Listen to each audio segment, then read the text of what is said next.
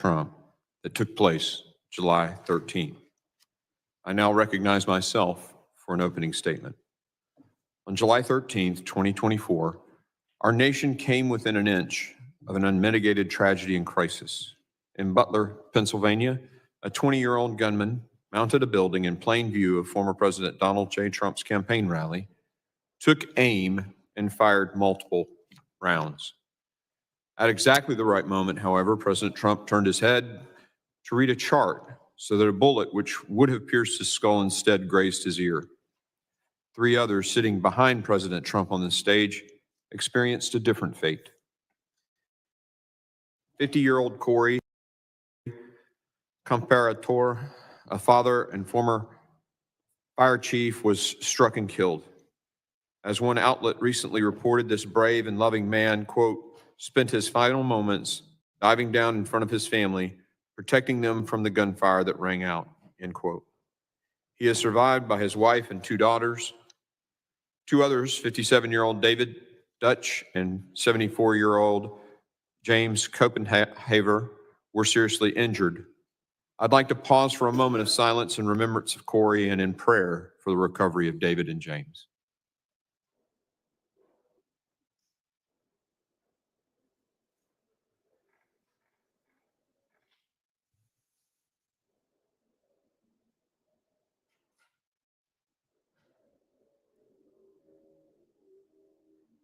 Thank you, everyone. This failed attempt on President Trump's life demands urgent and comprehensive congressional oversight. We must understand how it happened to ensure that changes are made so this never happens again.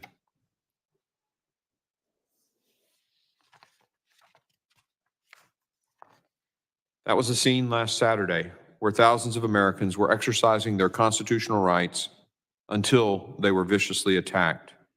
Yet what we saw after those shots rang out should also encourage everyone. We saw a leader under fire, rising up to show the attacker had failed.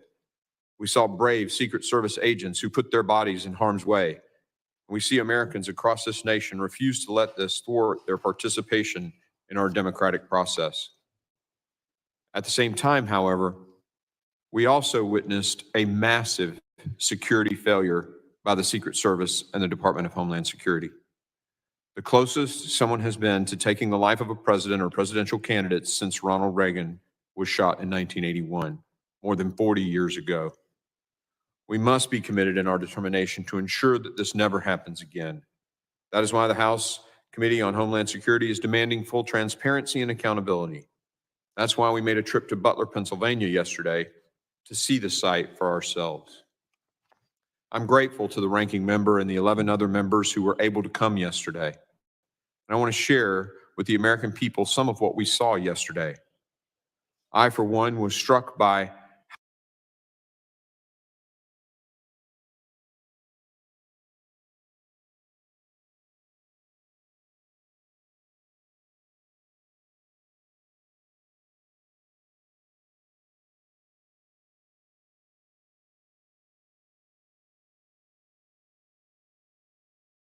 how close the unsecured building from which Thomas Crooks took his shot was to the stage where President Trump was standing.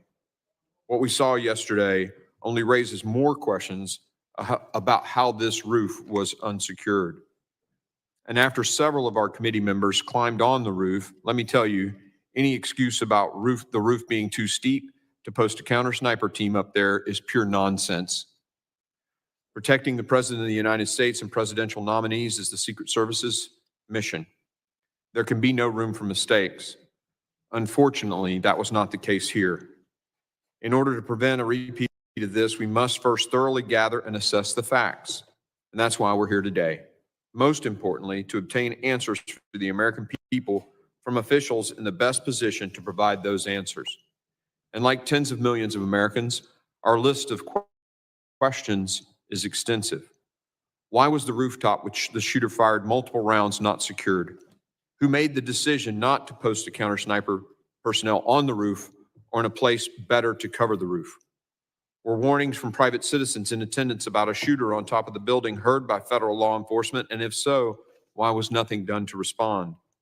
How did the shooter access the rooftop despite reported federal and local law enforcement presence in and around the building? Were there communication breakdowns that prevented law enforcement officials from effectively communicating with each other in response to alerts and threats? The shooter was spotted and designated as a suspicious person prior to President Trump taking the stage. Why wasn't President Trump moved to a secure location until the Secret Service could investigate? The shooter visited the rally site multiple times before the actual rally. Reports indicate he even flew a drone on a reconnaissance trip to the rally site on the day of the attack. Why wasn't the site secure?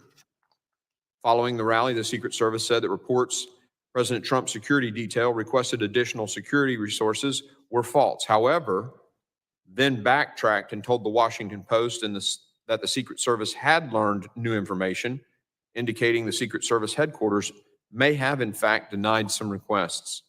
Why and when were those requests denied?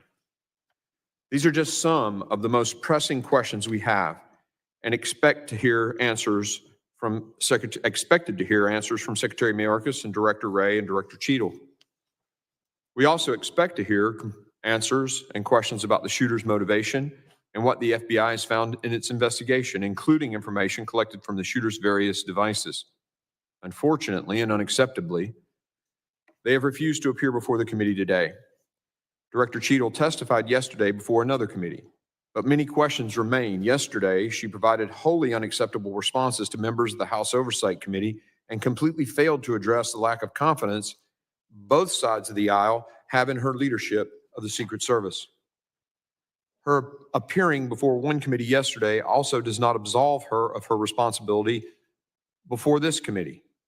In any case, make no mistake, we will continue to push for answers. While these federal officials refuse to testify today, we're grateful for the opportunity to speak with law enforcement members about the events of that tragic day. Their testimony will be critical to putting together this complicated puzzle, understanding coordination efforts, and getting to the truth about what happened.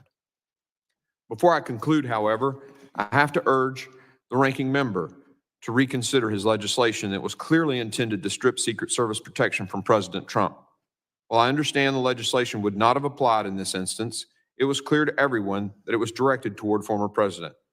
We all introduced messaging bills. This one should be withdrawn. Today's hearing is critical so we can ensure that our children and grandchildren will grow up in a free nation where every American can participate in the democratic process. I hope every member will join me in getting to the bottom of what happened so that it doesn't happen again. I now recognize the ranking member, the gentleman from Mississippi, Mr. Thompson, for his opening statement. Thank you very much, Mr. Chairman, and good morning to everyone.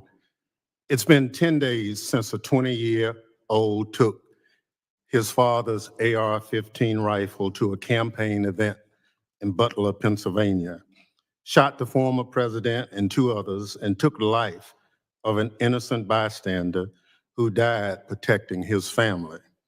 We're grateful for the brave law enforcement officers who responded to the heinous attack, and our thoughts and prayers continue to be with the victims and their families. Let me be clear at the outset of today's hearing.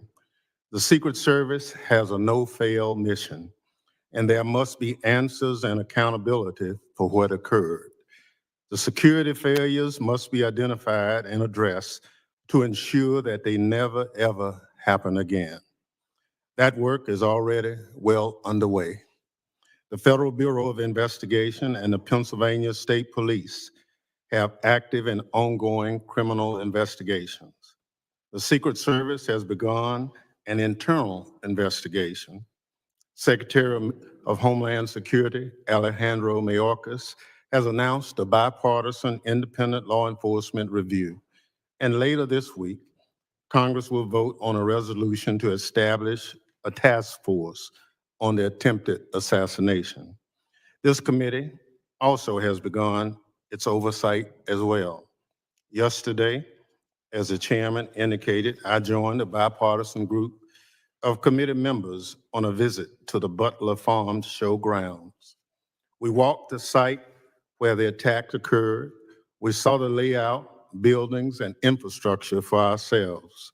We met with local officials and the county sheriff. Today's hearing is the next step in our oversight, and I hope it will be a productive one in keeping with the seriousness of the issue at hand. We must understand what happened in Butler and take corrective action to ensure the security of every Secret Service protectee. I hope to hear from our witnesses today about how state and local law enforcement work with the Secret Service and other federal agencies at these events and where coordination and communication must be improved. While we can have policy differences as Americans, we must be united in condemning political violence in all its forms. There simply is no place for it in our democracy. The attempted assassination is another tragic example of the threat high-powered weapons like the AR-15 pose to our communities and to police officers trying to keep us safe. These weapons have killed regular Americans from all walks of life: concert goers, church goers, movie goers, grocery shoppers, workers, and yes, even school children. I'm an avid hunter and law-abiding gun owner, but believe strongly that we must do more to keep these weapons off our streets and out of the wrong hands. As we continue our oversight of the events of July 13th, I hope the committee will work at the terrible toll that these weapons are taking and look at them and make some kind of policy decisions to keep them out of the hands of a lot of people who don't deserve them. They are military-style weapons. We use them to, our men and women, to defend people on the battlefield. Our neighborhoods and our communities are not battlefields. Mr. Chairman, I thank you for holding this hearing and the witnesses for being here today. With that, I yield back. The gentleman yields. Other members of the committee are reminded that opening statements may be submitted for the record, and without objection, the gentleman from Pennsylvania, Mr. Kelly, is permitted to sit on the dais and ask questions to the witnesses. I will say that votes just got called, and so what we'll do is let our witnesses do each of their 5 minutes, then we'll go into recess and come back with questions following our vote series. Does that sound good to you, Ranking Member? I'm pleased to have an important panel of witnesses before us today. I ask that our witnesses please rise and raise their right hand. Do you solemnly swear that the testimony you will give before the Committee on Homeland Security of the United States of Representatives will be the truth, the whole truth, and nothing but the truth, so help you God? You may be seated. Let the record reflect that the witnesses have answered in the affirmative. I would now like to formally introduce our witnesses. Colonel Christopher Paris serves as the Commissioner for the Pennsylvania State Police. In this role, he exercises command, administrative, and fiscal authority over the Pennsylvania State Police, the 10th largest police agency in the United States. Commissioner Paris has served in the Pennsylvania State Police since his enlistment in 1999. Thank you for the support getting to the site yesterday. Mr. Patrick Yos currently serves as the President, National Fraternal Order of Police. In this role, Mr. Yos leads the order and its more than 367,000 law enforcement members in representing police officers and the profession. Prior to taking his current role, Mr. Yos served an impressive 36 years as an active law enforcement officer. I thank the witnesses for being here today, and I now recognize Colonel Paris for 5 minutes to summarize his opening statement. Chairman Green, Ranking Member Thompson, Homeland Security Committee members, good morning. I am Colonel Christopher Paris, Commissioner of the Pennsylvania State Police. I would like to take this opportunity to offer our condolences on the passing of Congresswoman Lee. I would also like to take this opportunity to express our condolences to the Comparator family and offer our continued prayers to Mr. Dutch, Mr. Copenhaver, as well as former President Trump as they continue to recover. I'm humbled to be here today and testify about a tragic incident which has deeply impacted the Butler community, the Commonwealth of Pennsylvania, and our nation.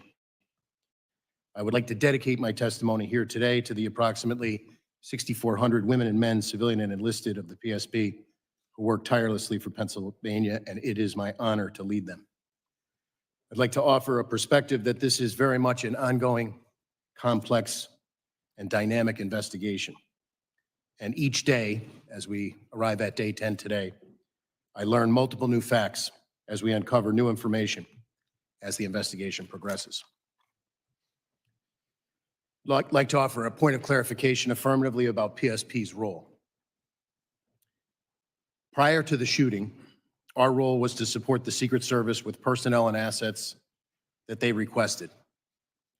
Our operation plan completed to fulfill this responsibility consisted of 32 members, and we had two main responsibilities. A motorcade operation for the transportation with the Secret Service of former President Trump, as well as manning and staffing security posts inside the secure area of the Butler County Farm Show.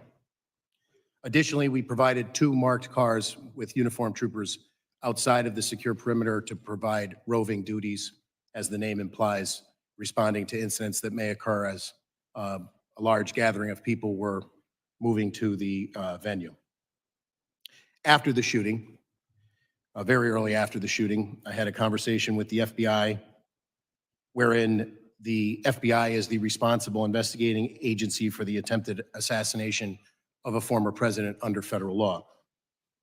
The same actions that led to that also led to the homicide of one Pennsylvanian and the attempted homicide of two additional, as well as the use of force by the Secret Service counter sniper to neutralize the threat of Mr. Crooks, thus necessitating an officer-involved shooting investigation. So the PSP currently is conducting a criminal investigation parallel to and in concert with the FBI to identify any and all parties criminally culpable under Pennsylvania state law for the homicide and for the attempted homicides. And as I said, we are additionally conducting an investigation into the U.S. Secret Service counter sniper who neutralized the threat posed by Crooks after he opened fire. I've been recently briefed about the Department of Homeland Security's Commission After Action report. I can tell you that the Pennsylvania State Police will fully cooperate with that investigation, and it's my hope that I can answer some questions here today without sacrificing that ongoing investigation and prove to be of value to the committee. Thank you very much. Thank you, Colonel Paris. I now recognize Mr. Yost for 5 minutes to summarize his opening statement. Good morning, Chairman Green, Representative Thompson, and distinguished members of the House Committee on Homeland Security. My name is Patrick Yost, and I'm the National President of the Fraternal Order Police, the nation's oldest and largest law enforcement labor organization. I'd like to first take this opportunity to recognize a long-term member of Congress and a member of this committee, Sheila Jackson Lee, for her contribution to great work done here in Washington. I want to thank you for providing me with an opportunity to appear before you today on behalf of the 377,000 members of the Fraternal Order of Police as this committee examines the attempted assassination of former President Donald Trump just 10 days ago. Before I begin my testimony, I want to express my admiration for the Secret Service agents who jumped into action and protected the former president. Rarely does the public witness just how selfless these agents are, placing themselves between flying bullets and their protectee. They, along with state and local law enforcement officers on the scene that day, demonstrated extraordinary courage. I also want to extend my thoughts and prayers to the family of Corey Comparator and the others who were injured that day. My testimony today will not be specific to the attempted assassination of President Trump. Instead, I hope to provide a perspective of state and local law enforcement when providing support and assistance to these events. We must remember that the law enforcement mission is a shared mission, and agencies at every level routinely cooperate and collaborate with one another. Law enforcement in our country is highly decentralized, with more than 90% of services provided by state and local agencies through more than 18,000 different jurisdictions. State and local agencies would not be effective without the support of their federal colleagues, and our federal partners would be unable to perform their functions without the assistance of state and local agencies. Anyone suggesting that the United States Secret Service not rely on state and local agencies at these events is simply uninformed. At these events, local law enforcement works under the direction of the United States Secret Service, which must ensure that all agencies involved at the event have a clear understanding of their roles and responsibility. Law enforcement agencies provide valuable community insight that can be crucial in identifying potential risk and issues. They contribute resources, personnel, and support that augments the capabilities of the U.S. Secret Service to ensure that there's adequate staffing and all contingencies are covered. Local law enforcement should be part of the command post and communications center to facilitate real-time information sharing and rapid response to emerging situations. This collaborative planning process ensures that all potential risks are identified and mitigated, and that local officers are fully integrated into timely and coordinated responses. Our presence is a vital part of the security matrix, but the United States Secret Service ultimately is responsible and is the final arbiter of any security matters affecting their protectee and the public. Clear and constant communication between participating agencies and the United States Secret Service is crucial to ensure the security of the protectee and everyone at the event. All this said, there were critical failures of security at the event in Butler. It is important that we learn from these failures to better provide safety and security for our leaders moving forward, as in public also attending these events.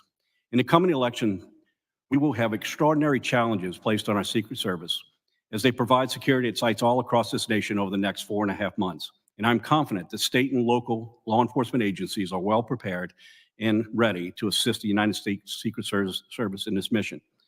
I want to pause for a moment, and I want to flag another issue that often creates unnecessary obstacles for agencies within working together in real time, and that being interoperable communications. In the aftermath of 9/11, Congress wisely established FirstNet to address the voice and data communication failures faced by officers, partners, and first responders. To facilitate full use of FirstNet's advanced capabilities, we strongly urge Congress to ensure that our nation's public safety organizations at all levels of government are aware of and fully leverage the critical communication lifeline. Further, Congress and the FCC must take all necessary steps to guarantee FirstNet's continued success and evolution. In conclusion, close collaboration between Secret Service and their advanced teams and in local law enforcement agencies provide indispensable support that ensures the safety and security of our nation's leaders and the public. These collaborative efforts should exemplify the very best in our interagency cooperation and underscore our collective commitment to national security. I want to thank you for the opportunity to appear here today, and I'd be more than happy to answer any questions. Thank you, Mr. Yos. And Colonel Paris, I just want to make sure I say this. You feel comfortable at any time to say, I'm sorry, this could compromise the investigation. These guys get this all the time. This is classified information. They're accustomed to that. So just, they're gonna be cool with that, I assure you.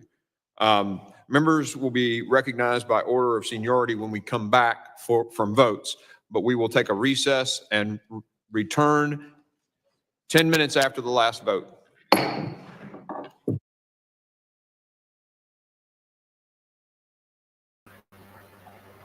Okay. They said they were going to have a break. I didn't expect it to be quite so soon. Let me pull up my little list. Just a sec.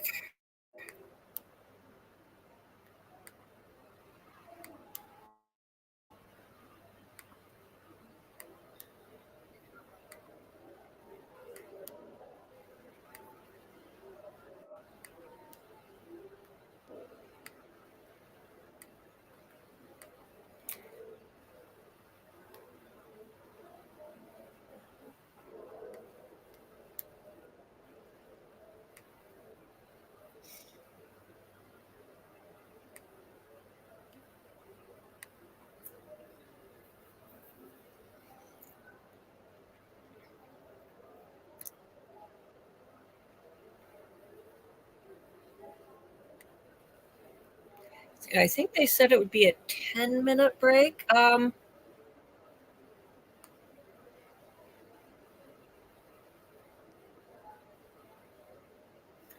Okay, let's see.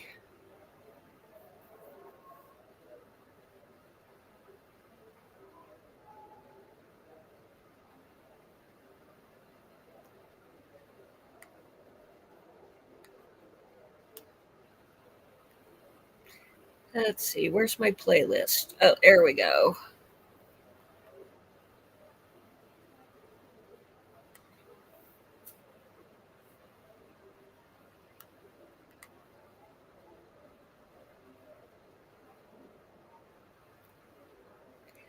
Okay, let's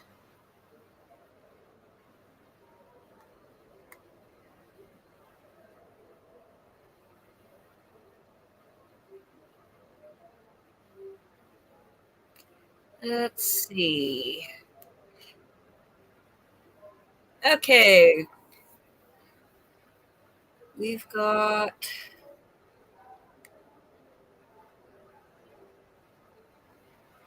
interesting. Oh, are they coming back early? They might have. Oh, they muted the mic. Okay. Yeah. There were a lot of rumors going around yesterday. Um, well, and they actually started the day before. Is Biden still alive? And the supposed phone call to Kamala Harris campaign headquarters didn't exactly help matters because she started to say, oh, it's nice to hear you on record. Oh, phone call. You know, um, let's see what they're saying on Twitter.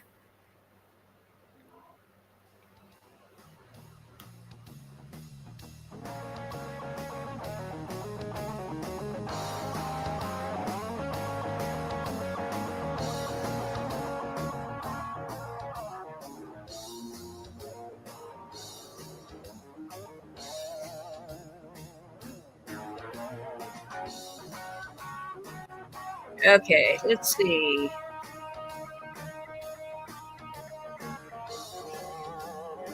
Oh, it says Secret Service Director Kimberly Cheadle resigns after brutal hearing. Well, I guess that explains why her seat at the witness table is empty.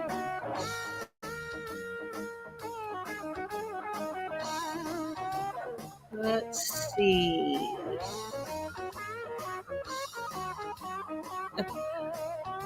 Apparently, this happened like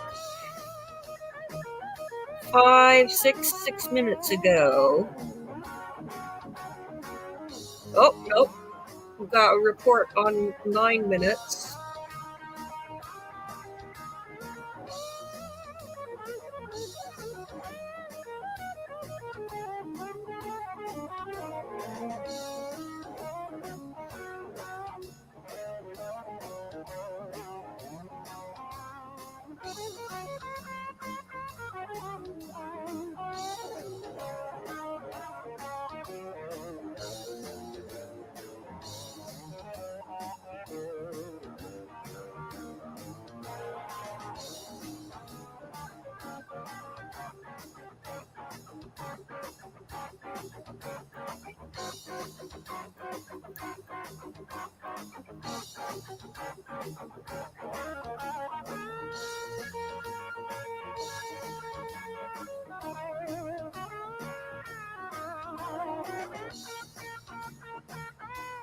Let's see. Anything else over on Twitter?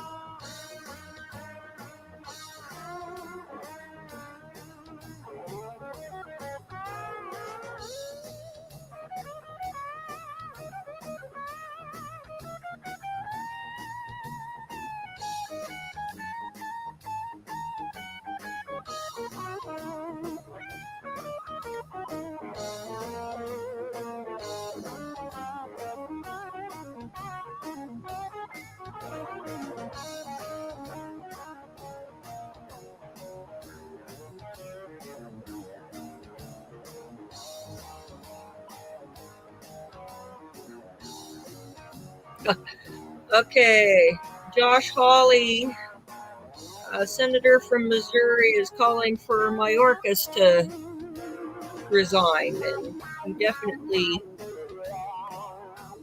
definitely should. His handling of the border has been beyond ridiculous, and then we've got Kamala, the border czar, running for president now. Let's see.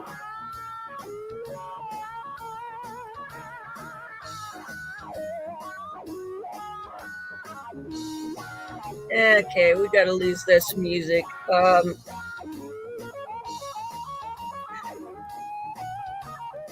Let's see, how long have they been going? I've got a video which is really interesting. Oh, let's see, it's linked.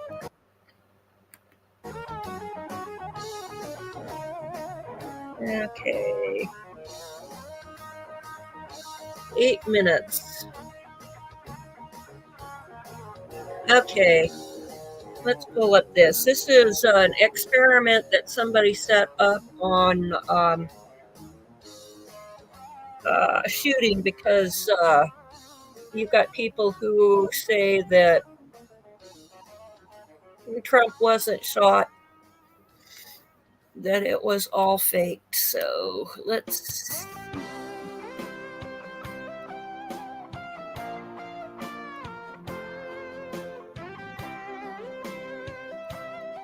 Okay. One of which nicking the president in his right ear.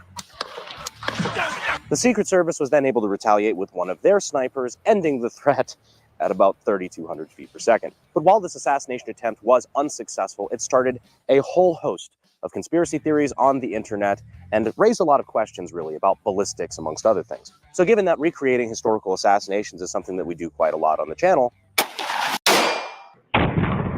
we figured that we might be able to shed some light on some of these subjects that are currently in heavy debate in the ballistics of the situation. Now, this is the first time we've ever tackled a situation like this where the person in question is still alive, not only still alive, but still actively running for president. But I do think we have the capability to add a lot of productive data to the conversation in an educational manner, while also giving the situation the seriousness and respect that I think it dictates.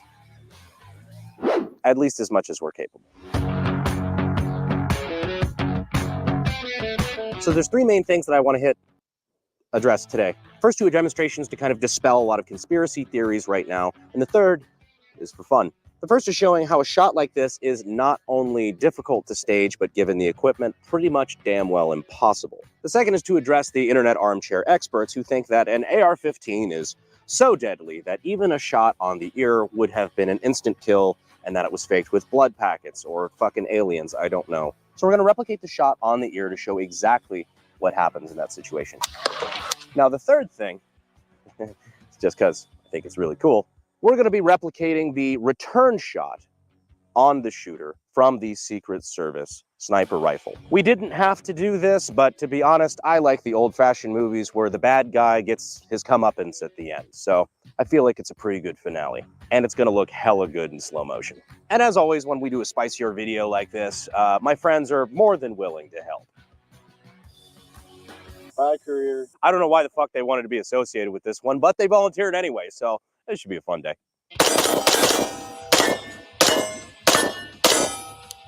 This is the AR-15. As you can tell, very effective weapon. This particular iteration is a semi-automatic civilian legal version. This one in particular is kind of more of a budget gun with an optic mounted slightly too far forward, which is exactly what it looked like the shooter had as well. Now, to a competent person, making a shot on a target that is man-sized at about 130, 150 yards, not that difficult. Pretty much any experienced shooter can do that on their bad day. That's also assuming that the average competent shooter has one thing that the would-be assassin did not: more muscle mass than a 7th grade cheerleader. But now what internet experts are trying to claim is that it was an inside job, it was staged, and that the shooter very intentionally only hit him in the ear to, you know, boost his ratings and such. Now, with the shooter using an even worse AR-15, it was like an old DPMS, which is just pretty garbage tier, to be honest, and a red dot with no magnification, I'm going to show you exactly what that shot would have looked like from the shooter's perspective, and then you can judge for yourself how easy that shot would have been to stage. So we have our stand-in ballistic dummy target here, and we are going to walk back and pace out about 130 yards. It was between, I believe, 130 to 150 yards is where the shot was taken. Let's go on the inside of that and do 130 just to give the most benefit of the doubt here. For context, this is approximately 130 yards. See what that looks like down the sight. So we were just back there at like 130 yards trying to get that through the dot. Would any of you stand at 130 yards and let me take a shot on your ear? I wouldn't Yes. let you do that at 2 yards. I trust Well, that's just because you're a pussy. Because the other thing that, like, trying to explain to people on the internet, especially the experts on Twitter, they don't understand, like, MOA. So, like, when you have a garbage tier AR-15 that's, you know, a DPMS from fucking 15 years ago that was his dad's gun, you're doing like a 2 to 3 MOA. So 3 inches, let's say, at 100 yards. Some would say too much. 3 inches at 100 yards is now at 150. That's 4.5 inches difference. You know what's suspiciously 4.5 inches to the left of your right ear? Well, Wait, which way? there's air. You absolutely, like, this dot covered a good chunk of the head at that distance at 130. Yeah, no bipod, super elevated heart rate, no magnification. So a lot of people were saying, like, well, yeah, you could just zoom in a scope like Call of Duty, huh? No, it's not a scope. This is not like a fucking sniper weapon. This right here is a 1 magnification. So it's 0 mag. It's literally just looking through a piece of glass with a dot on it. So yeah, now hopefully you have a better idea of why saying that the ear shot was specifically staged using that setup at like 150 yards is just fucking stupid, frankly. But speaking of fucking stupid, there's another conspiracy theory that, of course, Trump was not hit by a bullet because bullets, you know, expand and they have, you know, a crazy temporary cavity and it would have taken his whole head off and all sorts of shit. And he was hit by flying glass that came from fucking, I don't know. It's Twitter. So we're going to recreate to the best of our ability the path of the bullet going through a small strip of flesh, the ear here, and show exactly what that would do to a human ear. Now, in order to actually capture the bullet as it's grazing through the ear, we would need some serious high speed. Maybe even ballistic high speed. Did someone say high speed? I don't know why they keep doing Why that. did you invite us, It's Brad? it's like a bit or something. I don't. So 100,000 frames per second. That should be plenty enough to catch a bullet like that because it's traveling at what, 3,000 feet a second, roughly. So this will slow down time 3,000 to 4,000 times slower than normal. Perfect. Well, let's get to it, guys. Let's do it. Now, we don't really care about distance on this one since, I mean, the ballistics are going to be negligible. If anything, closer distance should do more damage. So if this just rips right through the ear like it did in real life, then that should definitively prove it. So let's, I just want to make sure we get the most accurate shot possible. Firing. Did I see a jiggle? Did you? Oh, I barely clipped the ear. I clipped it right on the side, not on the top. I clipped him like right there in the middle. We're gonna have to look for like a vibration. Oh, Yep, there it was. saw it.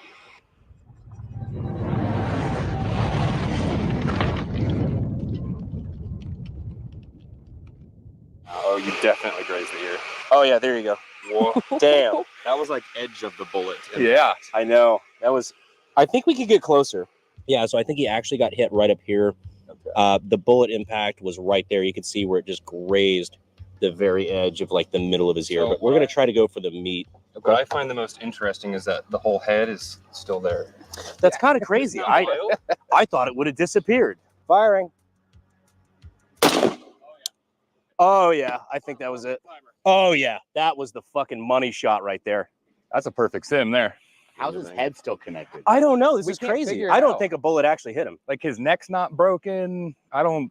Where do you get the glass to I'm cut? taking ballistic out of my don't know. name because I clearly don't understand them. Oh, that was fucking perfect. Yeah. Piercing. Yo, Dude, that's wild. what'd they say? Don't get your ears pierced at Claire's.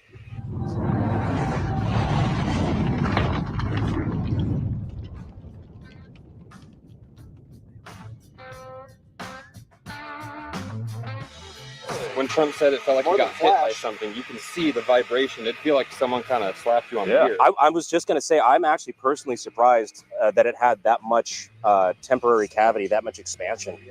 But notice how the head is still there. Yeah.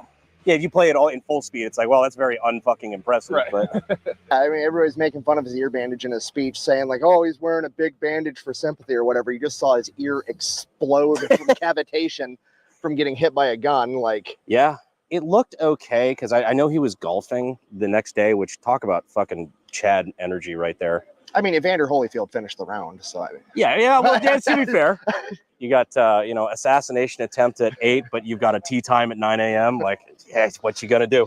A lot of people talk about how Trump turned his head at the last minute. And that's what saved his life, and it's really easy to see.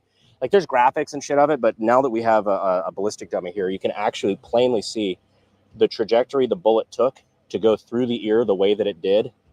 If his head was tilted the way that it was before he went to go look at that graph, it's hitting a lot of, the really important lizard brain stuff that makes you, continue to breathe. So him turning his head at the last minute got a lot of the vital part of his brain out of the way of that bullet, which is just, talk about luck. We might be having a very different conversation had that not been the case. I'm already feeling it. Still on my second one. It feels like a buzz. Like, it's hard to explain, but my body is buzzed. This is wild. I just feel the tension leaving my body. I can feel it working in my mouth already. I think that is what would qualify as too soon. Speaking of too soon, you want to gank the shooter? Oh, God, yes. So now let's talk about something that the Secret Service would have been using to take out the nameless nerd and virgin. This right here is an Accuracy International 300 Win Mag. Accuracy International was like the Lamborghini of bolt guns as far as like not getting something stupid custom done. Very, very nice rifle. I've been shooting this setup a little bit this last couple days. Fucking amazing gun. Better be, because they're like 15 grand. Got our 300 Win Mag spicy boys right here. Gonna load it on up. Keep the bolts open though for now. Got a Badger Ordnance scope mount with a Night Force ATAC scope, topped off with an RRS tripod. These things are very expensive and very nice. I've never really shot with one before the last couple days, and it is amazing. It's really like cheating. Now I know how they were able to pop that shot off so quick and so accurately after the first round was fired. So funny story, I bought this whole setup from Euro Optic, and I was not paying very close attention because I knew I needed to get this video out quickly. So I was in a rush. I bought an Accuracy International bolt gun, and I didn't realize I bought the wrong one. I bought one with a left-handed bolt, not super useful to a right-handed shooter like me. I called up Euro Optic, told them the situation. I got somebody on the phone in like 30 minutes. They helped me out. Not because I had a contact there. I was a random customer who spent my own money on this gun, and I fucked up. Their shipping guys got it squared away right off the bat, and I had it in time for the video. Then we told them what we were doing with the video, and they wanted to be a part of it, so they actually ended up sending us out this tripod and really just hooking us up. So we really appreciate Euro Optic for not only just having a great customer service experience, like genuinely I was impressed, but also just for a genuinely good customer service experience and for helping us get all this stuff out here in time to film this video. So we really appreciate Euro Optic for helping us out with this. Show them some love, please. Now, you want to see somebody's head pop? POV, you see this popping up over a slanty roof. So now the fun part, we're going to replicate the shot that Secret Service took on the would-be assassin here. Not 100% clear, judging by some of the photos that I've seen, exactly where he was shot and where it exited, so I'm going to take some creative liberty. I know he was shot in the head. So now we're going to see in about 100,000 frames per second exactly what was going through his head. So he kind of looks like Harry Potter now that I think about it. why's his teeth so straight? Yeah, his teeth are kind of straight. What is that, a jaw? This isn't accurate. I need to kind of carve some of that away, make it a little flatter down here. Kind of concave his head in a little bit. Don't worry, we'll do that part actually in here in a second. Yeah, I think the 300 Win Mag will take good care of him. Godspeed, little asshole. Without further ado, let's go ahead and take this shot. Firing. 3, 2, 1. I think we hit him. Wow. Holy shit. That is violent. That's graphic. His brain. Brain's laying on the ground back here. Oh, that looks more like his jawline. Bet you won't do that again. Dude, that is genuinely like a fucking 3,200 feet per second decapitation. Oh, he fell down. I can't. A loud noise was heard, and he fell. Wait till you see this. Based on how fucking cool it looked 150 yards away, it's gonna look pretty cool.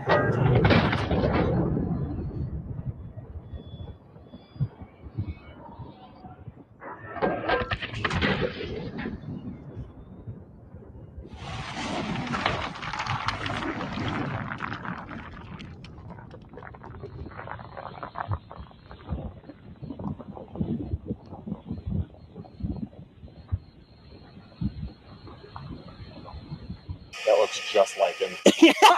Jesus Christ. Well, it looked like him at some point in his life. Oh. That looks more like him now. So you did put the glasses. Oh, really? You can see Okay, it. good, good. Oh, Yeah, sorry. it shattered it. I was aiming for the glasses. The Yeah, you left hit him, side like, glasses. right here on the bridge of it. Oh, it's turning his all the force is still pulling his skull backwards. Oh yeah, because I hit him technically on his you were right saying, side, so he go watch spun. it. Well, so the death photo didn't quite look like that, but we were also using like ballistic tip shit and all. Yeah. It ignites stuff inside of his head. Right? Yo, Oh, yeah, it yeah, absolutely look, does. You see the flash. That's probably the metal off of the... It's the radio the CIA was playing the messages through. Ladies and gentlemen, we got him. Well, I believe the president is safe. Not gonna lie, I was a little graphic. That was probably a little unnecessary.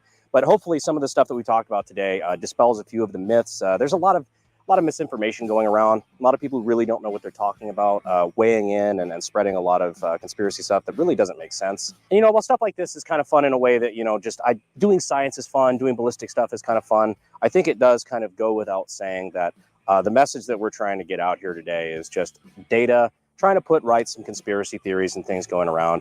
This isn't any sort of message toward political violence. I shouldn't have to say it, but that's obviously not what we're about. That's not what we're talking about today, and that's not the point of living in the greatest country in the world. We have a constitutional republic, a representative democracy where we're allowed to express our differences and decide together as a country at the ballot box exactly what direction we want this country to go in. That's the proper way to go about it, and if you think the alternative of taking innocent life is acceptable or that's the thing you should do, well, that's your fate.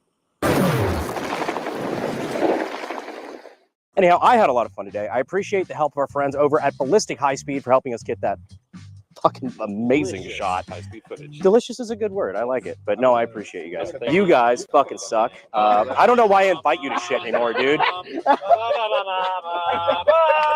Fuck you guys. I'll see you on the Unsubscribed podcast, and I will see you sexy YouTube mother lovers in the next video, assuming I don't get a strike for this. I shouldn't, but that's never stopped them before. Appreciate it, guys. Fuel is my obsession to make the perfect weapon, like Rasputin's rise to the top. I'm not sure. I don't think he was shot in the mouth. I just think All right, would any of you let blood. Me, fuck. What the fuck does it say? I have a boner. Oh, I have a boner RN right now. I thought it said I have a boner run. Same. I mean, he really likes nurses. That would have been better.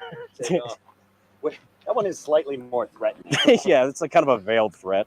Well, man, the media is gonna have a field day with this one. Mama, I'm gonna be on the news. That's what that kid thought. Yeah, the clip on that was all over Twitter. Let's see.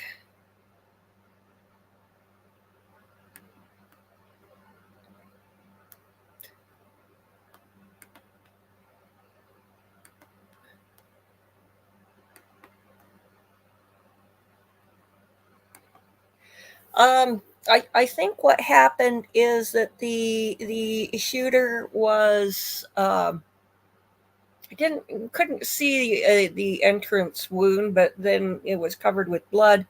But I would expect him to be bleeding, have blood coming out of his mouth just because of damage done to his head. Sinuses or something. It would get down to the mouth. So don't really know. Let's see what else is on Twitter. Your little break is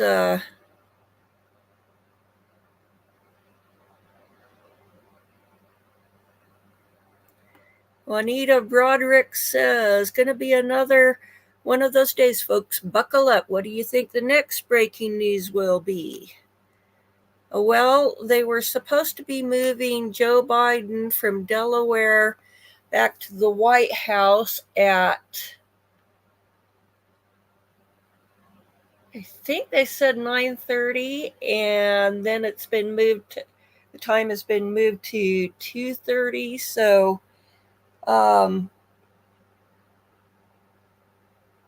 that would be 3.5 hours from now. There was talk that he is in hospice care there in Delaware, but they'd never put him in a hospice facility because of the security risks. The White House, as I understand it, has its own little surgical suite for an emergency. You know, if they've got a surgical suite, they certainly have some room set up as recovery from surgery. So, you know, they'd put him there. Let's see what else is on Twitter. The big news is Kimberly Cheadle resigning. She should have done that last Sunday. I mean, the Sunday following the assassination attempt.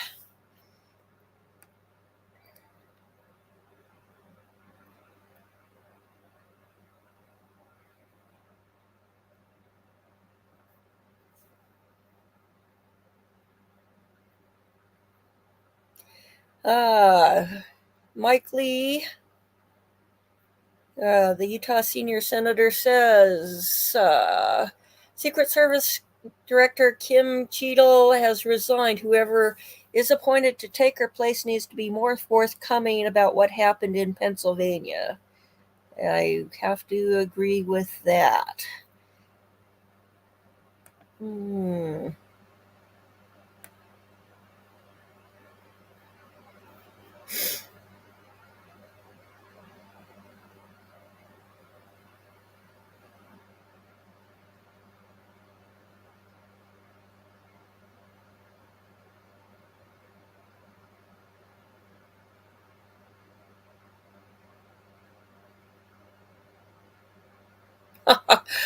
Okay.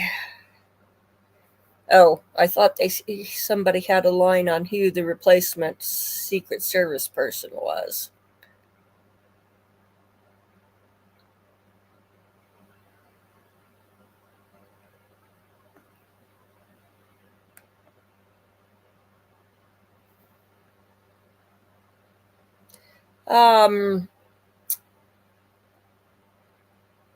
Representative Marjorie Taylor Greene says they tried to assassinate Trump. Joe Biden is rumored to have had a medical event in Las Vegas after being diagnosed with COVID, then dropped out of the race and is nowhere to be seen. Now they have propped up Kamala Harris without any Democrat voters casting a single vote. What's going on? Who's doing this? Who's running this country? Okay, I thought there was going to be something more on Joe Biden in that post.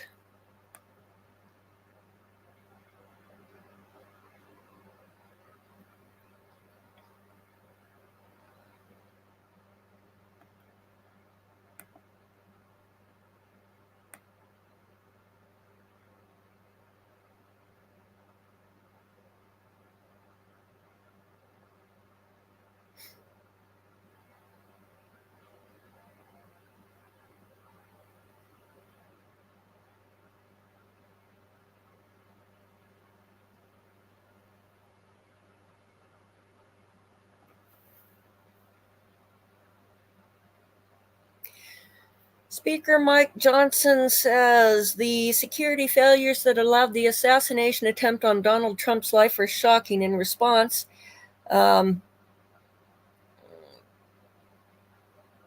Representative Jeffries and I are announcing a House task force made up of 7 Republicans and 6 Democrats to thoroughly investigate this matter. The task force will be empowered with subpoena authority and will move quickly to find the facts, ensure the accountability, and make certain the failures never happen again. You know, I think that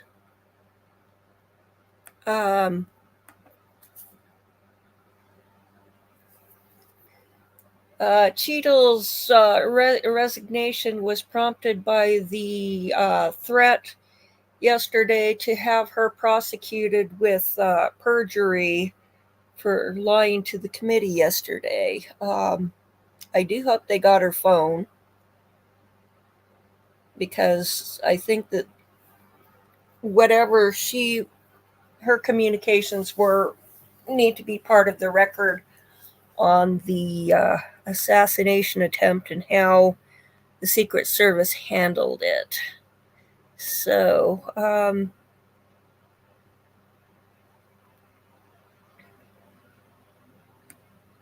let's see. Just checking on another channel to see, are they still doing music? Nope.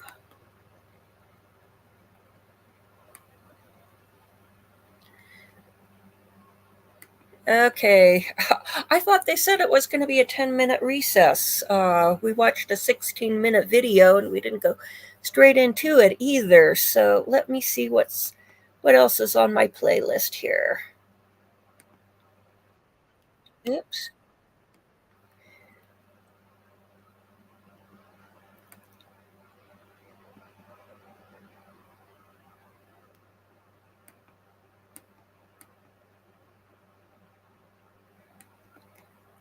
Let's see. This is 7 Bizarre Details of Donald Trump's Assassination Attempt from Law and Crime.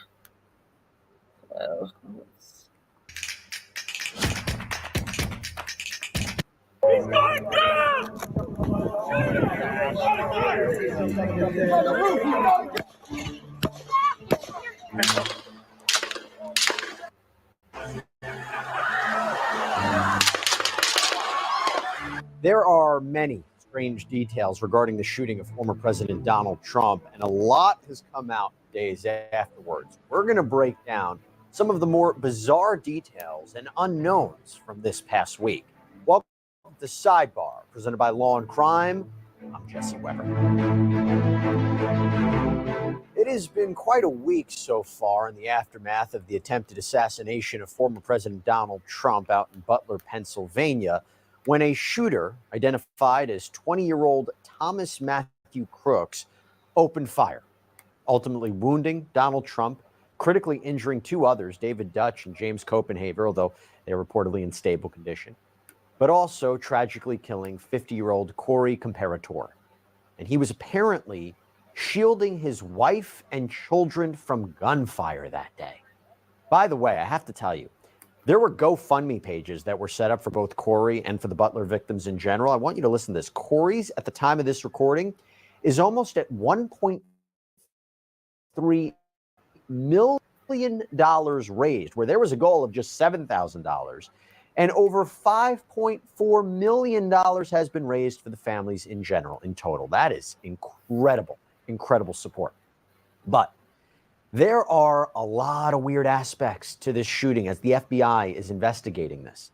And to be clear, this is a rapidly developing story, an evolving story. So what we're discussing with you right now is based on the information we currently have. Things could always change, but let's talk about this. We have been breaking down this story, this shooting, the details all week. And we kind of want to summarize what we know at this point, the outstanding questions, what we can expect. So first, let's lay out how on earth this happened. I mean, authorities say that Crooks was able to scale a building that was on the outside security perimeter of this pro-Trump rally. It's the American Glass Research Building. Sets up an AR-15 style rifle about 150 yards away from Trump's podium where he was giving a speech, and opens fire within minutes of Trump's speech at about 6:10, 6:11 p.m. And you know, that's a little bit old, that chart. That chart's a couple of months old. And if you want to really see something that said, take a look what happened.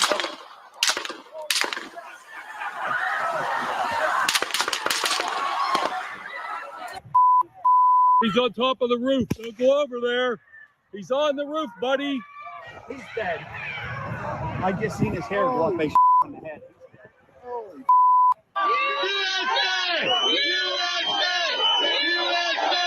Now, this shooter was instantly neutralized by a Secret Service counter sniper team. And I got a hands off to the Secret Service, who immediately, as soon as the shots rang out, swarmed onto Donald Trump to protect him, shield him from any continuing gunfire. You want to talk about heroes? You want to talk about selfless actions? That's a prime example. Now, authorities, they reportedly discovered a remote detonator or transmitter on Crook's body, as well as remote-controlled explosives, a bulletproof vest, fully loaded magazines, and a drone in his car, which was parked nearby. And investigators also found another vest, explosive materials, and a 3D printer at his home in Bethel Park, Pennsylvania. So that's about 50 miles away. He had apparently been living there with his parents. And according to CNN, a joint FBI and Department of Homeland Security bulletin has revealed that Crooks had been receiving multiple packages in the months leading up to the shooting, including those marked as possibly containing hazardous materials. So first, let's start off with a major strange aspect. Big question. How was this suspected shooter even able to get into position when reporting indicates that both spectators and law enforcement at the event were aware of him? Let me expand upon that. There were reports that people saw this shooter beforehand. There's even video that is circulated online of him seemingly checking out the roof, scoping out the area. There are those who say they saw him with a duffel bag and rangefinder. Then there are reportedly people who saw him climbing the roof. For example, Ben Macer told KDKA that he saw the guy move from roof to roof and told an officer that this shooter was on the roof. When I turned around to go back to where I was, it was when the gunshot started, and then it was just chaos, and we all came running away, and that was that. Now, apparently, investigators believe that Crooks had also used a bike to check out the Butler site, and according to the New York Post, a witness saw that bike around 40 minutes before the shooting. It's being reported that senators held a briefing with top Secret Service officials, including the director of the Secret Service, Kim Cheadle, who we'll talk a lot about, and one senator, John Barrasso of Wyoming, reported that more than an hour before the shooting occurred, the Secret Service had identified Crooks as a character of suspicion because they saw him with that rangefinder in that bag. And then, according to Fox News, sources say 10 minutes before Trump walked on that stage, the Secret Service supposedly changed their assessment. Instead of considering Crooks suspicious, they'd apparently upgraded his status to a threat. And yet, despite all of that, the ex-president was still allowed to step onto that stage. Why? That's a big question, right? According to another Fox report, the Secret Service agent in charge was actually on the phone with local and state police about this threat, about this guy, while the shooting was taking place. There were also reports that a sniper from a local tactical team had snapped a photograph of the gunman, saw him looking through a rangefinder. Again, this is before the shooting, and then radioed that information in to a command post. ABC News reported that the shooter was spotted by Secret Service counter sniper teams 20 minutes before the gunshots rang out. And then there's reporting that a Butler Township police officer actually confronted the shooter, apparently was hoisted up to that roof. Crooks apparently spots him, points the weapon at the officer, who then lets go of his grip and drops 8 feet to the ground. Now, Butler County Sheriff Michael Sloop defended this officer's action, saying he probably saved Donald Trump's life by delaying what could have been a fatal shot. Quote, can you imagine 10 seconds before that the president was looking straight ahead and where that bullet could have potentially landed? So in total, the reporting indicates that Crooks first came on law enforcement's radar about, and this is approximation, but seems to be about 3 hours before the shooting. Woo, this is a tough choice, but I can't go like this. I'll give up my sword. My level is still too high. I'll get rid. He was apparently walking by the magnetometers, carrying a rangefinder at one point. The bottom line, how come authorities didn't stop crooks? And more importantly, didn't stop Donald Trump from getting on that stage? And what complicates this, of course, is that the Secret Service director, Kimberly Cheadle, who I mentioned, seemed to at first say it was the responsibility of local law enforcement to sweep and secure the building that the shooter was perched on top of, although she has since backtracked from those comments. There's also reporting that police were inside the building, but not on the roof. And she also told ABC News that there may have been a danger to post a sniper team on the roof where the gunman was located. Quote, that building in particular has a sloped roof at its highest point. And so, there's a safety factor that would be considered there that we wouldn't want to put somebody up on a sloped roof. But that decision and these comments are facing a lot of scrutiny. In fact, one law enforcement official said that the sloped roof could have created a visual block to the counter snipers and that a tree may have prevented one of the sniper teams from seeing the gunman as he climbed onto the roof. Now, I had the chance to speak with former Secret Service agent Charles Marino about this. And by the way, he also acted at one point in time as senior law enforcement advisor to the Secretary of the Department of Homeland Security. Let's hear what he had to say. The Secret Service has this statutory responsibility to protect the former president. They also have the responsibility of not only creating, but also effectively implementing the overall security plan for the venue. Let me state, this includes the inner perimeter, the middle perimeter, and the outer perimeter, because they also have the responsibility of requesting state and local law enforcement assets, as they do throughout the entire country, to help implement that security plan. So the Secret Service owns this. They got to take the hit on this. It was their job to make sure that this building was taken out of play. Talk to me how to make sense of the idea that he was in their sights for an hour before. They saw him as a person of interest or a suspicious character, and yet Donald. Okay, they've kind of been on death watch for Joe Biden, but we just had breaking news that Jimmy Carter has passed away this morning. And we've got a statement. It says, former President Jimmy Carter, James Earl Carter Jr., passionate champion of human rights, democracy, World War II veteran, and 39th President of the United States, passed away Tuesday, July 23rd at 1:34 a.m. at his home in Plains, Georgia, at the age of 99. He died peacefully with his family by his side. President Carter served as President of the United States from 1977 to 1981. During his administration, President Carter championed human rights around the world, achieved significant foreign policy accomplishments, including selling the United States out of Panama. That doesn't make sense. Getting the United States, but selling. The Camp David Accords, a now failing treaty of peace between Egypt and Israel, getting soft on the Soviet Union, failing to rescue several hostages from Iran, and the establishment of the U.S. diplomatic relations of the People's Republic of China. This is from the office of Jimmy Carter. It seems kind of like they're criticizing him. Okay, domestically, President Carter's achievements included installing a solar panel on the White House, a comprehensive energy program conducted by a new Department of Energy, deregulation of energy, transportation, communication, and finance, a major educational program under the new Department of Education, and major environmental protection, including legislation for Alaska National Interest Lands Conservation Act. Despite these successes as president all his life, President Carter has considered his marriage to former First Lady Rosalind Carter to be his life's greatest achievement. At her passing in last November, President Carter said Rosalind was a baddie. Jill, Melania, and even that goat Nancy Reagan had nothing on Rosalind. She was the original brat. She gave me wise guidance and encouraged when I needed it.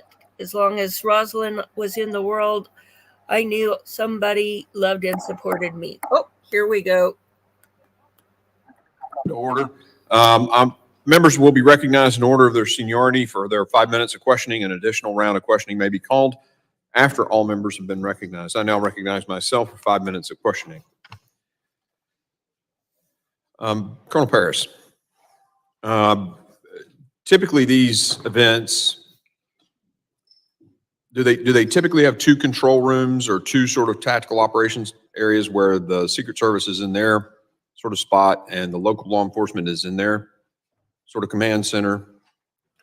Is that how it's typically done? I would say from my experience and from state police operations, to include this event as planned in our operations plan, we had integrated communications by having our PSP personnel in the Secret Service command post. So your person was in there in that command post on this event?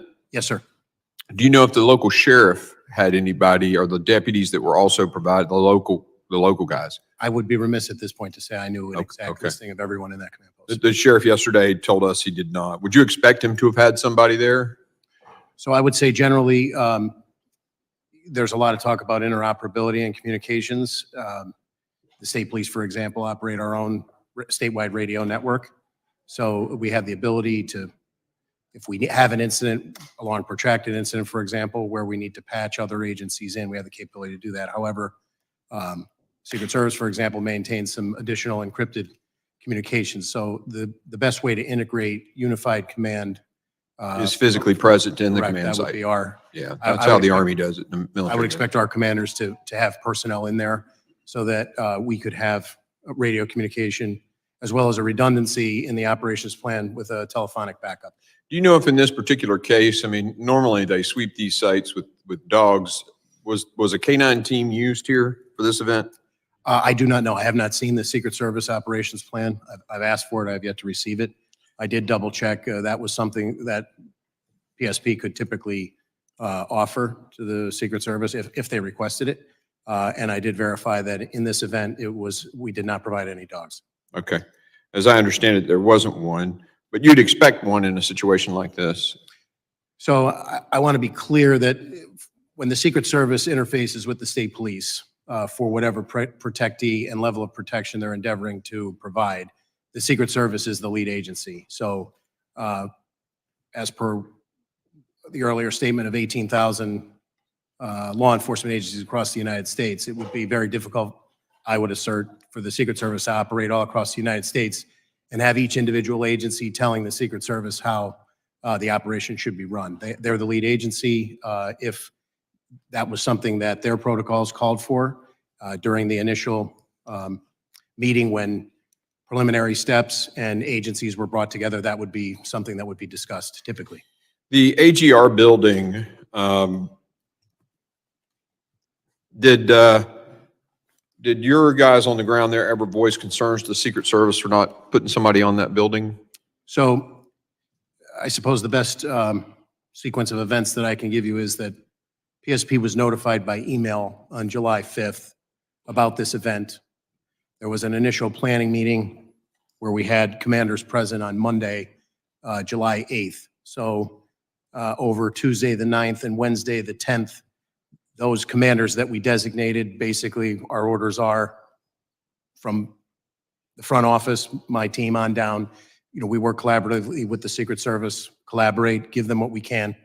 The final walkthrough occurred on the 11th.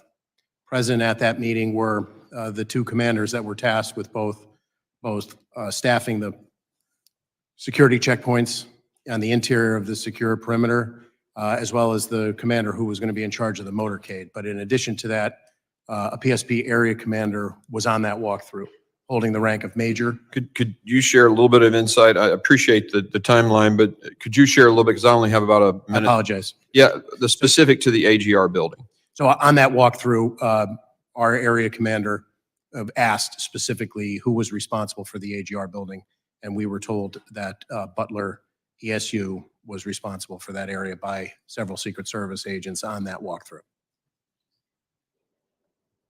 Okay. All right. One last quick question. Real quick, I mean, I'll let you comment about it. The slope of the roof, would that have prevented a sniper from being up there? I don't believe so, sir. Okay, thank you. I yield. I now recognize the ranking member for his 5 minutes of questioning. Thank you very much. Commissioner Parrish, you talked about your tenure with the Pennsylvania State Police. Have you worked other events where a presidential candidate or the president has come to Pennsylvania? Yes, I have, sir. So this would not have been an unusual occurrence to participate? I ran the numbers. We typically do about 20 missions a year, the low 20s a year in a regular year. We're already in the low 20s this year, being an election year. So our commanders in the field who interface with the Secret Service to plan and provide support are on a routine basis. I wouldn't say an everyday occurrence, but a fairly routine basis. Okay. So can you walk us through the Pennsylvania State Police's interaction with the Secret Service? You kind of started off giving us from the point of contact that an occurrence was about to happen. Was there anything particular about the Butler, Pennsylvania event that stands out as regular, irregular, or anything? I would say, not to my knowledge, based on our discussions with our commanders who planned it, it progressed along a normal timeline. They attempted to give the Secret Service, and I believe provided the Secret Service with everything they were requested. So your role on that day in terms of the state police was what? So I would classify it as in a support role, and the two main areas of responsibility for the state troopers that were assigned that day were those participating in the motorcade to get former President Trump from his point of landing to the venue in Butler County and back, with several other additional entities that were requested by the Secret Service. And then on site, we had to staff security posts that were determined by the Secret Service. All of those posts were inside of the secure perimeter of the Butler County Farm show. I guess I was one of those individuals who traveled to Butler. Just for my information, have you had any interaction with the FBI or anything as they look into the investigation as to what you or your men observed on that day? Yes, we're conducting an investigation largely in concert with and parallel to the Bureau because the actions of crooks have federal legal implications and state law implications. Okay, thank you. President Yost, in your comments, you talked about the need for communication. You talked about FirstNet. And so we have federal, state, and local law enforcement at an event like what we're talking about in Butler. But in our conversation with some of the locals, not state police, but the sheriff's department and the chief of police in Butler yesterday, those individuals did not have communication with actually state police or Secret Service. Would that, in your professional opinion, be a vulnerability for managing an event like this? Well, I think we can go back to 9/11 when we identified at that time that the interoperability of different agencies to be able to communicate really was a hindrance. There's an infrastructure in place now to address these, interoperabilities, but at the same time, they're not always utilized in every event. I do not have any direct knowledge whether that was the issue here, but I can tell you it is a common issue in law enforcement and ability for our agencies not to be able to communicate. Not that the technology is not necessarily there, it's because that they're not always incorporated. Yeah, we passed legislation mandating, obviously, FirstNet interoperability, and we tied funding to make sure that that happens. But here we are looking at this situation, and we picked up some valuable information that we're still not where we need to be on that. I would think that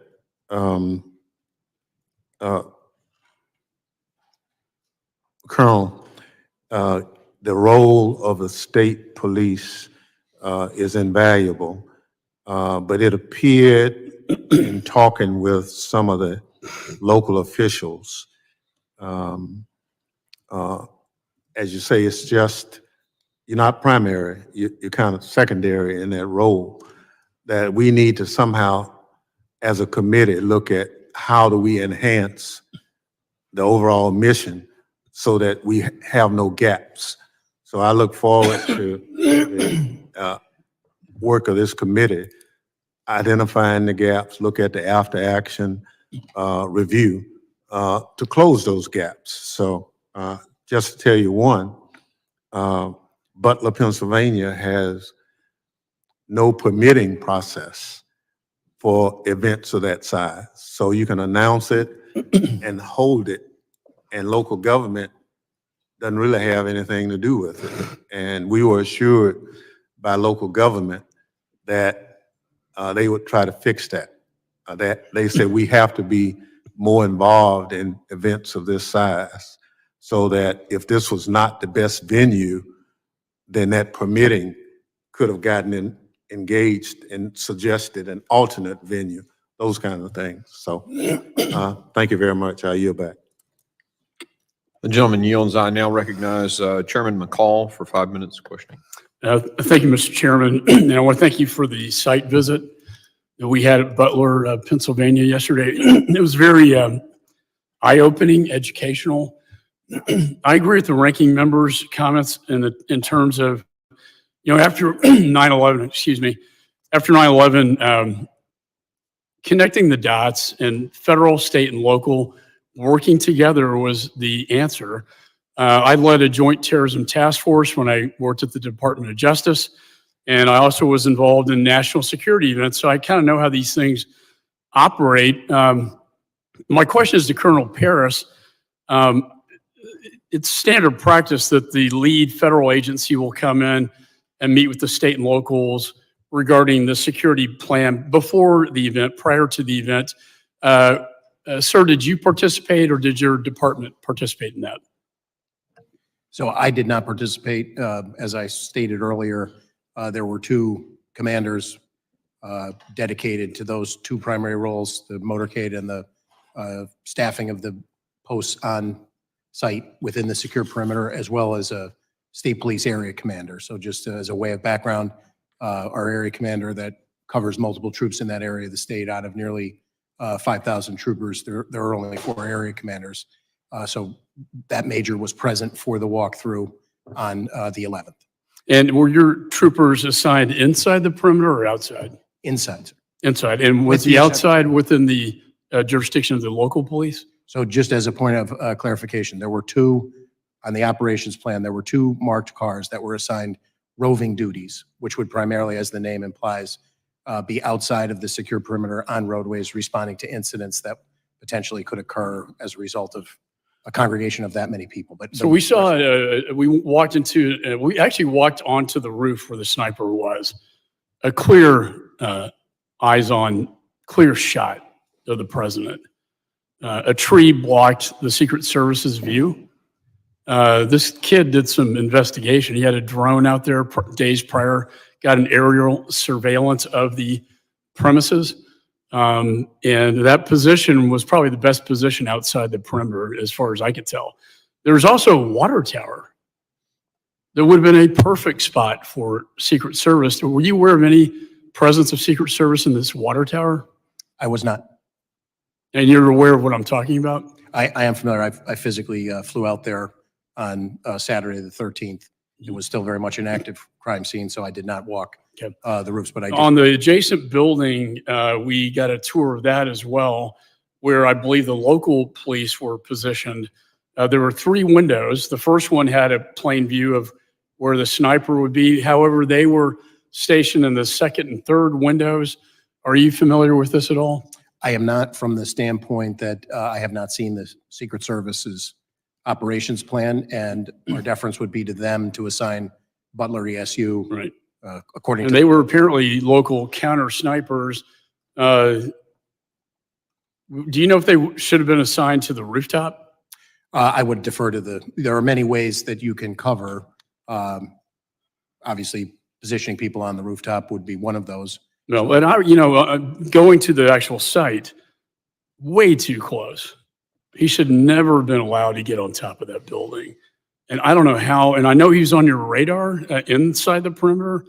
You seem to have lost him, and somehow he finds his way up to the rooftop unimpeded until a local law enforcement officer crawls on top of the roof and looks at him, and he points his AR-15 at him. My question to you is, what was the communication like that day? Typically, Secret Service has one channel for them, the other channel for state and locals. Was there any communication to identify, hey, this is not a local police officer, this is in fact an unidentified individual on the rooftop? Was that communicated to the Secret Service? So my belief, as I sit here today, is that we did have integrated communications from members that were inside of the Secret Service command post. Completely deferential to the ongoing nature of the investigation. I have an understanding of a sequence of events, but I would like to draw a distinction between a sequence of events, meaning. So my theory is that they thought maybe he was an officer, but then they find out he's not. The thing I find interesting is that the counter sniper Secret Service, within seconds of the shots on the president, kills a suspect. That tells me he had him in his sights. Maybe he was not aware of who the individual was not identified. But I know within seconds after the shots were fired at the president, the threat was eliminated. Lastly, I just want to end with this. This was actually astonishing, and I want to get your confirmation. He had a detonation device with him, and 2 of his bombs were located in his car that was parked on the other side of the perimeter. Seems to me a good theory would be that he was going to kill the president and then detonate his car, causing a diversion, and then escape from the crime scene. Are you aware of any of this? I am aware of the presence of the device on his person. We were aware of that very early on, and that was a serious tactical consideration in the hours in the immediate aftermath as we worked that crime scene. But to your point about his ultimate theory or what his ultimate motivation was, that remains under investigation. And he had a rangefinder on him as well. That's a big red flag. I yield back. Gentleman yields. I now recognize the gentleman from California, Mr. Swalwell, for 5 minutes of questioning. Violence has never been the answer. And I thank both of you for your service in law enforcement and testifying today. Violence has never been the answer. Not on a certain day in January and not on a day in July. I remember I was 12 years old and my dad, I was on the way to school on a cold day in January, and my dad, who was a cop, stopped me as I was about to leave, and he wanted me to watch the television. His guy had just lost a presidential election, and some young kid from Arkansas was about to be sworn in as the new president of the United States. My dad was burned. He really liked George Bush. He did not like Bill Clinton. But he told me to stop and watch the television coverage of the inauguration because he said, look at that, son. He said, that's what makes us so special. My guy lost, this guy's getting sworn in, and not a shot has been fired. That's what makes us different. Violence has never been the answer. It's despicable that somebody thought they could take a shot at the former president and change the course of history. We don't know much about the political beliefs of this individual. We know he was a 20-year-old male, registered Republican, gun enthusiast, also had researched the DNC, also had researched President Biden, also had researched Leader Hakeem Jeffries. We don't know what led this madman to try and kill the former president, but it's despicable. And the people who went to that rally deserved to hear, without violence, the candidate that they were supporting. Commissioner Paris, I'm sorry this happened to your community. I'm sorry this happened to the person who died and the persons who've been wounded. I just want to understand, though, because we are a country that is armed to the teeth, how many firearms were within the perimeter, just by back of the envelope estimate? The only firearms of which I'm aware that were inside of the perimeter were those in the possession of law enforcement. And would you estimate that was hundreds or dozens? I would only feel comfortable not having seen the Secret Service operations plan about the PSP members that were inside of the perimeter. Okay. How many rounds did the shooter fire before he was killed? Do you know? I believe that the number is 8. 8 casings have been recovered. Okay. I also understand the emotions around this assassination attempt, but I am not going to allow some, and I say some, the chairman of this committee is a serious legislator who wants answers. Some are not. And some are trying to rewrite what has happened in our country over the last 8 years, erase what happened in this building on January 6th. One member of this body in Congress said the Republican district attorney in Butler County should immediately file charges against Joseph Biden for inciting assassination. Another said Congressman Scalise, Justice Kavanaugh, and now President Trump, for years, Democrats and their allies have recklessly stoked fears, calling President Trump and others threats to democracies. Another said Democrats and liberals in the media have called Trump a fascist. They've compared him to Hitler. They've tried to lock him up. A radical shift in what has really happened in our country. In fact, the former president's current vice presidential nominee is the one who said that Donald Trump might be America's Hitler, might be a cynical a-hole, cultural heroin he's responsible for, nauseous and reprehensible.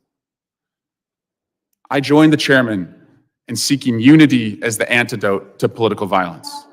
Unity as the antidote to political violence.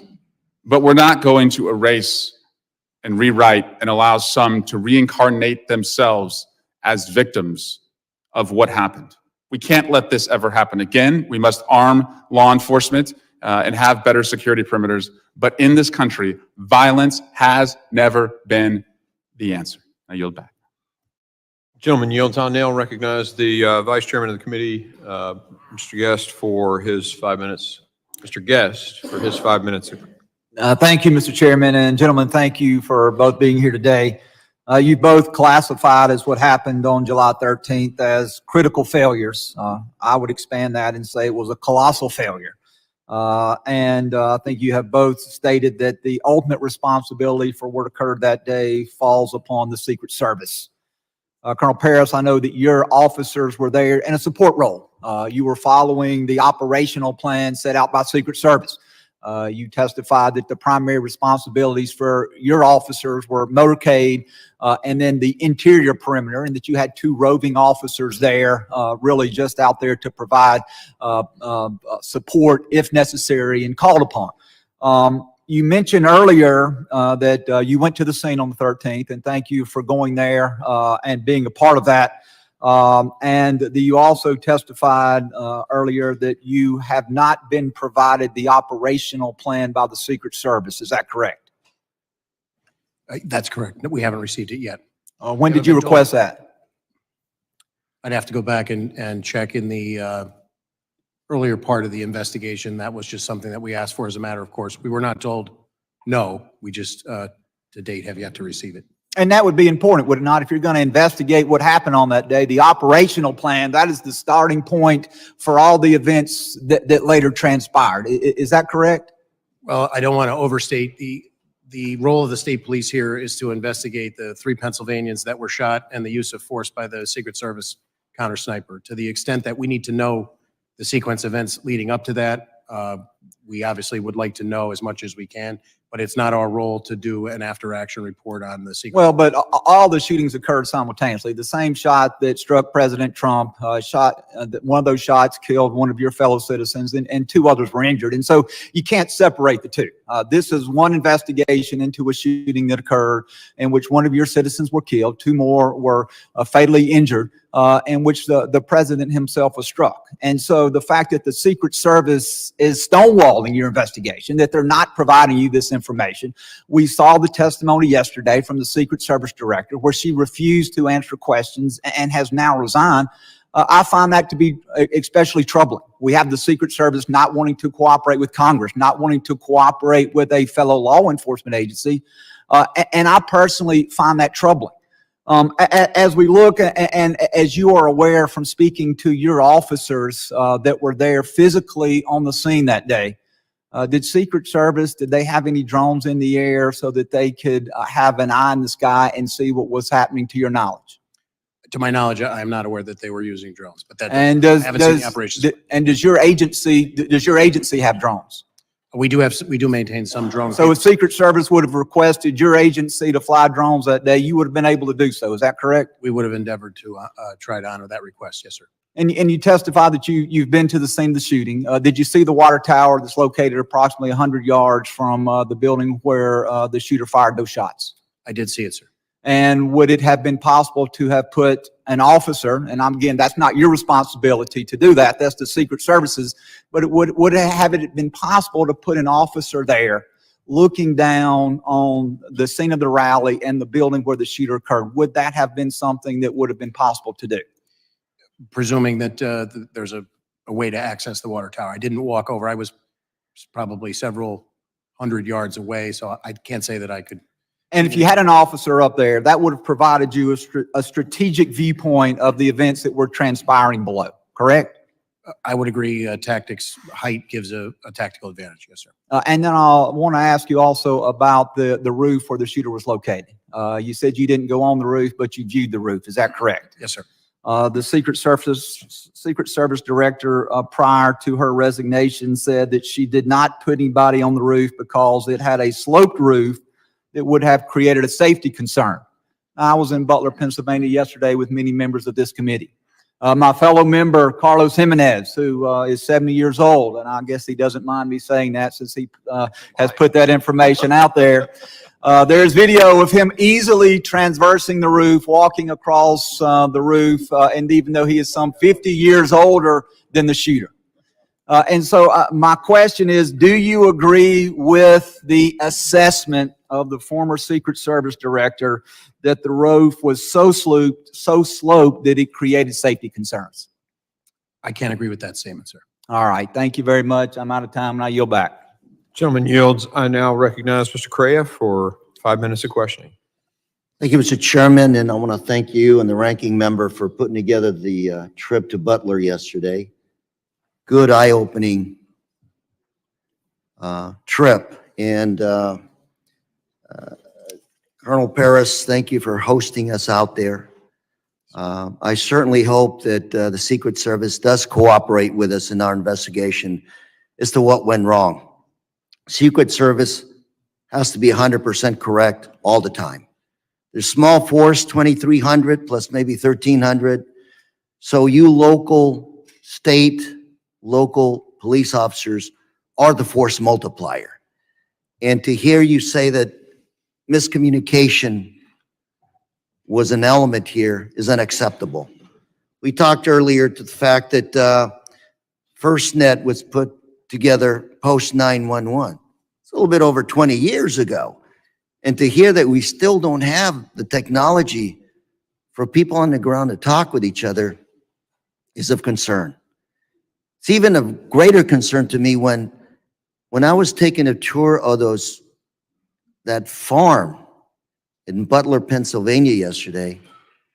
I had local law enforcement officers, local electeds coming to me, whispering to me, there's more here to the story.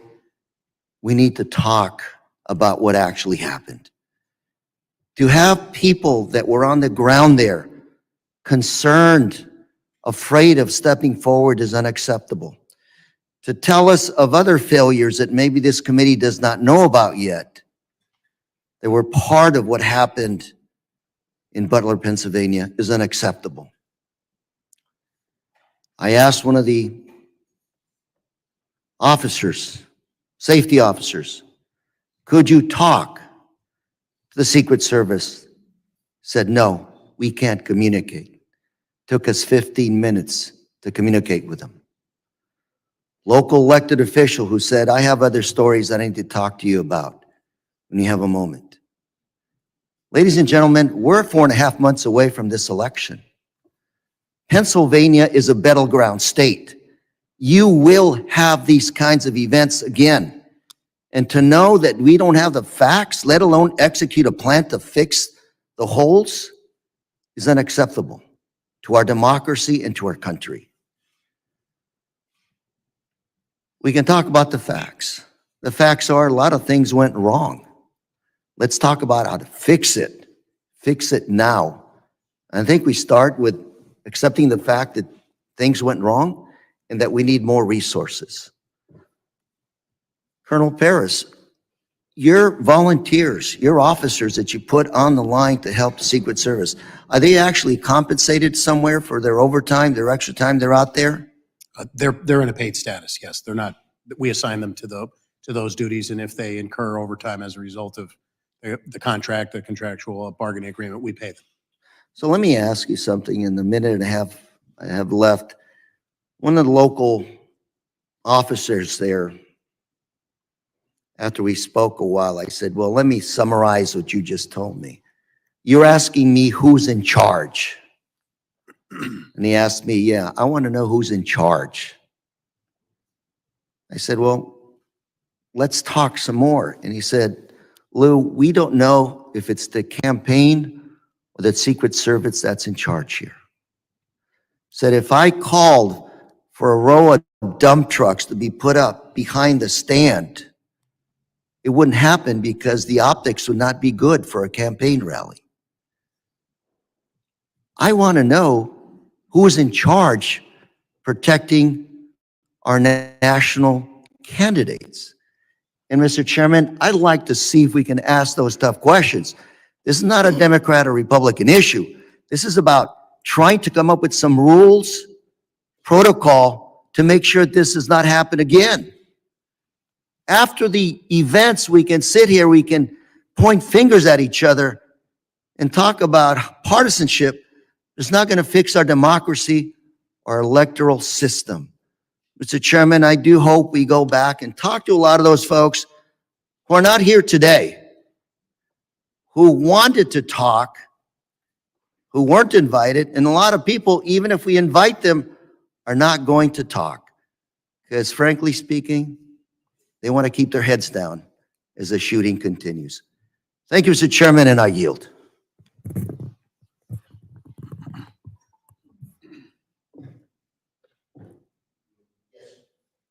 Gentleman yields. I now recognize Mr. Bishop for 5 minutes of. Thank you, Mr. Chairman. Colonel Paris, are you aware whether any law enforcement officer or officers was or were posted in the second floor window of the AGR building? I am aware, yes, sir. And what is the answer? To my knowledge, there were 2 posted there from Butler ESU. And you said Butler ESU. What is the acronym ESU stand for? Emergency Services Unit. It's a team that's comprised of multiple agencies that pool resources on a county or several county basis in order to enhance capabilities and training and be able to respond.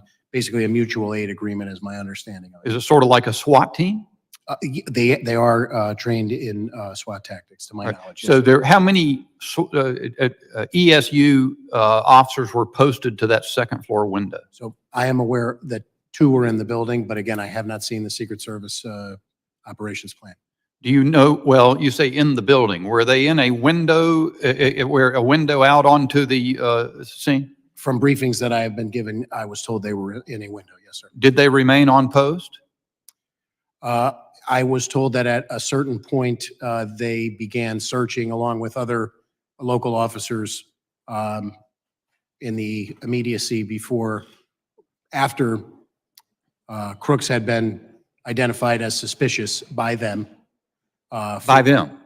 My understanding is that they identified Crooks for not matriculating. He never, to my knowledge, Crooks never made it through the secure perimeter into the venue space itself. That he was identified by those members as suspicious in part because of that. And then at some point, he produced the rangefinder, which heightened that suspicion. So Representative Crane took a video on site yesterday. I'd like staff to put that up. It's just very short. There's a few seconds. They can do that.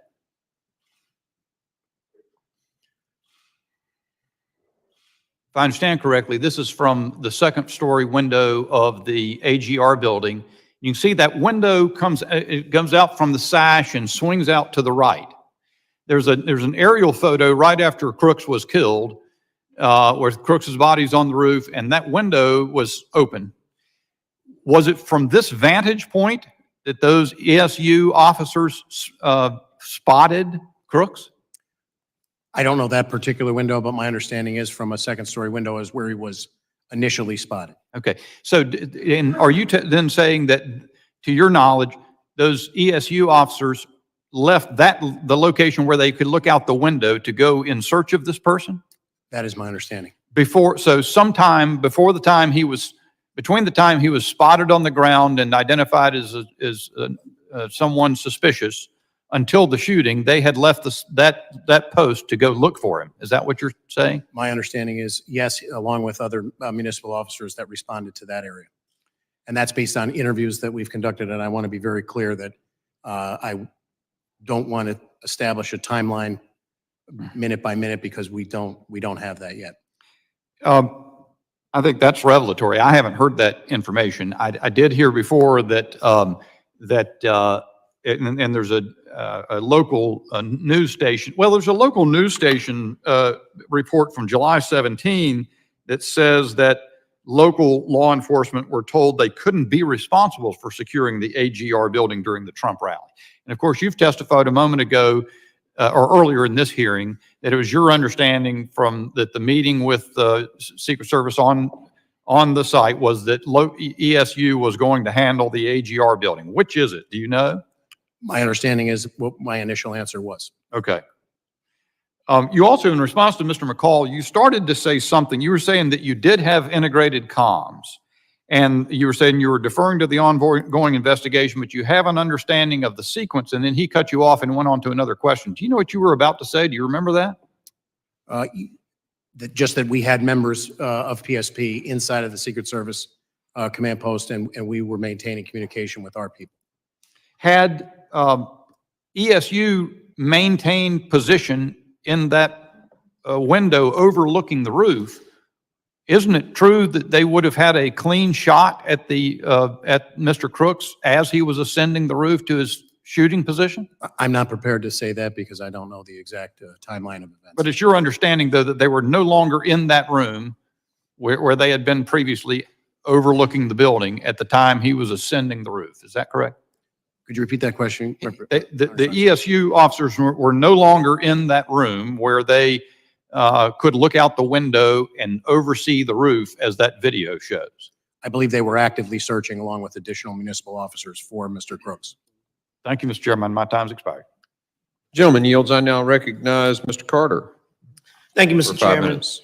And thank you to our witnesses for joining us today as we convene to discuss the attempted assassination of former President Donald Trump and its profound implications on our nation's political landscape, it is imperative that we recognize the growing threats to our homeland. The failure of the Secret Service to protect former President Donald Trump must be thoroughly investigated and addressed to ensure such an incident never happens again. Violence has no place in political discourse, regardless of our philosophical differences, our parties, or our beliefs.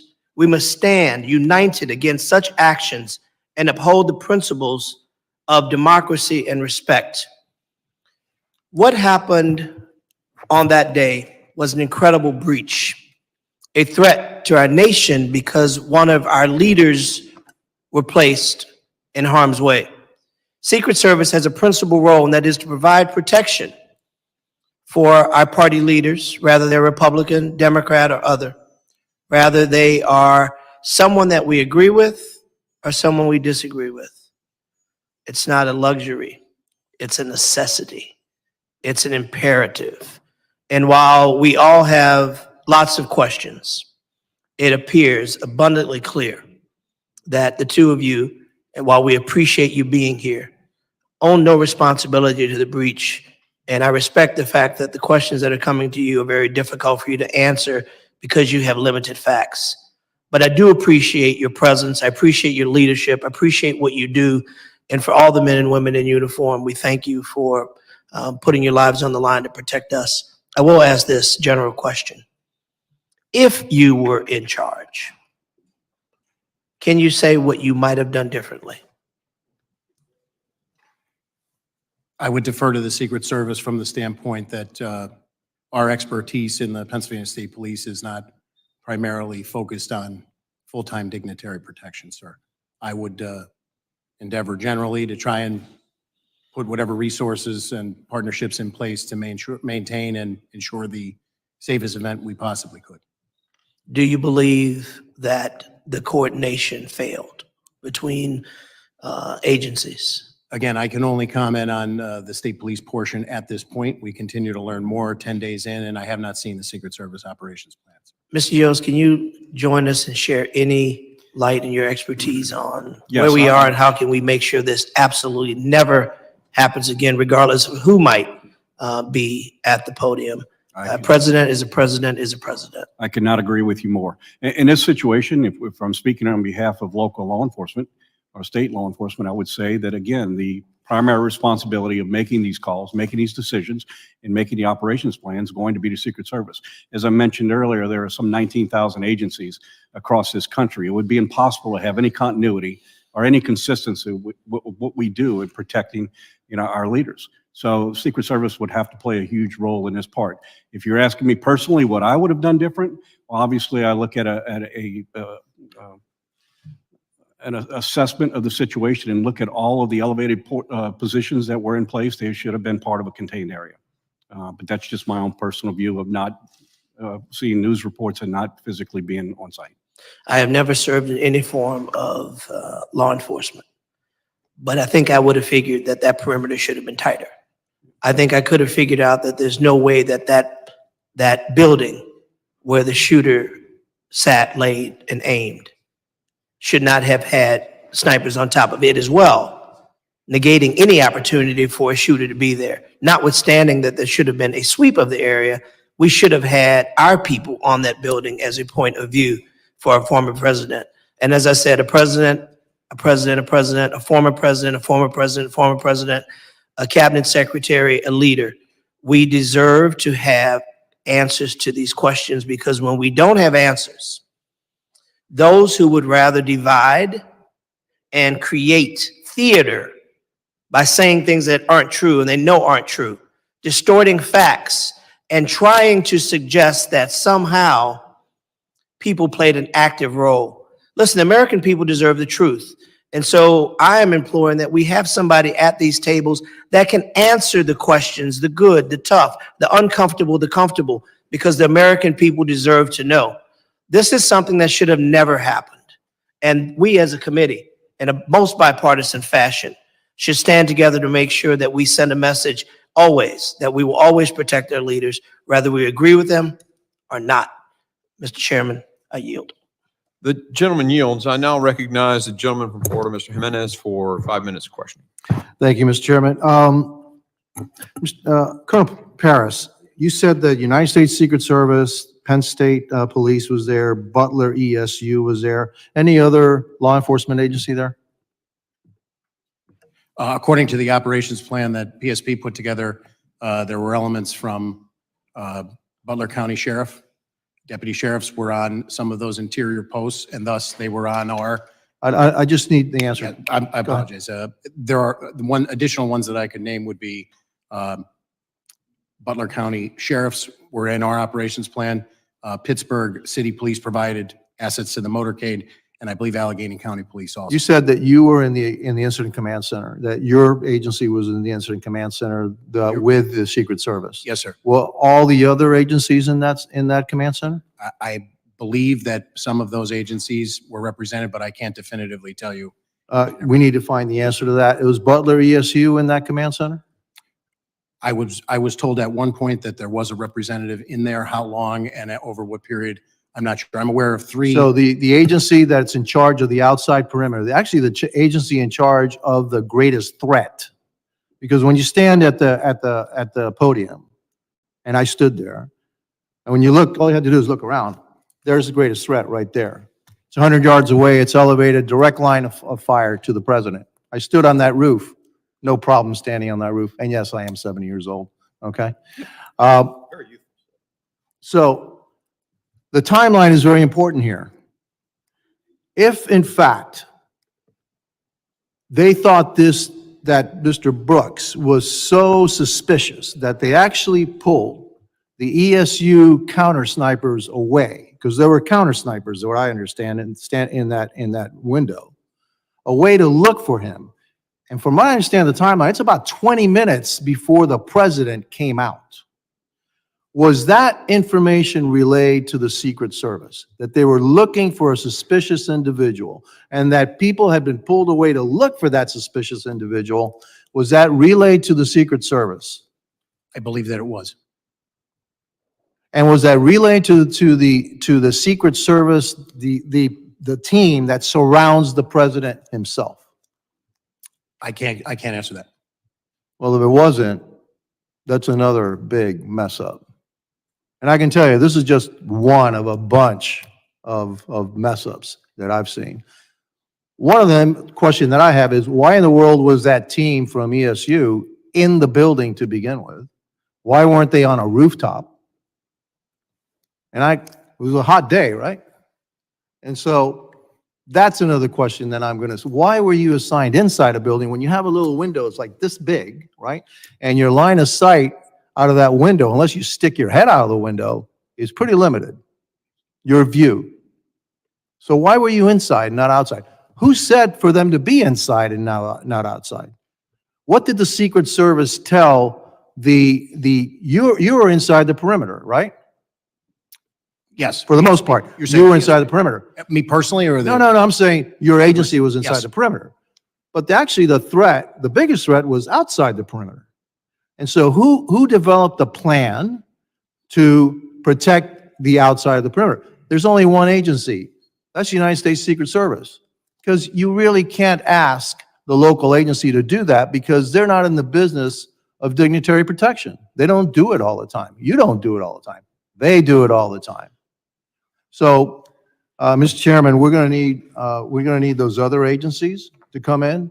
We need a timeline. Who said what to who, and what the action that was taken. You know, one thing that I noticed in another video, and I've got to find out if it's true, and it appears to be true, is that the snipers on the south side reposition to look to the north side. And I want to know what the timeline for that was. How far in advance were the snipers, the counter snipers on the south side told, hey, you need to look at a threat on the north side? And how much time was there between that and then the shots being fired? Do you have any information on that? I do not have a specific timeline. Okay, and those are that's the information that we need. It's not unusual to have people on different frequencies. Actually, you have to, because you have so many people. but you have to have everybody in the same place so they communicate with each other. So we need to know if everybody that was in charge or had responsibility for protecting not only the interior perimeter, but outside the perimeter, if they were all in that incident command center. And if they weren't, that's a huge problem too. Thank you, and I yield back. Gentleman yields. I now recognize Mr. Magaziner for 5 minutes from Rhode Island. Thank you, Mr. Chairman. And first, I just want to join my colleagues from both sides of the aisle earlier who recognized the tremendous legacy of our colleague, Sheila Jackson Lee, who, I feel very fortunate to have had even just a year and a half to work with on this committee. She always came prepared. She was diligent. She brought empathy and was a great example to us newer members. So I'm very grateful for her legacy, and I know it will live on for a long time to come. And I also join my colleagues on both sides in condemning the assassination attempt on former President Trump and condemn all acts of violence. Violence is not the answer. Our condolences go out to the family of Corey Comparator and all who were injured and traumatized by what occurred that day. And, I think about the children who were at that event and had to witness that. And that is something they will carry with them for the rest of their lives. We don't know the motivation of the shooter at this time, but I remain concerned by the rising tide of political violence and domestic violent extremism in this country, which impacts all of us. This is something that some of us have been talking about a lot in this committee. In 2023, the U.S. Capitol Police investigated more than 8,000 cases of direct threats against members of Congress, a tenfold increase from 2015. And so I ask everyone, take down the rhetoric, remove violent rhetoric from our political discourse. Remember, as President Lincoln said, that we are not enemies but friends, and we have to appeal to the better angels of our nature. And yes, we have to make sure that this never happens again. It is welcome news that the director of the Secret Service has resigned, but if we say that that is enough, then we're not doing our jobs. We need to understand what protocols, policies, resources need to be changed, if any, to make sure this does not happen again. Colonel, I wanted to ask, I imagine the Pennsylvania State Police deals with lots of events like this, right? You have lots of political events, big events, Secret Service protectees who come in and out of Pennsylvania. So can you just help us understand, is it unusual to have such a small perimeter around an outdoor event like this one? I would say that we routinely, as a matter of course, exercise deference to the Secret Service to set the perimeter for an event like this based on the protectee. Yeah, I think it's important to note that Pennsylvania is a state where anyone 18 and above can carry a firearm like an AR-15 without a license. It's an open carry state. And so my second question is, outside of that perimeter, were there any controls in place or any, legal tools that you had at your disposal if an individual with a firearm had been spotted, again, within 300, 400 yards of the former president? I would defer to the Secret Service. I haven't seen their operations plan, sir. Right, but you as state police and then also the Butler local police who were responsible for areas outside of the perimeter, if this individual had been spotted earlier with a firearm because it is an open carry state, what legal tools would you have had at your disposal? So we would have responded and attempted to make contact and ascertain what the person was doing there and what their activity was. Yeah. So a number of us have asked questions about lines of communication, and I think that's important, right? Because to the layperson at home, what we're trying to understand is if this individual was spotted on the roof, as he appears to have been well over a minute before the shooting, did the local officers who spotted him know how to radio into the command center? Was that information relayed? And then was it in turn relayed to the Secret Service? This question has been asked a few different times, but can you tell the public what you know about whether local officers outside the perimeter knew how to radio in a suspected threat whether there was an individual in the command center who was receiving those calls and communicating them to the Secret Service. So I do know that Butler County set up a command post on the site itself, along with the Secret Service's command post, but they were not located in the same building. The exact communication between municipal officers and that command post or the county dispatch that they would rely on. The state police have our own statewide dispatching. We can communicate with the dispatching centers telephonically and through electronic means, but we maintain separate dispatching systems. So I would defer to So the locals, I'm sorry, so the locals were not included in the Secret Service command center. The state police was or was not? the PSP. I can assure you the PSP was in there. Yeah. Additional people, I was briefed on one occasion that there was a representative from Butler ESU that was in there. When they were in there, and the length is not really a focus at this point of our investigation into the homicide and the attempted 2 homicides, as well as the officer-involved shooting. So that sequence of events has come up pursuant to us investigating that, but I am very remiss to give you a minute-by-minute timeline and what the communications were. Thank you. I yield back. Gentleman yields. I now recognize Mr. Pfluger for 5 minutes of questioning. Thank you, Mr. Chairman. My deepest sympathies to the family of Sheila Jackson Lee. We worked very closely together on many things. She was an excellent member of this committee. I agree with my colleague, Mr. Carter, when he talked about Americans deserve the truth. I absolutely agree with that. And also Mr. Magaziner talking about Republicans and Democrats working together on the oversight. Imagine if we worked together, the transparency that we could have on so many other issues that are going on right now. And I believe that that is possible for us to do. Thank you both for being here. Colonel Paris, was it clear to you, when we talk about rules of engagement, deconfliction plans, the assignments of which law enforcement agency will cover which section, did you have concerns prior to the president coming on stage? And if so, did you voice those concerns to the Secret Service?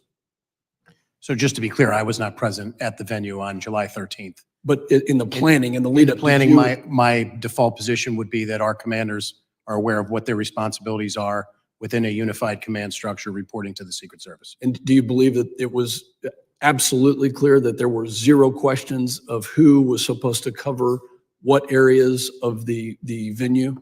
I can only comment to our responsibilities, and I believe our responsibilities were delineated to us, and I believe we met or exceeded those responsibilities based on everything that I know as I sit here 10 days in. I think there's still a lot of questions regarding the plan, you know.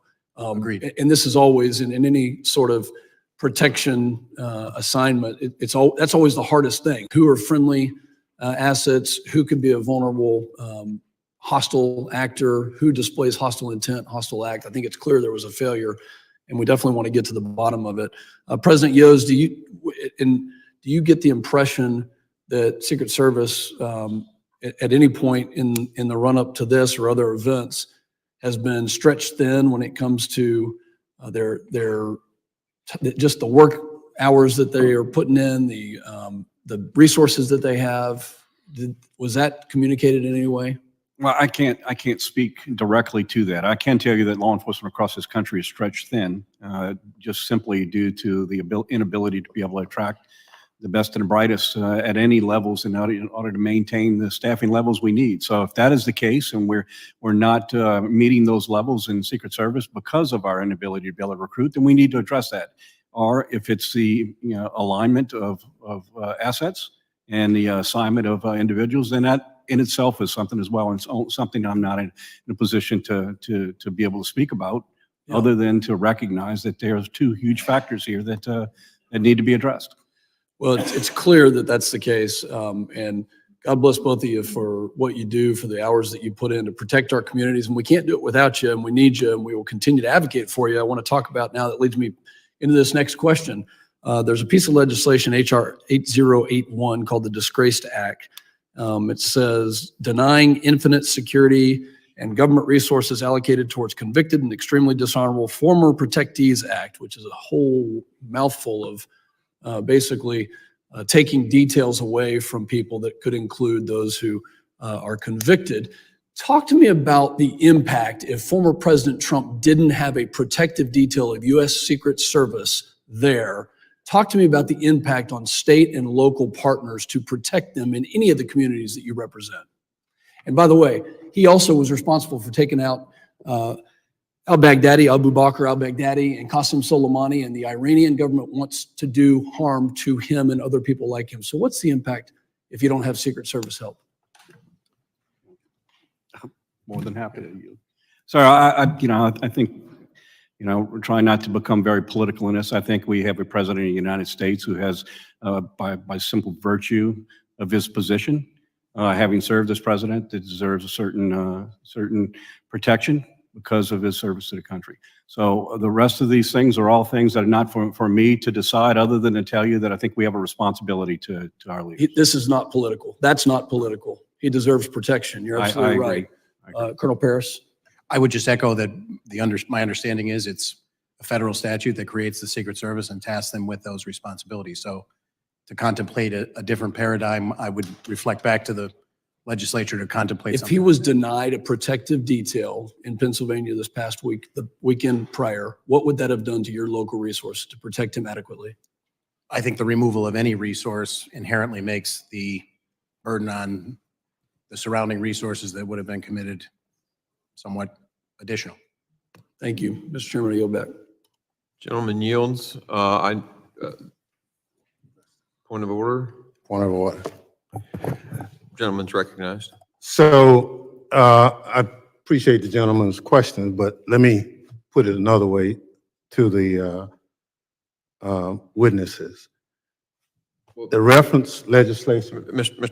Ranking Member, I mean, a question to the witness would be someone yielding Yeah. to you. A point of order, I'm allowing you to make a point of Thank order. you. Well, the point of order is, if you read the bill, it says that if you are a convicted felon and found and sentenced by a judge, Mr. Chairman. then you would not be, that's my point of order. Go ahead. That you would not have service. You have to be a convicted felon and sentenced. Now, at the time the bill was filed, nobody who was a protectee was a convicted felon. But if those who are lawyers here know that once you are a convicted felon and sentenced, you are remanded the custody of that particular law enforcement agency for custody. I think it's an anomaly to try to say that the Secret Service would have to protect a felon in jail, a convicted felon. So this whole notion about my legislation, I just say to the gentleman, if you read it, it says you have to be a convicted felon and sentenced. Now, we're not there. The conjecture, you can do whatever you want. But let me be clear about the bill. Republicans have made a lot of hay about the bill, saying it's about former President Trump and would take away his security. That just is not true. The bill doesn't mention former Trump, President Trump, and it would not have affected security at this tragic event. The bill talks about any Secret Service protectee who is convicted of a felony and sentenced to serve jail time. And it does not take away security. The bill makes clear that when a protectee is sentenced and remanded to the custody of prison officials, the Secret Service is able to hand off the prisoner in an orderly fashion, and that Secret Service agents aren't forced to become correctional officers too. That's the legislation. That's all it says. For the record, we can go back to. The gentleman will need to get to his point of order. Well, point of order is, the line of question is inconsistent with the legislation. And it does not say on that day, former President Trump would have been without Secret Service protection. He is not sentenced. If he's not sentenced, he will still have the protection. Plain and simple. So you yield on your point of order, Mr. Ranking Member? Okay. I want to make a point of order then as well. And, a lot of times we hear from both sides of the aisle about rhetoric and how rhetoric and the things we do in messaging bills that we do shapes discussion, impacts people. And first, my point of order is prison isn't necessarily a safer place. You can ask Mr. Epstein's family about that. And so to suggest that somehow you'd have the security necessary in a prison, I think is just not an accurate statement. In terms of, I agree with the ranking member that his bill did say that it would not apply in this particular case. But, it's more about what we're doing and what we're saying at certain times that generates the attitude in our society. And so I just make that point of order about this particular legislation. I made in my opening remarks a request that he would draw the bill. But, Mr. You just have a second. I just wanted to make a quick comment. I think the chairman was clear that this bill was filed well in advance. So to connect, you mentioned timing. It's important to mention timing, that it wasn't. Well, we don't want to debate the bill. We're here to hear from witnesses that are here. So I'm going to go ahead and end this now, and we're going to move on. And I think actually Mr. Ivey is up for 5 minutes. Thank you, Mr. Chairman.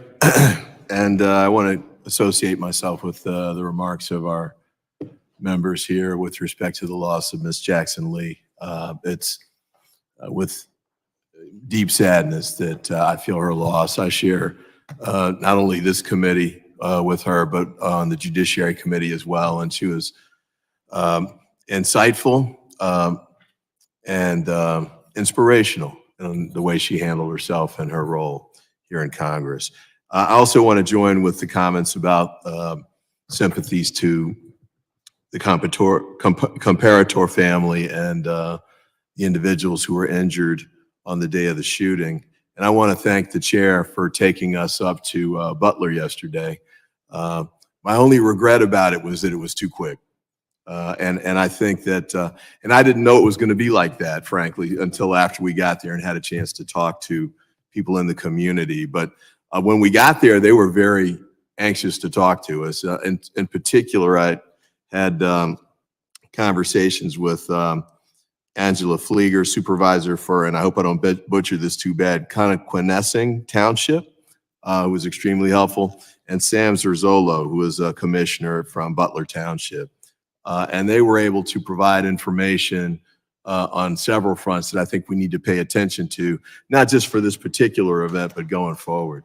Could you hit a video for me there? I think Ms. Flieger tried to produce this and sent it to me. The red building is the one that was directly behind the stage. The building in the center there was where the shooter was. The reason I'm asking for this to be shown is that as you get past the middle of it, look to the opposite side of the field from where the shots came. Oh, you can stop it now. I counted about 12 rooftops there, just sort of standing at the front. I'm a former federal prosecutor. I don't have a background in protection, but my thought was, why would we pick a spot where you had that many rooftops that were available? And my colleague, Mr. Crane, I definitely defer to your experience as a sniper in the military, and your point about picking the water tower as a higher point would have been a good one, I think, to consider. And I'm curious about finding out what the Secret Service would say about that. But I just thought that this was a bad site to pick, no matter where you put them. There was just too many openings. The field was totally open. And one of the things that Ms. Flieger pointed out was that the road that went to the side of this spot here, the stage was right in front of those two buildings. The snipers were on top of those, I believe. They didn't shut down that road. And she also showed me a photo of her husband going in on that day through a fence that wasn't guarded in the perimeter area. Another point that she made was that the night before the speech was done, she and 50 or 60 other people from the community came to decorate the stage and put up the red, white, and blue blending and the Trump signs and everything. But the point she had there was that none of those people were vetted before they went into the area and were up at the stage. And could have done anything, I think was the point that she made. And also noted that apparently the shooter had hidden the gun somewhere on the site by, I think where the, I hate to call the name of the business, but the business where the shooter ended up taking the shots from. So I think there's a variety of concerns here that I look forward to getting a chance to hear from these individuals. I don't know if it's going to be in the context of this committee or the oversight committee or the task force that's been proposed. Whoever does it needs to go talk to these folks, because the ones that I talked with had not been interviewed by the FBI, Secret Service, or local police. And they have key information that I think we should have, especially in making decisions about going forward. And then just a couple quick points before my time runs out.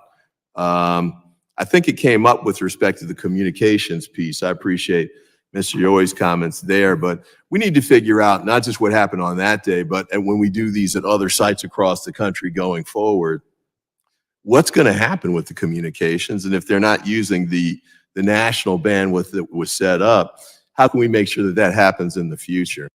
And then with respect to the local police not reinventing the wheel every time, one of them suggested, maybe some kind of clearinghouse or information where local police departments, local elected officials, who, for example, in this instance, didn't find out the president was coming until a few days before, and therefore had to scramble to catch up. I believe she called your office, Congressman Kelly, to figure out what was going on, and you hadn't even been told about it yet.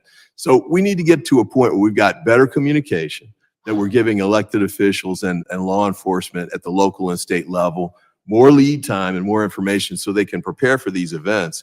And I know that the director has resigned, but I think it's critical to make sure that we go forward with the investigation of the Secret Service, whether she's there or not. And then the last point, I apologize for running over, is that to the Secret Service and to Homeland Security, I know there's going to be a process now to replace her, but that cannot get in the way of us sorting out what happened on that day, and more importantly, what we need to take forward, because we've got other events coming up in the very near future. We got to make sure we take those lessons quickly, and so we can move them forward. And I thank the chair for his deference for giving me a little time to run over there, and I thank you again for taking us up to Butler. You were making an excellent point, and I didn't want to stop you, Mr. Ivy. I now recognize Mr. Garbarino, the gentleman from New York, for 5 minutes. Thank you. Thank you, Chairman. Colonel Paris, there have been conflicting reports about the location of state and local law enforcement. Secret Service Director, I believe, said that, former Secret Service Director said that local police were in the same building that the gunman fired from, while other accounts indicate that local law enforcement was in an adjacent building. Were any Pennsylvania state troopers, state police assigned to the building where the shooting happened? There were no state troopers, to my knowledge, assigned there, sir. Do you know if any other local law enforcement were assigned inside that building? I only know that Butler ESU were assigned. When you say that building, I'm referring to there's a series of buildings there that have covered walkways or second-story walkways that allow you to, almost like a pole barn type configuration, a modular type building. But to my knowledge, there were no troopers assigned to that location, sir. Thank you. Mr. Yos, as technology has evolved, drones have become widely available to both law enforcement and the general public. For a large event with this level of security, would you normally expect law enforcement to use drones for surveillance and deploy counter-drone technology? I'm sorry, I didn't hear the last part. Would you normally expect law enforcement to use drones for surveillance and deploy counter-drone technology? Well, obviously, as I mentioned earlier, I just in my experience at this location is there are a number of elevated locations that should have been secured.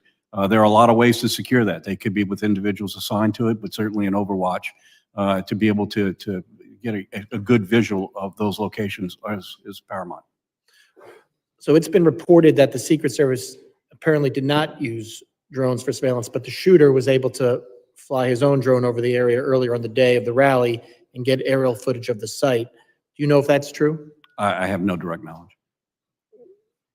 Were you, okay, so, and you know if whether or not local, state, Secret Service enforcement was aware of any drone use? I've heard the news reports, but I have no direct knowledge. Would you consider this a major security breach? Absolutely.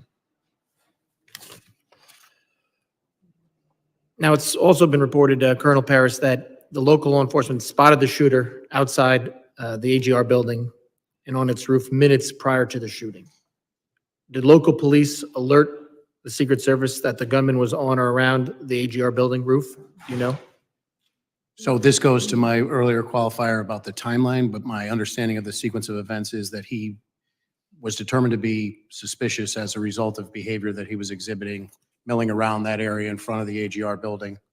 There was a text thread that was going, I've been briefed, between the ESU members. They identified, they took a photo of him. At some point when he utilized the rangefinder, the suspicion was heightened. So I know at a certain point in the command post, a member of PSP received a phone call and a text message from members of ESU. And I know from an interview that that was immediately relayed in the command post to the Secret Service. And what happened? Yeah. So that was my next question. So what happened? What actions were taken after it was relayed to Secret So Service? when the PSP member received that information and verbally turned right around, gave it to the Secret Service, our member was provided with a number to which the picture that had been taken by the Butler ESU members, or that was on that group thread, to which that should be sent. Our member did that, and our understanding was that was some element of the Secret Service. So this was all reported. Yeah, this was all reported to Secret Service, and they gave him, Secret Service then sent him back, one of your officers, a number back to send the information back to. Is that what you just said? That's my understanding. When did that happen? Again, the actual timeline, I'm very remiss because I know these timelines need to be hammered out exactly to the minute, but I would say, that the overall timeline is about an hour before is when he became suspicious to ESU. What I want to say is, if we know that former President Trump was shot at 11 hours, it was probably in the vicinity of 25 to 30 minutes, but I want to make sure that's a very... So it was before he went on to speak. But at that point, just to be clear, he was determined to be suspicious. There was no information that he possessed a weapon. He was outside of that building where the ESU was posted. They were being vigilant. It's, I think, relevant that there were other people at the venue who were suspicious and reported likewise in a close temporal nexus to that as well. But just to confirm, the Secret Service had this information that there was a suspicious individual. He had used a rangefinder, which made him even more suspicious. And this was all reported to them prior to the President Trump being allowed on the stage to speak? I believe, again, I'll defer to when the president came out. I know that that was probably 20 to 25 minutes before 11 hours. And steps were taken by the municipal officers over in that area they were actively looking for crooks. You saw the building yesterday. That's a pretty wide footprint. They began looking for him. There were scores of people making their way across that facility. Again, just for some context, there were over 100 people that day that necessitated or requiring medical attention due to the heat. There was a missing 6-year-old. This individual was deemed to be suspicious because he was walking around and not moving into the venue. The rangefinder obviously heightened that, and they were attempting to locate him as people were moving across that space who were attending the event to the secure perimeter. Was he the only one determined to be suspicious that day? The gentleman needs to wrap it up, No, he and was- perhaps he was somebody not. else will yield to you or me I yield back. on this topic. I recognize Mr. Goldman now for 5 minutes. Or we'll just pick up the questioning here. That sounds great, prosecutor. First, I do want to mention how sad it is to see Sheila Jackson Lee's empty seat there. What an incredible inspiration to so many of us, and a member, an advocate, community presence, and we really are sorry to miss her. She would be very eager to be asking questions here today because there are a lot of unanswered questions, and I sat through a 4.5-hour hearing yesterday with the director of the Secret Service, and we got no information. So I'm going to jump on, piggyback off of Mr. Garbarino. Where you left off is that you relayed, or PSP relayed the photograph to the number that the Secret Service directed your officer to. Is that right? Yes, sir. Now, did anything come back? Any instructions, directions come back from the Secret Service? So again, that is left to the after action. We're trying to come up with a sequence of events that led to Crooks on top of the building where he ultimately took the shots.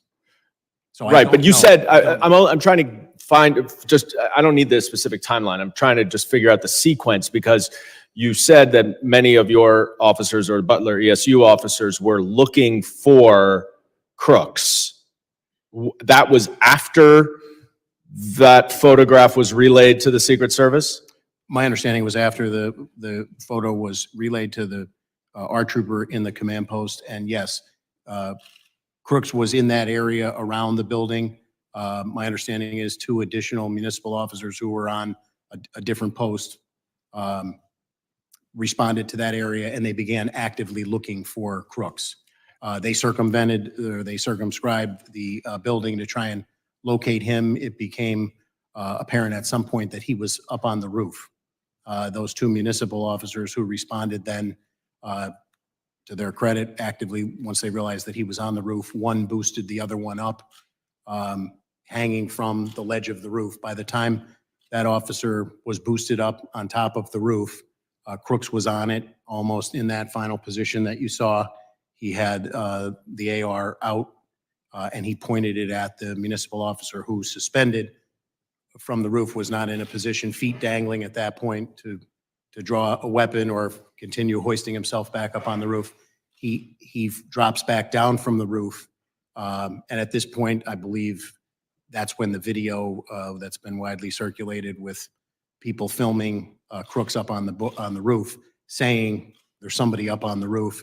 There were other law enforcement around the building running, but their vantage point on the ground did not lend a clear line of sight to where Crooks was at the top of that building. One of our troopers on roving patrol also was notified. That word went out, and he responded about the time that the municipal officer was boosting the other officer up onto the roof. What was he notified of? I don't know specifically. That's going to be part of the after action. But we obviously knew that he was, Crooks was suspicious.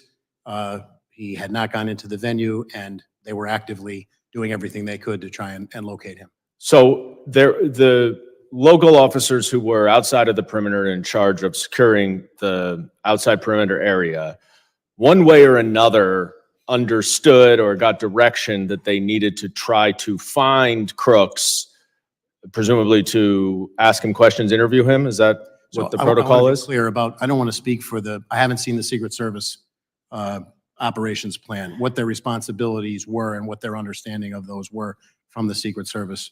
I don't want to comment on it. But somehow they got the message. Somehow that there they was knew. information that he was suspicious. By the time that municipal officer was hoisted up onto the roof and saw him, he had the weapon out.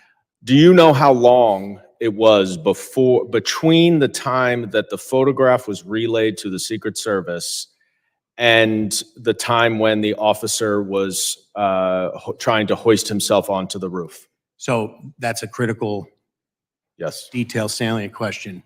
I would answer it from the reverse time period, from if the first shots rang out at 18:11 hours. The hoisting up of the officer occurred probably no more. Again, I'm going to give you a time, but I want to just put it in We the understand context it's not of specific. a sequence of events. I would say at most 2.5 to 3 minutes before that first shot rang out. And when what they were notified in the interim still remains under investigation. Right. And when he fell off of he let go? The municipal officer, when the briefing that I had was the municipal officer saw Crooks saw him, and Crooks turned and leveled the gun at him in a position tactically of extreme disadvantage, suspended, in the air with your legs dangling after somebody had boosted you up. And he let go, right? He let go and he fell back down. And was there at that point any communications that there's a shooter on the roof from the municipal officers who At were that there? point, that's all part of the after action. We're just trying to get a sequence of events up to the point when Crooks then fired the weapon. So that's been the focus of our investigation thus far. But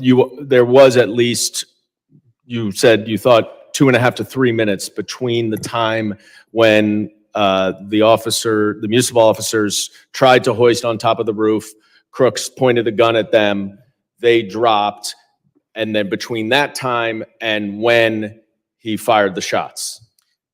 I don't want to give you an exact period of time, but it was minutes. It was a very short period of time, even for his ability. But not seconds. I would say minutes, but I would be remiss if I gave you, and I want to be very clear on the record. When you do an investigation like this, the timeline is critical. You're asking me, I was briefed, I'm answering to the best of my ability right now. And I know my time is up, Colonel Paris. I want to thank you for, providing us with this information. It was incredibly disappointing that the director of the Secret Service did not provide any of this information yesterday. I think Well it is said. good that we're going to have somebody new at the top, but just having somebody new does not answer the questions. And Couldn't so, agree more. Mr. Chairman, Yeah. I know you are working diligently to try to get witnesses here. This is not an academic exercise. This is not something that the American people can wait 60 days for. With these gaps in information, there are conspiracy theories, there is 100%. disinformation, and all of our safety is at risk. Political violence is escalated, and we need to know these answers. I thank you for bringing these witnesses here, and I yield. Yeah, absolutely. And I appreciate the tag team between two sides to get to the details on this, because this is poignant, very poignant. I now recognize Ms. Green for 5 minutes. Thank you, Mr. Chairman. Colonel Paris, I'd like to carry the dialogue on about the specific timeline. I have a timeline that was given to us on the Oversight Committee yesterday when we questioned former Secret Service Director Kimberly Cheadle, as she has resigned today. But the timeline that I'd like to talk to you about is exactly what you were just discussing here. 18 minutes before President Trump took the stage, it was at 5:45 that the Butler County Emergency Services noticed Thomas Crooks on the roof, took a picture and reported it. You stated just a few minutes before in your testimony that police or PSP were given a phone number to the Secret Service, and that Butler County Emergency Services texted or sent the picture. Was that a text? Was that a digital platform? Was it an email? How did they send the picture? So just to be clear, at that period of time, at 18:45, I don't believe the testimony was 5:45 p.m. 5:45 p.m. Yes, ma'am. He was not up on the roof at that point, is my belief. No. Emergency Services noticed Thomas Crooks on the roof. This is the timeline that we have. Took a picture and reported it. Who did they send that picture to? Just to be clear, they were posted in the AGR building and took a picture of him. That's what you're. Yes. Who did that they is my send the understanding. picture to? So I only know from interviews what I can confirm to my knowledge and belief here today that a member of Pennsylvania State Police inside of the command post received that information telephonically and by text, relayed it to the Secret Service, and then was given a number to follow up on. And that was based, again, heightened suspicion. How did they relay it to Secret Service? I believe that they verbally turned and said in the command post, this is information that I just received. And then in follow up to that, as directed from the interview that I was briefed on, that was forwarded by text as requested by the Secret Service. Can you give us copies of that communication and that phone number that was given to them was for Secret Service? So that's part of the ongoing investigation, and I would defer to the legality of. Can you find that information and provide it to our committee? I will look to see if legally I will consult chief counsel within the state police, but it is an ongoing criminal investigation at this point. So after it was reported, President Trump took the stage at 6:03 p.m. All of this took place. This was 18 minutes before President Trump actually took the stage at 6:03 p.m. President Trump was shot in the face at 6:11 p.m. This has all been reported, these timelines. Why do you not have a timeline? Because it's not the timeline is going to be critical for the after action report. Obviously, we're conducting an investigation with the FBI. We have been deferential to the FBI in terms of what has been released to the media. I was present for one press briefing on the night of Saturday night, July 13th, and we've been deferential to the FBI on that. So I would refer you to the FBI. The timelines that you're quoting, I just want to be clear on the record. To my knowledge and belief, I don't have a minute-by-minute timeline. I've had multiple briefings about what these interviews have gleaned, but they're from the perspective of PSP investigating the homicide and the 2 attempted homicides. Thank you, Colonel. During the event, at what point in the day was someone from your team first made aware that there was a potential suspicious person or possible threat? So based on my knowledge and belief, that information relayed to the command post from Butler ESU, well, in terms of crooks, was the first time that I'm aware of. Again, keeping in mind, I've heard estimates that there were 13,000 people there. There were multiple people identified as suspicious, several that were identified in that area. Yes, thank you. Now, you stated before in your questions that you haven't seen an operation plan, but didn't your team participate, and why haven't you seen the plan? So as my answer prior on the record, I've asked for it. The state police has asked for it. We have yet to receive it. And my understanding is that our walkthrough with our commanders and our area commander was to delineate what our responsibilities were, and we endeavored to fulfill those responsibilities. Who was the Secret Service agent in charge of the advance team? I don't know the name of the agent.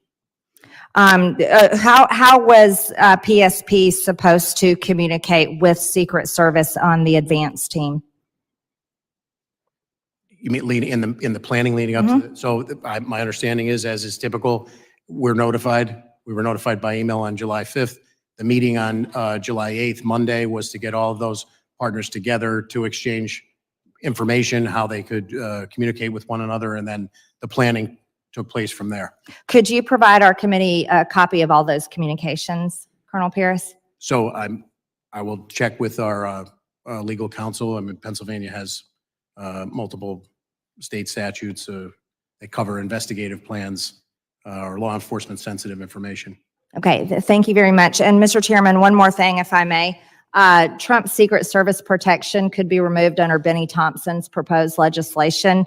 This legislation was introduced while the politically weaponized government was prosecuting former President Donald Trump. This would leave him at risk. I'd also like to state for the record for this committee that over 140 inmates are murdered in prison every single year. This is a dangerous place, prison is, and of course, 8% of violence in prison leads to murder of inmates. This legislation is reckless, and the minority ranking member needs to withdraw this legislation that would lead to the murder of President Trump. Gentlelady's time has expired. I now recognize, well, we're not going to debate. Just you think that statement should be made when the ranking members here so he can at least address it? Thank you. He made his point earlier about his bill. There's a difference of opinion, I suppose, but we're just, y'all are out. Okay. I now recognize Mr. LaLota for 5 minutes question. Thank you, Chairman. 10 days ago. Thank you, Mr. Goldman. 10 days ago, a 20-year-old with no military or law enforcement training, with no more than about $1,000 worth of equipment, and apparently working alone, thwarted the United States Secret Service, an agency with a $3 billion budget and about 8,000 personnel. In the early phases of this investigation, the Secret Service, it is clear the Secret Service exhibited poor tactics, including substandard two-way communications with state and local PD. They displayed a lack of strategy, including not employing drones to surveil the risks to President Trump and the crowd. And since July 13th, the Department of Homeland Security and the Secret Service, evidenced by them not being here today, has avoided accountability by, among other things, avoiding hearings like this. The attempted assassination of former President Trump, the leading candidate for president in 2024, shocked the conscience of nearly every American, regardless of party affiliation. We, the members of the Homeland Security Committee from both sides of the aisle, are here today to ask questions and about those who are in charge that day, to hold the Secret Service accountable, but more importantly, to ensure this never happens again. Chairman, thank you for hosting this hearing. Colonel Paris, you're the commissioner of the Pennsylvania State Police Department. Yes, sir, I am. And your testimony, sir, is that approximately 25 minutes, and won't hold you to the exacts, but approximately 25 minutes before the first shots were fired, that local law enforcement officers identified Crooks as suspicious? As suspicious, yes, sir. And what was it that led those officers to conclude that Crooks was suspicious?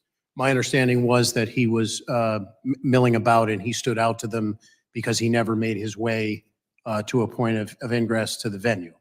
In defense of possible hypotheses, could have been waiting for somebody, could have been delayed, but he stood out to them and they, from their vantage point at the AGR building, identified him as suspicious. That was in 62 minutes prior, as I understand the timeline. That first one, it was 25 minutes prior for the rangefinder. Thank you, Chairman. And Commissioner, with respect to him being suspicious, were there other folks who were also in the crowd identified as suspicious by law enforcement? I have been briefed that, yes, there were multiple individuals, which would be consistent with normal operations for a detail like this that are identified as suspicious. Can we take that as a single-digit number of other folks? The number that I was briefed on was single digit, but I can't say definitively that I was. What number were you briefed on, Colonel? Excuse me? What number were you briefed on? I believe I was briefed on an additional 3 individuals. Okay, so Crooks plus 3. My understanding is you had about 30 Pennsylvania State police officers at the time of the rally? That were assigned to the detail, both responsibilities of the detail, yes, sir. And were all of them assigned to your area of the perimeter, not the interior where the Secret Service held the most jurisdiction? I'm confused by your question, sir. My understanding, and what the committee has been told, is there were 2 layers of defense of President Trump. 1, the interior, which the Secret Service held the most domain over, and 2, the exterior perimeter, which had ceded a lot of authorities to state and local. Is that your understanding as well, Colonel? So I don't want to get convoluted with different perimeters. I'm familiar that there was a VIP seating area up front. When I refer to the secure perimeter, I'm talking about the fencing that goes around the Butler County Farm Show. All of our people were detailed at various locations decided by the Secret Service inside of that. Thanks. That leads me to the next question. If staff can queue up the Eli Crane video at about second number 1 or 2. This is the AGR building. I and several of my colleagues were there yesterday in Butler. Kudos to Mr. Crane for getting this good video. My understanding from your prior testimony is there were 2 officers stationed or assigned, I think was your testimony, to this building? I'm aware of 2, but I don't want to say, again, not having seen the Secret Service. And they were assigned, sir? My understanding is that the Secret Service and Butler ESU had some sort of collaboration and that was to be covered. What was their assignment in the building, sir? I cannot comment. I'd be remiss not. Were they assigned to be in the building? I can't What comment. were the qualifications of the people assigned to or around the building? ESU guys, SWAT guys, long defer. guns, good tactics? They would be, as the name implies, but I defer to their exact. Thing is, through the duration of the incident, to at least the first shots fired, they were entirely within the building, not on the building, sir? I don't 100% want to say where they were the entire period. But you don't have an understanding as to whether they were assigned to be in the building or on top of it? I don't. I would need to see the Secret Service operations plan. And would that have been left to the discretion of state and local, or would that have been left to the discretion of the Secret Service? It sounds like you're saying that would have been left to the discretion of the Secret Service. I would say it's the Secret Service as the lead agency, just like they told us. Here's the post we want you to staff. This is the motorcade we want. I would defer to the Secret Service. Thanks, Colonel. When in Butler yesterday, we asked the question, why weren't the 2 well-qualified ESU officers on top of the building rather than in it? And what would you say if we were told the explanation is, well, it was a hot day in Butler and there was air conditioning inside the building and not on the building? What would be your reaction to that assertion, Colonel? I can't respond to it. I have no firsthand knowledge about it. Was it a hot day in Butler that day? I believe it was a warm day, yes, sir. But you have no knowledge of whether or not the Secret Service or anybody else assigned these 2 officers to be in the building and not on it? No, sir. I yield, Mr. Chairman. Gentleman yields, and we're going to go out of order because Mr. Luttrell has to get to his committee, so you're recognized for 5 minutes. Thank you, Mr. Chairman. Can you pull the video back up, please? Just for clarification, that is the exact point where the shooter was positioned, correct? Looking through that window in proximity to, if you give a range fan, if you was to expose yourself outside that window, is that the shooter's position? No? In relation to that video, where is the shooter's position at? Just further on the left side. And Mr. Paris, can you clarify something? There were ESU agents internal to the building or in proximity to the building and in that location, correct? I don't know to that specific location, but they were assigned to the AGR building. And once the call went out that you had a bad actor in, the agents in the building left their position to try to find that individual? My understanding is he was on the ground moving around the perimeter, and they moved to actively aid in the search along with additional municipal officers. Does it make sense that ESU agents would be positioned inside the windows so they'd have a better vantage point out into where the X is, where the asset is located? Could you ask that question again, And it makes sense to me that the ESU agents would be positioned in these windows, the windows that they're talking about in this building, so they could have better eyes on the asset, the president, instead of internal to the building milling about. Is that a fair assessment? I'm remiss because I don't know what the conversation was and what the responsibilities delineated. I think my concern is if we did have agents, let's just speak hypothetically here, if agents were positioned in these windows in order to provide protection for the asset, and then they were released, and then I'm assuming they work in pairs, correct? There's only two of them, or is there four of them in the building? Do we know the answer? From my briefings, there were two. There were two. But to me, it would make sense that one would stay behind in order to cover the X or cover the asset, and then one would engage in activity to find the actor that they were trying to identify, correct? I think my concern is the individuals may, and I hate to say this out loud, but if we didn't do due justice and we left that asset exposed because both ESU agents went to look for a bad actor, we just gave the shooter a bowling alley. I don't know what their responsibilities and their rules of engagement were, not having seen the Secret Service operations plan. And I'm reluctant to speculate at this point, 10 days out, sir.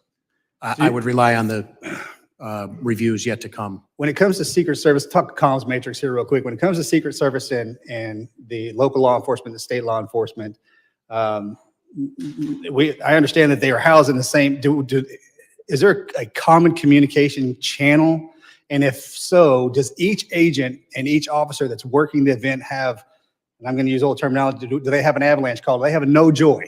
When they see something that raises the red flag, can any officer radio in, go, no go? We are not, hold the asset in place. We have somebody that we're looking for. And if they do or if they don't, how many people does that have to go through to get to the right actor in order to say stop? I don't know. Okay, we need to figure that out. Because if I'm an ESU agent in this window and I have to radio a person who has to radio somebody who has to radio somebody else to get to the main person, then to call it, the dishes are done. I'm aware of 3 radio systems in operation, PSPs, the Secret Service, and Butler counties. All communicating on different channels.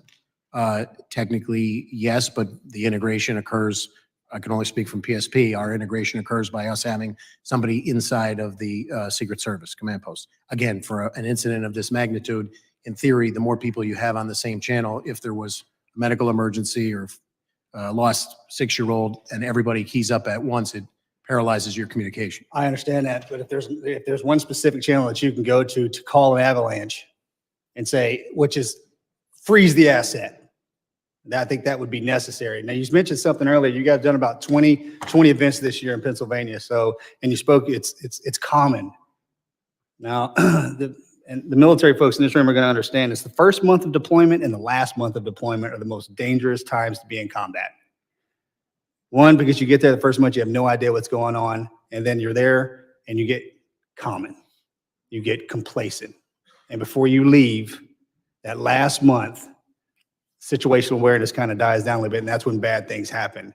There's absolutely nothing common in protecting a president, ever. And as we move forward, I don't want that to be a term that we use, because common just got our president, our former president, shot. And if these assets would have been on high alert, and I'm not saying that they weren't, but when things become common, we get complacent. I've instructed our commanders moving forward, if there is any, my expectation would be that through the collaboration and the planning of these events, you want more people there. You want people voicing issues and everybody operating on the same page in a unified command. But I have instructed our commanders, the ops plans get reviewed prior to this up through our Deputy Commissioner of Operations, Lieutenant Colonel Bivens, seated here behind me today. But as a result of this, if there are any issues that our people see, we are ordering them to flag them, and we'll work collaboratively moving forward for the remainder of the season and moving forward. Thanks, sir. Thank you, Mr. Chairman. Gentleman yields.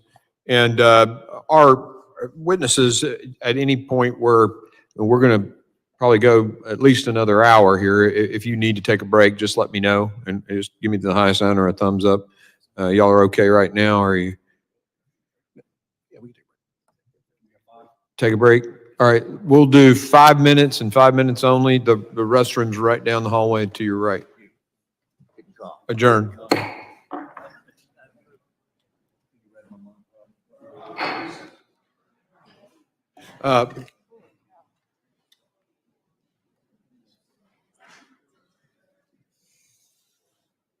Thank you. I was just having the same thought.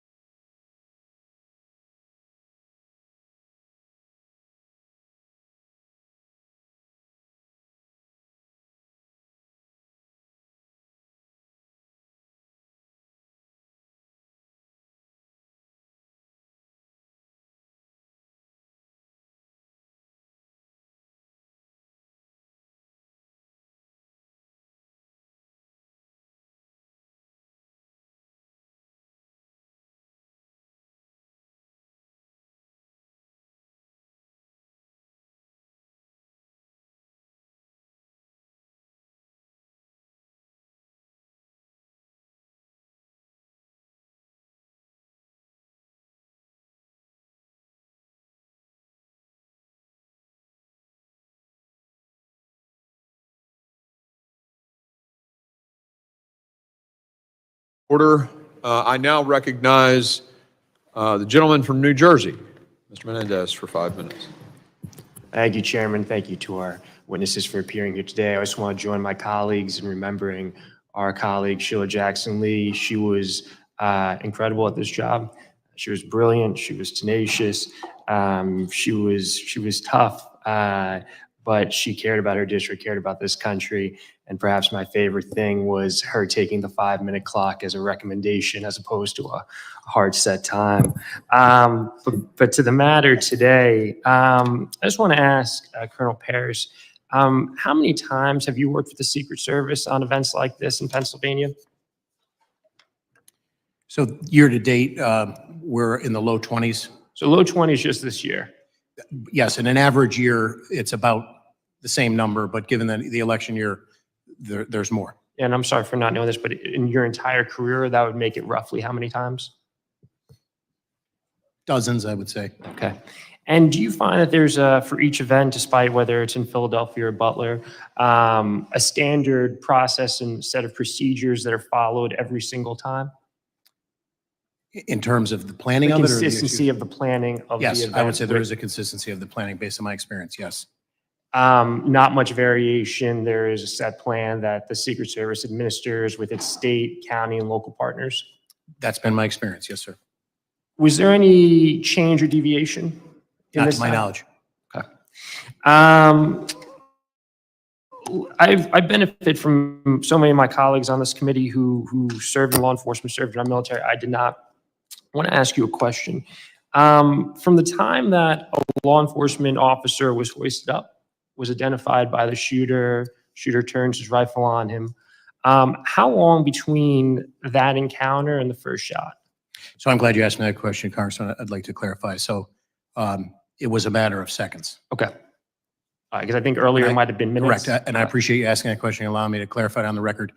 When I assigned that number, which again, I don't want to get locked into a timeline of 3 minutes before, that's probably a total amount of time that he was on the roof. When the one local officer hoisted the other one up and subsequently falls, releases himself after being faced with that. Shooter deadly shuffles threat. across the roof. Takes his first He's already, I believe, close to being in his final position there. Okay. And I'm told it's, again, sequence of events, not a timeline based on the prior criteria laid out, but seconds after that is when the first shots rang out. That's helpful. And the chairman and I were conferring on that because it would have been there's many failures on that day, but it would have been a critical failure if a gunman had turned his rifle on law enforcement and no one had pulled the president off the stage if it was a matter of minutes, but seconds. Thank you for allowing me to clarify. No, of course, and thank you for answering the question. Just going back to the general process that you've seen over your distinguished career, were there any specific challenges that you and your team faced during this event? None of which I'm aware, to my knowledge. The planning on the PSP side, as per our interface with the Secret Service, was routine. Okay. And you mentioned earlier that that in your experience and the standard protocol, a Secret Service engages with its state, county, and local partners. They have a plan. They work with their partners to implement the plan in the lead up to the event, the day of the event. Is there an opportunity for the state, county, and local partners to provide input, given that they have more familiarity with the area? Butler Police, you yourself have more familiarity with the area. Is there an opportunity for you to provide any feedback to the plan that the Secret Service comes to you with? In my past experience, yes. And in my past experience, I found the Secret Service very open and collaborative. We enjoy a very strong working relationship with them. And again, there's that fine line where the deference is that they're the top comm under a unified command. It's their incident. But certainly we would endeavor to give them any local nuance that would make the planning more successful and more safe. I appreciate that. One of the things we touched on multiple times today is the multiple lines of communication, 3 different signals that were being used, a command center. In your experience working with the Secret Service, have you seen a better implementation of a more streamlined communication setup that allows the different actors, the local PD, the county PD, the state police, to directly communicate to the command center? And then once there's a clear chain of command? I have not. The Secret Service comms is a very complex operation because of the worldwide environment in which they work. I'm in no way an expert in it.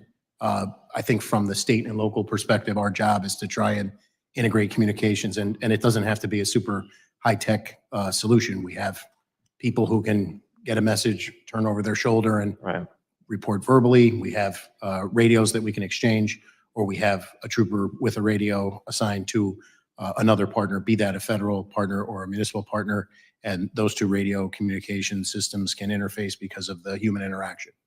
And I'll wrap up real quickly, Mr. Chair.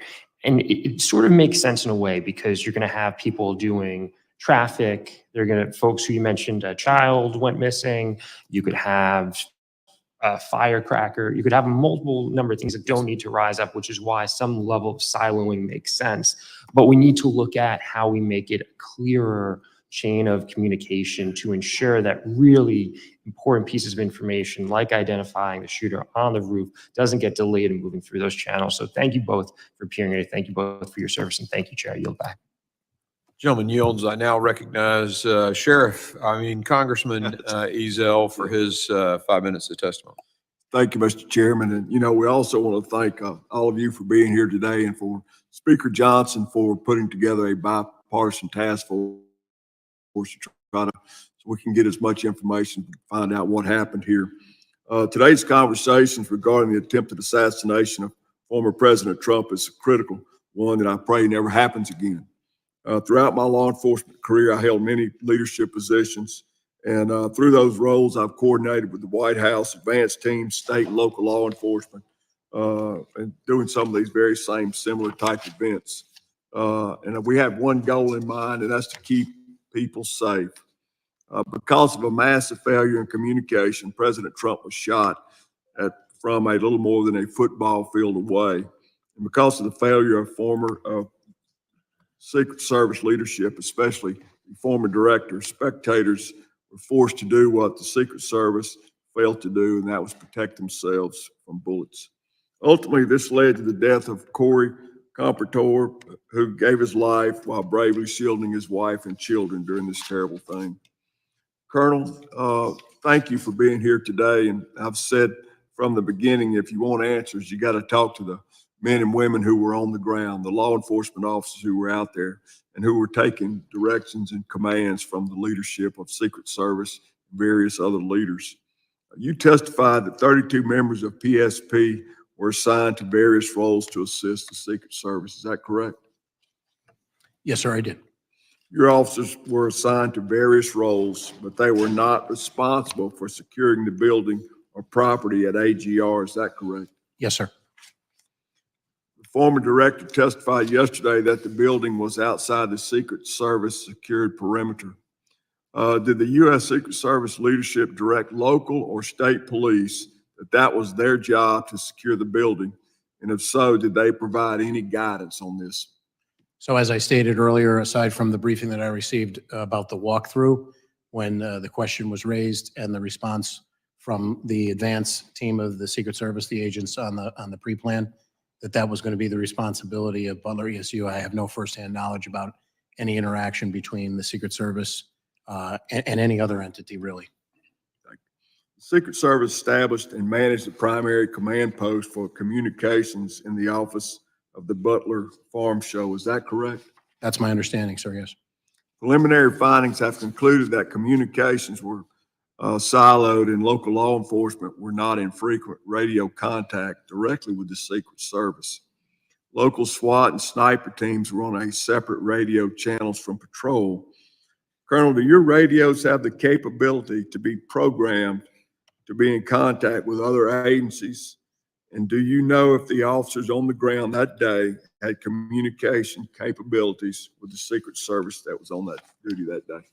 You're asking me a very specific question that I would defer to our Bureau of Communication Information Services. I can get you an answer as to what those specific capabilities were. Do you know if the Secret Service provided any guidance on combined communications? I do not, again, I have not seen their operations plan. At 5:45 p.m., a local law enforcement sniper observed the suspect with a rangefinder and reported the suspect to command and the U.S. Secret Service. Colonel, how would you have responded to that information? So again, I certainly wouldn't articulate that at that point, a rangefinder, which could have legal and legitimate use, that is a threat, but it's certainly a highly suspicious activity that should be addressed. Exactly. Mr. Woes, you testified clear and constant communication is crucial to ensure the security of the protectee, and that local law enforcement should be part of the command post to facilitate real-time information sharing and rapid response to emerging situations. As we all know, separate communications are necessary and effective during a large-scale event like this. There's no way everybody can be on the same channel. You talk over each other, you won't ever get anything done. But there must be some clear understandings through communications at the beginning so that split-second decisions can be made, so there won't be a lapse in time and these terrible things happen. Would you like to just say a few words about that? Sorry, there's no doubt when you look at how many people are involved in an operation like this, having everyone on one channel is difficult. But there are people within contained areas, and their ability to be able to communicate as things change across platforms is crucial. In this case, we know that in seconds things unfolded, and in seconds, getting meaningful communication out to people who might be able to act on that communication is vital. So I think there's avenues here. I agree that not everyone should be on the same channel, but there are certain people within certain areas and perimeters that should be having communication or the ability to communicate a little more freer. Thank you. Thank you, Mr. Chairman. I yield back. Gentleman yields. I now recognize Mr. D'Esposito, representing the New York law enforcement community as well, for 5 minutes of testimony. Thank you, Mr. Chairman, and good afternoon. Thank you both for your service. On July 13th, we witnessed the Secret Service fail to secure a Pennsylvania field and keep the former president of the United States of America and the Americans that were gathered there safe. While President Trump thankfully survived this horrific attack, Corey Compatore, a volunteer fire chief, a father, and a husband died while shielding his family from the assassin's bullets. Two others, David Dutch and James Copenhaver, were both struck by bullets and are still recovering. The Secret Service failed. Quite frankly, they failed miserably.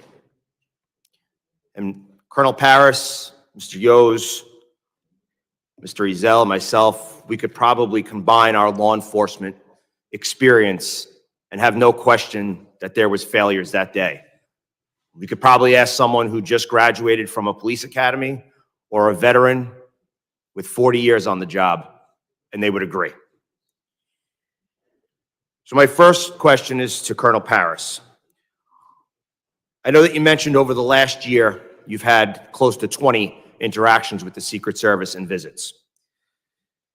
During his presidency, Pennsylvania has been the second most visited state by President Biden. If you could go over again, what is your coordination with the Secret Service? What does it normally look like ahead of a visit from the President of the United States? So I would say the basic timeline is the same. We are notified at some point that there's going to be a visit of a protectee or the president and everybody in between.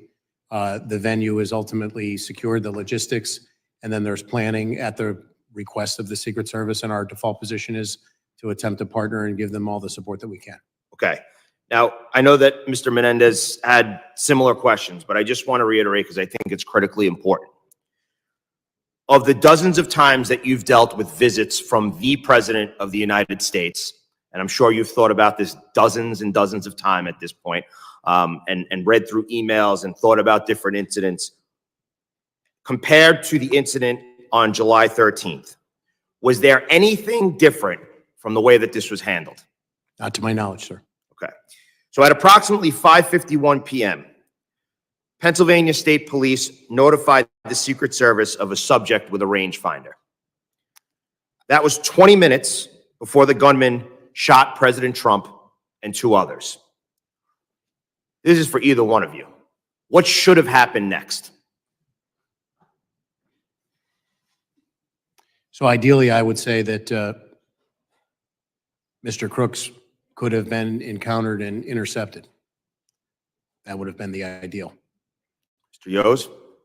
Well, I have no direct knowledge. I want to make that clear, but I think also we need to assess the threat and determine whether there's a need to withhold the asset from the stage.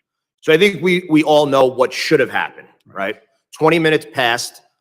There was someone who eventually took a shot at a former president of the United States and killed 2 innocent Americans. So we know what did happen. We know what should have happened. What do you say to those that are saying that local law enforcement failed to provide adequate security at this rally? As I stated earlier, based on everything I know up until day 10, I only am going to comment on the Pennsylvania State Police. And it's my belief as I sit here, based on all the information that I have, that we met or exceeded our expectations for that event. Am I saying that the event was a success? Obviously, it was not. And our hearts go out to those affected. I will echo the fact that that local law enforcement plays a huge role and must. I don't think the federal agencies have the ability to be with bandwidth to be able to have this event without coordinated effort with local law enforcement.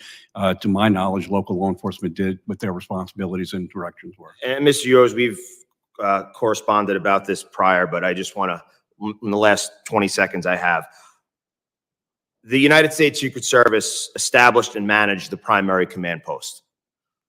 Would you agree, Colonel, that in the United States of America, we have a serious issue when it comes to law enforcement and communicating through multiple jurisdictions and agencies at a singular event?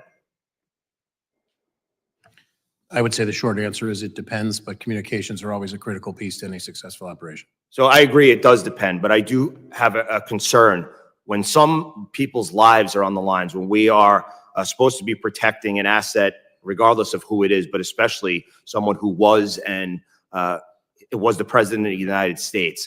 The fact that law enforcement agencies are communicating at such a critical time via text message is a problem. And it's one that I think this committee and other committees need to take a real hard look at.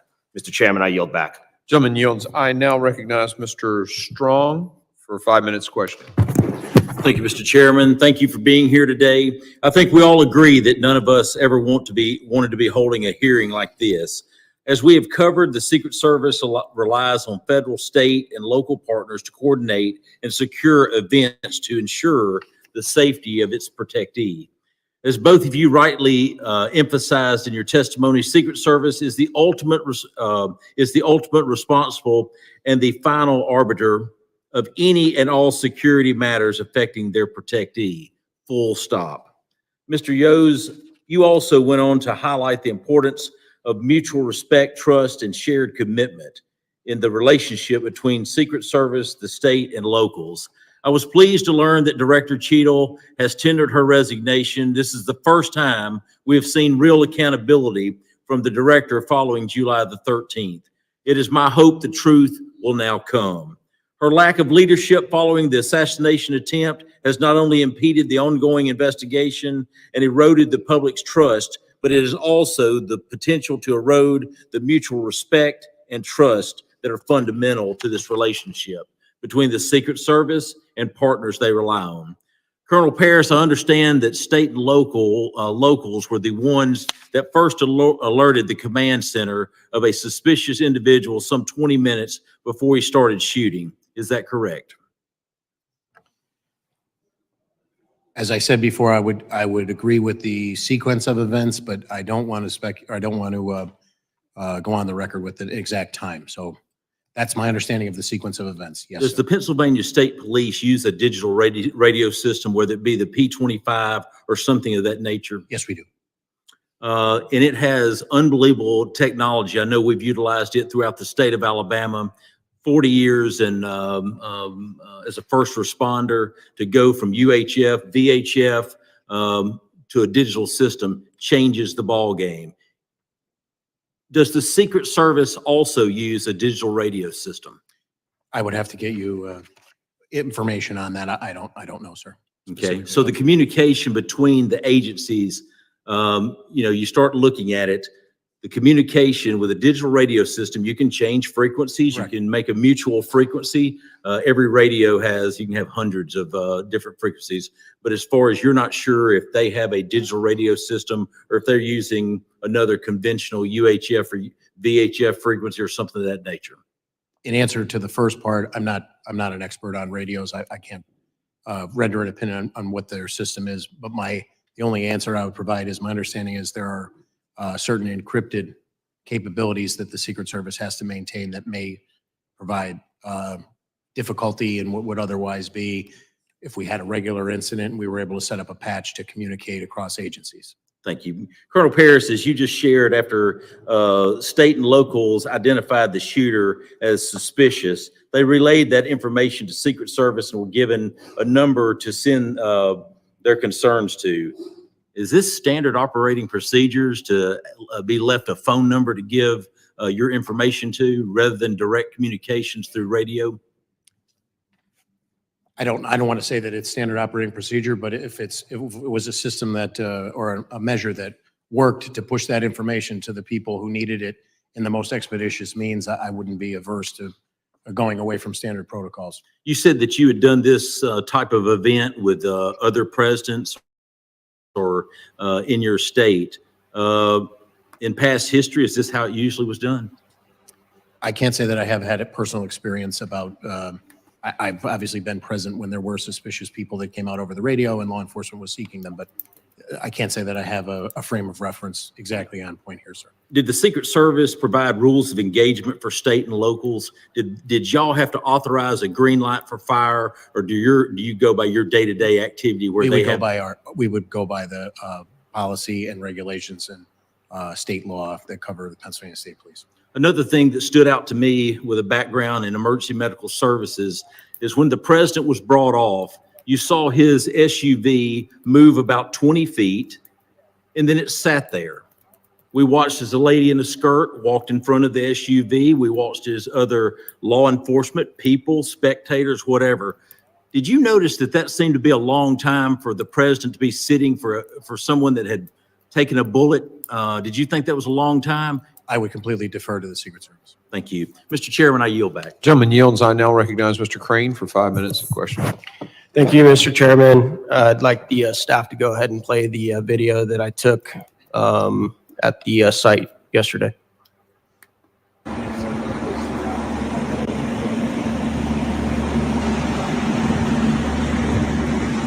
right, guys, I'm up here on the building where the supposed sniper took his shot. It's not that steep at all. Just had a 70-year-old man back here climb up on the roof easily. See that water tower behind me? Had Secret Service or anybody had sniper teams up there, this guy wouldn't have made it 5 feet up this roof. He would have been taken out. Behind me, you see the windows that Secret Service was supposedly in the second floor of this building behind. Makes you wonder why they weren't able to quickly dispatch the individual. And then behind me, back over here where those red roofs are, that's where the— Can you guys cut it right there, please? President was giving his speech from. A lot of questions here in Butler. Cut it. Thank you. All right, Colonel Paris, did you notice when you showed up on site what the tallest structure on the site was? I can't say at the moment that I arrived that I did, no, sir. Okay. Now that you've had a chance to go back and look over it, what is the tallest structure on that site? The water tower, sir. Absolutely. Colonel, do you know how far the water tower was from the roof where the shooter took his shots? I do not. 160 yards, sir.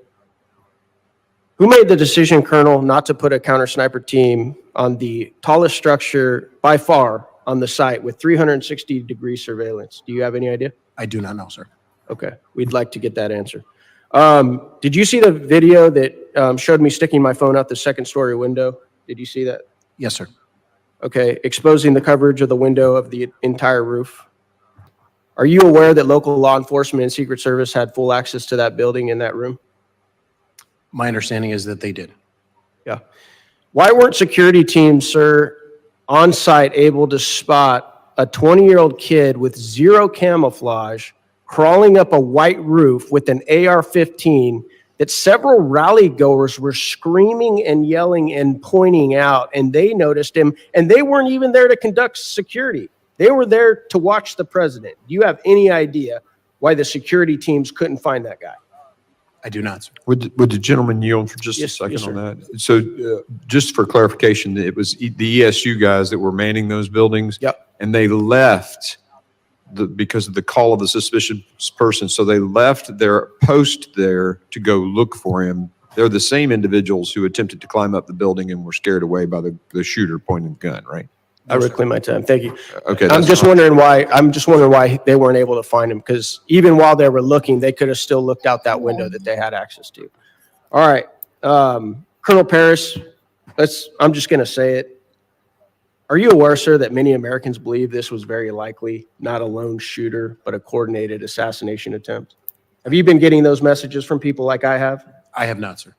You haven't? Well, there's a lot of people in this room that have been getting the same messages. Why do you think that is? Why do you think that a lot of Americans are like, this doesn't add up, this doesn't make sense, guys? How could this many things have gone wrong, right? Like the things I pointed out, a 20-year-old kid, got 150 yards of the president of the United States with an AR-15, flew a drone to conduct site surveillance, was spotted with a rangefinder ranging targets, then lost, had advanced explosive devices on him with no military training. Nobody was placed in the most obvious spot to conduct counter sniper operations. I was a sniper in the SEAL teams, Colonel. As soon as I got out of the SUV and I saw that that water tower, I was like, that's exactly where I'd be. Put me right there. So obvious. After partisan attempts to bankrupt him, imprison him for 750 years, and countless depictions as a modern day Hitler, are you surprised, sir, that a lot of Americans are like, maybe there's more to this story? I wouldn't begin to speculate about what the American people think, sir. Colonel, did your team make entry and conduct investigation at the suspect's home prior to the shooting? Excuse me, sir? I asked that question. Did your team make entry and conduct any investigation at the suspect's home? I believe we had people that participated in that securing of it. There were bomb assets that we provided. Mr. Chairman, can I have 30 more seconds? Yeah, I'm letting everybody kind of. Okay. On the night of. Since then, none. Did you get any reports from any of your agents of anything fishy at the home? I was briefed on. Was there any silverware found in the home or trash? I have nothing in the briefing that I was given, sir. Was it extremely clean, almost like a medical lab? Were you given any of those reports? I was not giving any of those details, sir. Okay, that's what I'm hearing. Interesting. The last thing I want to enter into the record, Mr. Chairman, this is article opinion from, I believe, the Washington Post by Robert Kagan. A Trump dictatorship is increasingly inevitable. We should stop pretending. This article compares Trump to Caesar and attempts to justify the assassination of President Trump. And I think even though we want to dodge around it and not make this partisan, I think we all know that a lot of this has to do with the rhetoric, the very violent rhetoric that has led up to this. Thank you. I yield back. Gentleman yields, and so ordered on the entry of that into the record. I now recognize Mr. Burkeen for 5 minutes of testimony or witness questioning. Thank you, Mr. Chairman. Alexander, would you mind moving that just a little bit forward here so I can, Colonel Paris, can you see that, or am I obstructing your view?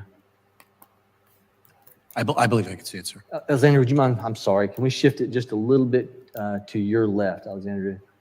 There we go. Okay. Better? Yes, sir. Okay. So this is a picture I took yesterday on the grounds, looking out of that second story window that has the corridor that connects the AGR building, the American Glass Research Building, with where the shooter's location I'm going to stand up and I'm going to point to the shooter's location as we were made aware.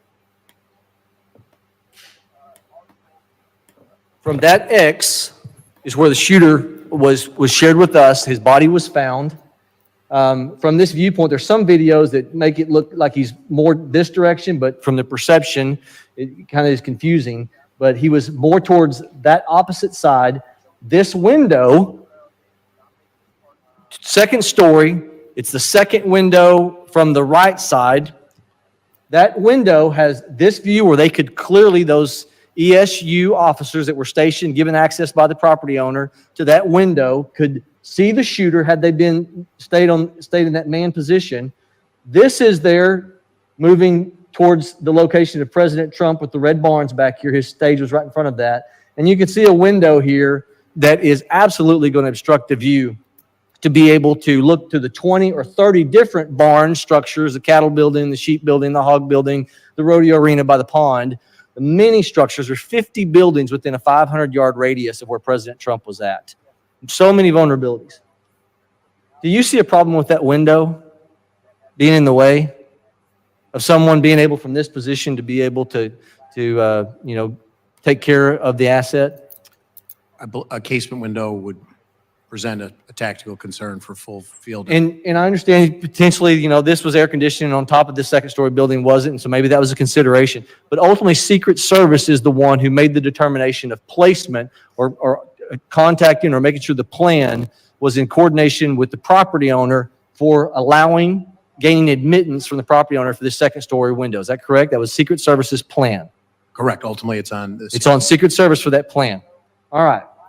My question is, if it's their plan, did they not indicate that someone had to stay manned in that location? Because we're being told that when the two officers, local PD, were trying to lift themselves on the opposite side to get a look at the gentleman, and he turns his gun and then they dropped off the building. This would have been a perfect opportunity. Someone would be on the radio. They could have taken him out from this location. Did the Secret Service plan not include directives from staying in those positions? I don't know, sir.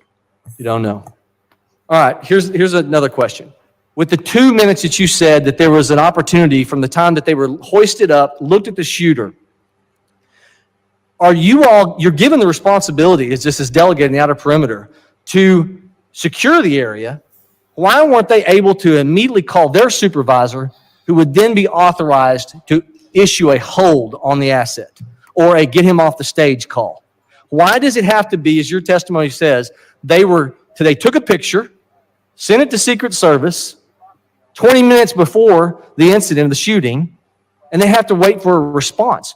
Why is not the line of communication? I understand they're on different radio frequencies. Why were they not empowered to say, if we send something suspicious, then state police, local law enforcement, sheriff's department, each one, the head official of each one of those departments, if we entrusted them with enough responsibility to secure that environment, then we ought to give them the responsibility to issue a hold call because of something that they see as a threat. Are they empowered to do that, or does it have to all go through Secret Service to issue a hold?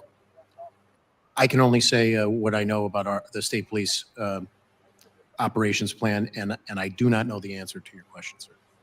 So I do not know the answer. I don't know what the protocol would be to issue the hold order. And just as a point of clarification that I tried to clean up with the congressman from New Jersey before, when the two municipal officers one was hoisted. Can I jump on that 2 to 3 minutes, because I got limited time here. Just to make sure, that was seconds before. That was seconds before Crooks started firing. Okay, you had said earlier today it was 2 to 3 minutes, but you're saying I cleaned seconds that up for before. the second time. Yes, sir. Okay. But even if they're hoisting, your testimony today, if I understood you correctly, it was two different officers that were hoisting to get a look at him, not the ones who were manned in this view. That is my understanding. Yes, sir. Okay. So had they remained in there, they immediately would have seen the incident taking place, if they were on the same line of communication, and they could have taken the asset out. I'm remiss to say that because I don't know what their general rules of engagement and assignment were from the Secret Service. Just looks to me like a major breakdown of communication. This procedure looks to me like it is lapsed with the ability of someone who, if they entrust them with the ability to secure these perimeter, they ought to be empowered enough to be able to give the authority on their comms to issue a hold. I don't understand that. With that, I yield, Mr. Chairman. Gentleman yields. And I'm going to say this because I have thoroughly enjoyed both of your testimony today. And there are a lot of guys up here on both sides of the aisle that are charged about this, that their emotion is not intended to communicate a lack of trust in the Pennsylvania State Police, or, I mean, you're being incredibly helpful today. Some of the things that we've discovered from your testimony have brought some frustration to our folks, and I hope you'll understand it in that context, that it's the energy is not directed at you. The failure to set up appropriate communication systems and to make decisions when they become aware of someone pointing a rangefinder is what's got people upset. And that's on Secret Service. So I just wanted to make sure y'all heard that from me. And Mr. Chairman, if I was amped up a little bit, I concur. So greatly respect what you're doing. I now recognize Ms. Lee for 5 minutes of testimony. Thank you, Mr. Chairman, for having this hearing and for organizing this committee's trip to Butler, Pennsylvania. For us, being on the ground in Butler, Pennsylvania yesterday made clear the severity of the security failures on Saturday, July 13th. Those failures that almost allowed former President Donald Trump to be assassinated. Unfortunately, what has followed that failed assassination attempt is an erosion of public trust related to those responsible for keeping the president and the attendees of the rally safe. We've heard that because of a sloped roof, law enforcement was not able to safely secure the area that day. We've heard reports that certain officers abandoned their posts due to weather conditions. We've heard the Secret Service attempt to shift blame to state and local law enforcement, asserting that they failed to secure certain areas in the perimeter. Secret Service Chief Cheadle's resignation this morning is the first of many steps that need to be taken, and today's hearing is just the beginning of our process to get clear, accurate information about this issue, about the failures associated with that day, and ensure that not only Congress, but that the American public get the answers that they deserve about these events. Mr. Yost, I'd like to start with you. The Secret Service is always the lead in providing security for these types of events that involve one of their protectees, but they clearly rely on their partnerships with state and local law enforcement as they move to different locations around the country. Are you concerned that former Director Cheadle's comments to ABC News, which many people heard as blame shifting to local law enforcement, could undermine the level of trust between state and local authorities and Secret Service when they come to communities around America? Yes, I absolutely do. And our organization actually.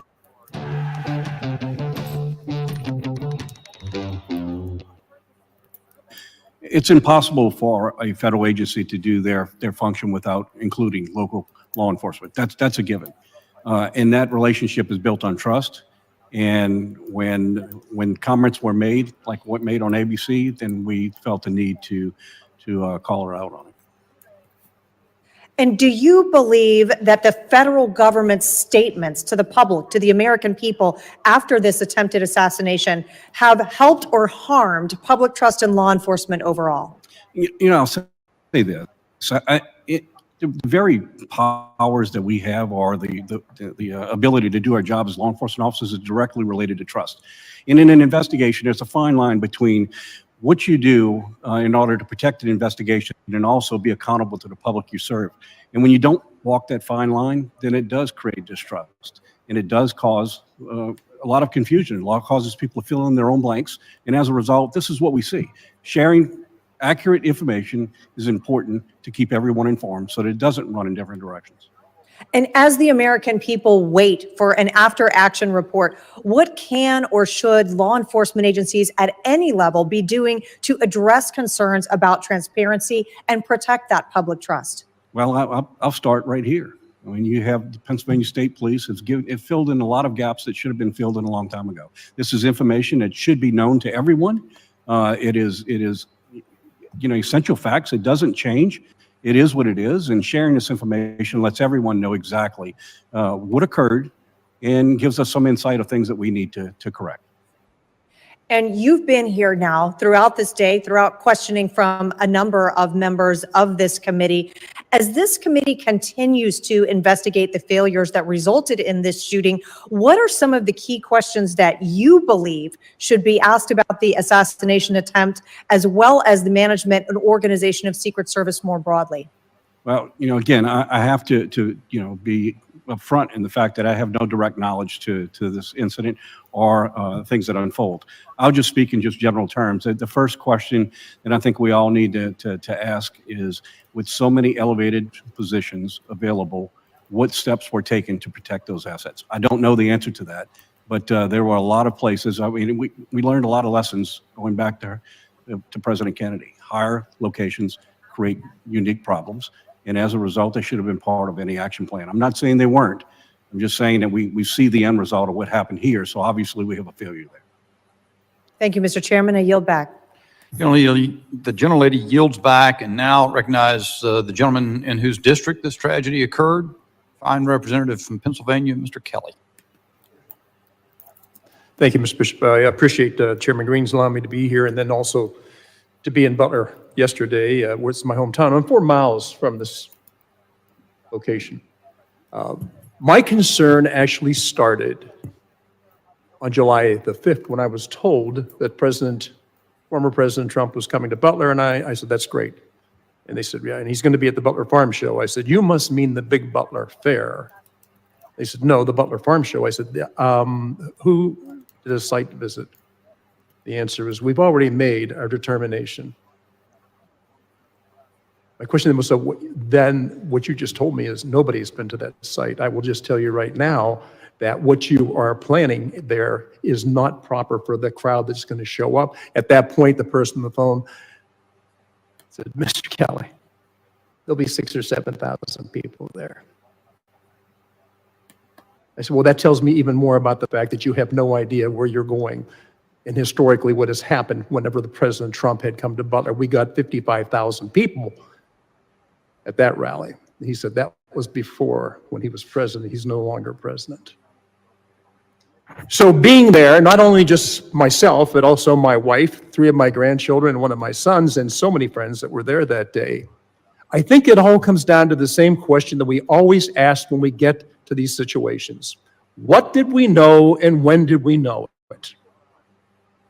And I think forever now, people are going to look at what happened and say, we knew there was something wrong. We could see it. I would just put to you that had we acted quicker, Mr. Comparatori would still be alive today. President Trump would not have been wounded, and 2 other people who were that day would not have been wounded. And in a greater sense, the American people have been wounded in a way that they have lost faith, trust, and confidence in how we protect certain people. This goes far beyond that, and I appreciate you both being here, and I'll tell you what, you really have given us testimony based on what your whole careers have been about, and that is protecting people. For some reason, on July 13th, we knew something was wrong. Every person I've talked to that was there that day or responsible for protection says, we did our job. And I said, so then you're saying that somebody else didn't do their job? And the answer is, well, that's to be decided later on. So I would just say, first of all, I meant what I said. I think the American people now are deeply wounded, and the faith, trust, and confidence we need to have in our government has been fading for too long.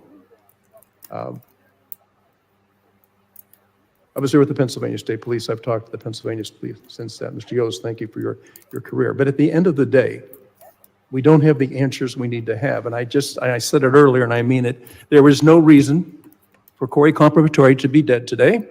There is no reason for President Trump to have been wounded, or 2 other members in the audience that day to have been wounded, had we done what we knew before we let it go any further than that. That could have been stopped early on. nobody can convince me that when people see somebody on the roof of a house, of a building, and pointing to him and yelling, there's somebody up there, it needs to be taken care of. And other people who were there, that eyewitnesses said they watched him go onto those grounds. And every time they said, there's something wrong, somebody is going in the wrong direction and shouldn't be there. And the answer comes down, you don't know what you're talking about. There's nobody there. So as we continue looking at this, and I think that we have a lot of testimony today, and again, I thank you for being there, but I just submit to you that the victims of that day, innocent people, none of it had to happen. We knew beforehand, and we could have prevented it, but we failed to act when we should have acted. So I appreciate your careers and everything you've done. And Chairman, I appreciate the fact that I've been able to be here today and that you came to our town yesterday, in a town that I have lived. This spot is a place I've been at many, many, many times. I just cannot understand why we didn't act when we knew there was something wrong. At the very least, they could have taken President Trump off the podium, and some of the other activity after that never would have taken place. So thank you for having me here, and thank you both. Colonel Joes, thank you so much for being here. I appreciate it, but there is far, far more we have to learn. Thank you, sir. Thank you. We're going to do another round of questioning, and I don't know, Mr. Gray, if you are going to want to ask any other questions. Or, I'll have a couple, okay, sir. sounds good. So you'll follow me, and then we'll go around.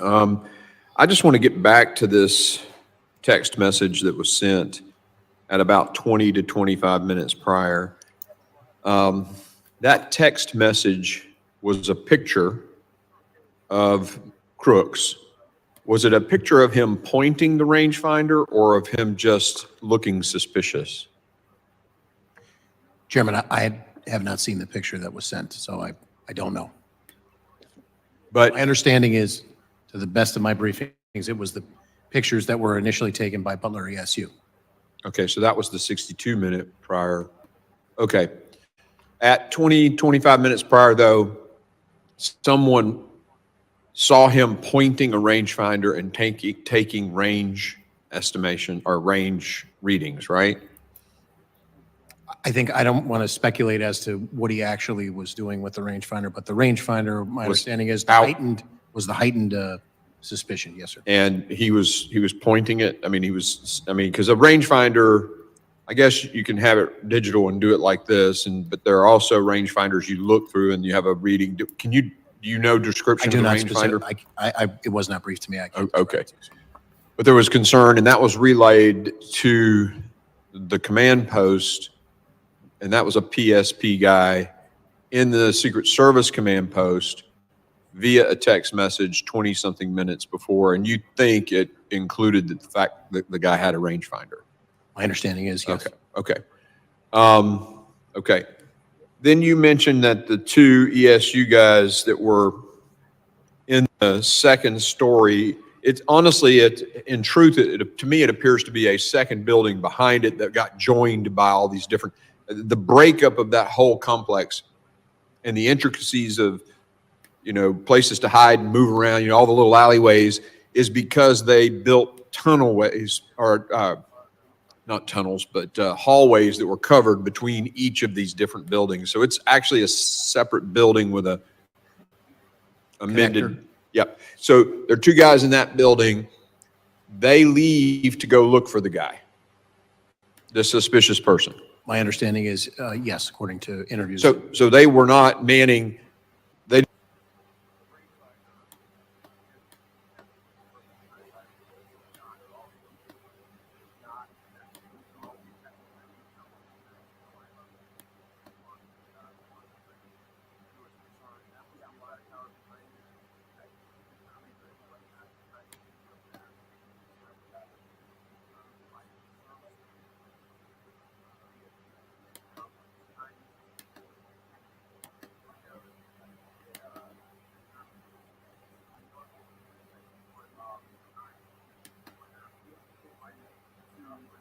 did not have oversight on that rooftop because they were out looking for the guy.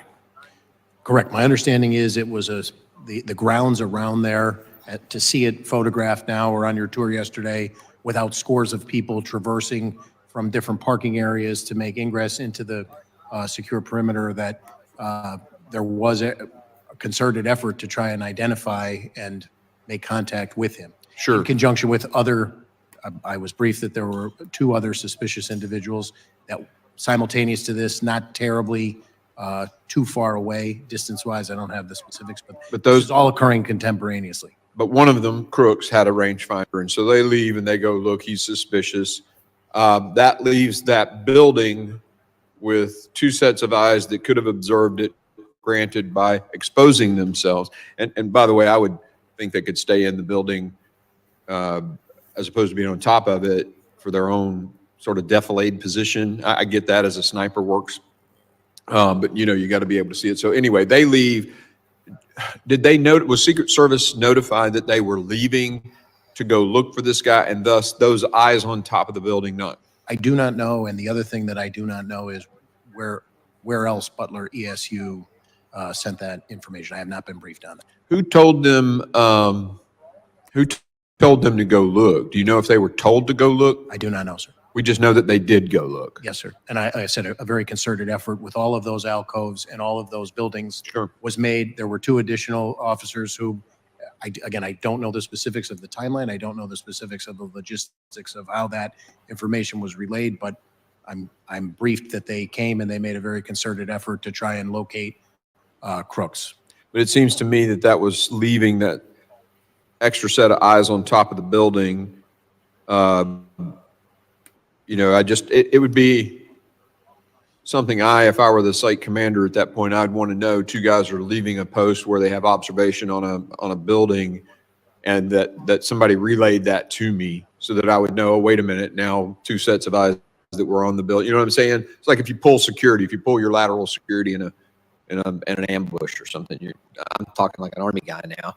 And the commander's going to know that guy's moved away from there and now he's got a blind spot, right? So I just want to make sure, I want to dig into that a little more. Obviously, you don't have the answer, so we'll dig elsewhere. But I find it interesting that they leave, this guy is so suspicious, has a rangefinder, they leave their post that they are manning to go look for him, yet Secret Service, and they get told about it 20 to 25 minutes beforehand, but Secret Service still lets the president go on the stage. I'm just totally blown away by that. But again, there's more details to be had. Thank you for being here. I really appreciate it. I'm going to turn it over now to the ranking member for his 5 minutes questioning. Gentlemen, thank you for being here today. Commissioner Paris, Mr. Yost, we're looking at a rearview mirror of what happened. A lot of good questions from both sides of the aisle. Commissioner Paris, you don't have the luxury of time. You're protecting governor, and you'll be protecting high-profile candidates in your battleground state, like right about now. I'm trying to figure out how we help you do your job a whole lot better. Mr. Kelly, his line of questioning was interesting. And I consider it important because that's his background, that's his backyard. And he asked, who decided the site of the event? It's a good question. Bigger question is, who okays, who approves the site of an event? And I come back to what I said earlier, which is one of those officers on the ground said, Lou, he said, who's in charge? The Secret Service says good or bad. Does the campaign they then say good or bad, or does the campaign have the ability to override the Secret Service at an event? And I say, and I ask this question from you, Commissioner Paris, you're going to have to make these decisions here real soon. Because if I'm here where you're at today you've learned some lessons. The 13th to today, we've all learned some lessons, and you have to execute, sir. And it's not your responsibility. It's not our responsibility. It's all of us, our responsibility. And I want to know how we can help you clarify these lines of command, so to speak, to make sure that we minimize the possibilities of this happening again. Who makes the decisions? Who's in charge? What are the lessons we've learned today, gentlemen? Sir, what is it that we can do to make sure that it's not going to be on your shoulders? You're not going to be able to resign. You have to execute. Please. I appreciate your comments very much. I can say that through the governor and the legislature in the Commonwealth of Pennsylvania, we are very supported, and we have the resources, I believe, moving forward to rise to the occasion. The Secret Service remains the agency with the most experience, traditionally, when you talk about organizational knowledge to carry this forward. Responsible for the Pennsylvania State Police, I pledge that any and all support that we can give to keep all Pennsylvanians safe, which is what 6,400 civilian and enlisted Pennsylvania State Police show up every day to do, we will do. We want a robust republic, and we want to secure people's ability to express their views, and we have worked diligently and will continue to work diligently to make sure that that happens, sir. Commissioner Paris, you are the thin blue line. Keeps us safe. Secret Service is an even thinner line that keeps, in many ways, our democracy functioning, protecting us. They have to score 100%. They cannot let one bad thing happen as they did on the 13th. I want to make sure that we know that we give the Secret Service the ability to make those decisions when it comes to the safety of our candidates and elected officials. And for the third time, I'm going to repeat those words that were told to me by an individual, law enforcement individual on the ground, when he said, Lou, who's in charge? Is it the campaign or is it the Secret Service? And I'd like to get to the bottom of that and make sure it's the Secret Service that's in charge. I don't know who is in charge, and I hope to God that we do find out. And I hope it's a Secret Service, and if it is a Secret Service, that reaffirm that they are in charge, because the buck stops somewhere, and it's got to be here. This committee, the government, with us in Congress. Gentlemen, thank you very much. And Mr. Chairman, I yield. Gentleman yields back. I now recognize myself for 5 minutes of questioning. Colonel Paris and Mr. Yoes, I appreciate your patience in being and continuing through this questioning. And I would submit that I think your candor, Colonel Paris, has been very refreshing, and it paints a clear contrast from the what was the testimony of the director of the Secret Service yesterday, who's now resigned. But her resignation doesn't resolve a thing. And in fact, the criminal investigation that your department is undertaking, that presumably Butler authorities may be involved in, FBI is undertaking, those don't really resolve anything. They affix criminal liability of someone who's presumably, if they acted alone, is dead. What is the most important issue is we have a national security crisis. We have right now, the only person who's been inactivated, as I understand it, is the sharpshooter who took the perp out. The people who made what appear to be unbelievably horrendous decisions. You can't even imagine. It boggles the mind, the decisions that were made. They're still in place. And we have multiple protectees moving around the country every day. And those same people, I don't even know if they've changed anything about what they're doing. Presumably you would think so, but we don't know that. So I think we need to learn as much as possible from you. I will say, as a note of departure, I don't think, from what I've heard, you've made pretty clear the Pennsylvania State Police didn't do anything wrong. I don't know whether Butler County ESU might have done something wrong, so let me bear into that. Okay, all right. But it's clear to me as a bell that Secret Service, and that's everyone's characterized it as a colossal failure because it's obvious to everyone concerned that that's the case. The two who were, I'm going to get one thing, I understand transpired while I was absent from the hearing for a bit. Do I understand that the two Butler ESU officers who one hoisted the other to the roof line where the crooks turned and leveled the rifle at him. Those were two different ESU officers than the ones that originally spotted crooks from the second floor. Is that correct? So just to be clear, my understanding is the two officers that responded and one hoisted up the second one were not part of Butler ESU. They were two separate municipal officers who were tasked with a different responsibility. I would speculate as an example to say a traffic post or a Understood. and they responded. I don't know, again, the specifics as to how they were alerted, but just to be clear, they were two separate. Yes, sir. Okay. The ESU, the Butler ESU officers who spotted crooks, do I understand correctly? They spotted him from the second floor of the AGR building. That is my understanding. Yes, sir. Were they posted there in order to maintain overwatch on the roof, or were they generally assigned roving responsibility to be in the vicinity of that building? I can't answer that, and I would defer to the Secret Service as to what the communication was and the assignment given. Yeah, put that picture of the building up. I see that because I asked for it. I don't even know if I'll fit it in at this point. So that's, yeah, you see, so the crooks was on the building directly facing the camera here. And you see the window open to the left. That's the second story of the AGR building where those ESU officers spotted crooks, correct? That's my understanding. Okay. Did they advise their senior, their command that they were departing that location to look for crooks? Do you know that? I do not know, sir. Why did they stay away from that position for so long? If I understand correctly, the picture of crooks was texted about 20, 25 minutes ahead of the shooting. Is that correct, first of all?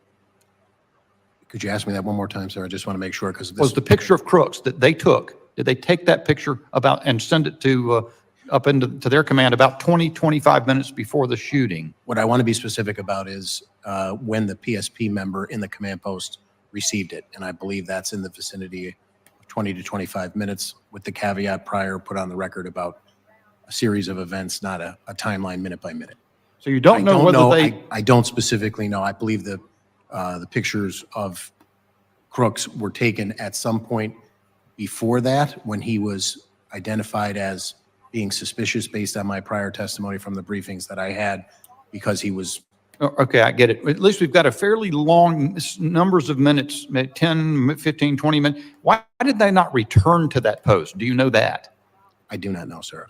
My understanding is that there was a very concerted effort at that point to actively search and locate him and dispel that suspicion. You mentioned that you have asked for, not received, I don't know if you call it the site plan, but from the Secret Service has not been given to you. Has there been anything else that you've asked for in the course of your investigation that's been denied or made inaccessible to you other than the site plan? Again, I want to be clear. No, I'm not aware of anything else that we've asked for, and we have not been denied. I just believe we haven't received it yet, so I want to make sure I'm not mischaracterizing that. We asked for it, and we have yet to receive it. Yeah, we never get denied stuff. We just never get it. My time having expired, I recognize the gentleman from New York, Mr. Loloto. Thank you, Chairman. Colonel, I want to reiterate the appreciation this committee has for your energy, your stamina, your focus, your candor. It's regrettable that some of our federal colleagues are not at the table with you today. We would have liked to extract for them some of the facts from 10 days ago.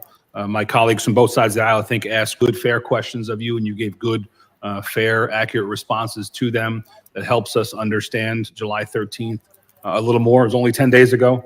We're probably only in the infancy of that investigation of our oversight responsibilities, but you've provided us a lot. I want to use the remainder of my time to look forward. There's going to be a lot of conjecture about what happened, who's at fault, but putting that aside, we've talked about flaws that happened on July 13th, the tactical flaws about communication, strategic ones like lack of drones, administrative ones like command and control and who has what authority, what are the rules of engagement.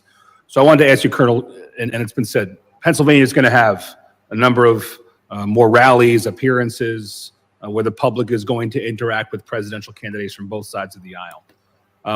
What are you going to do? How are you going to assert yourself in your leadership role to reduce the likelihood of an incident like this, specifically with respect to tactics? We understand that radio communications were a weakness. Do you have a perspective on looking forward, how you might command your officers in a different manner to ensure that from a tactical perspective, specifically with communications, these events are held differently in the future, sir?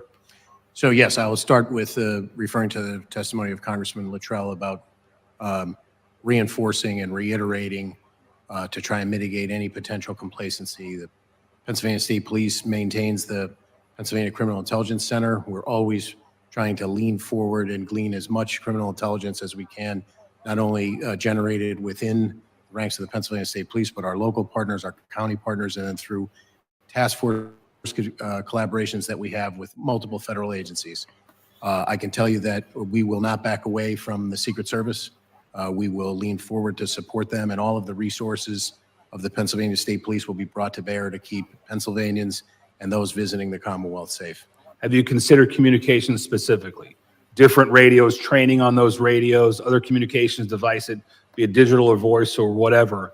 Have you considered prospectively either acquiring new technology, implementing new training, or otherwise developing tactics that allow not only state and local to communicate better with each other, but also that communication to be shared more effectively with your federal partners? I would say in the short term, coming up to the election, where there's an extreme temporal component there that would make that difficult. Maintaining critical communications during any operation, be it an investigation of a traffic crash or a major investigation, a Cavalcante manhunt, an Eric Freen manhunt, a 95 bridge disaster, a derailment of a train on the border with Pennsylvania, a 6-hour running gun battle in Juniata County. We're always looking to get better, and communications that we maintain are a critical part of that. So I can commit that we will try to get better. If there is something that these future endeavors, which we've committed at the top of the testimony to be a part of, proves that we can be better, we're always looking every day to get better.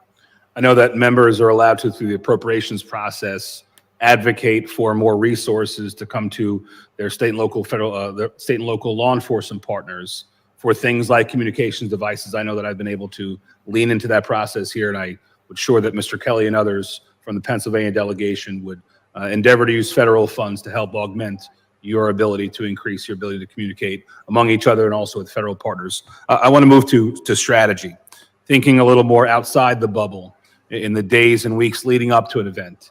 Colonel, do you have a sense on prospectively technology that you use, like drones, other decisions you might make, like stationing somebody on a nearby high vantage point like a water tower? You've heard some feedback from some informed members here today.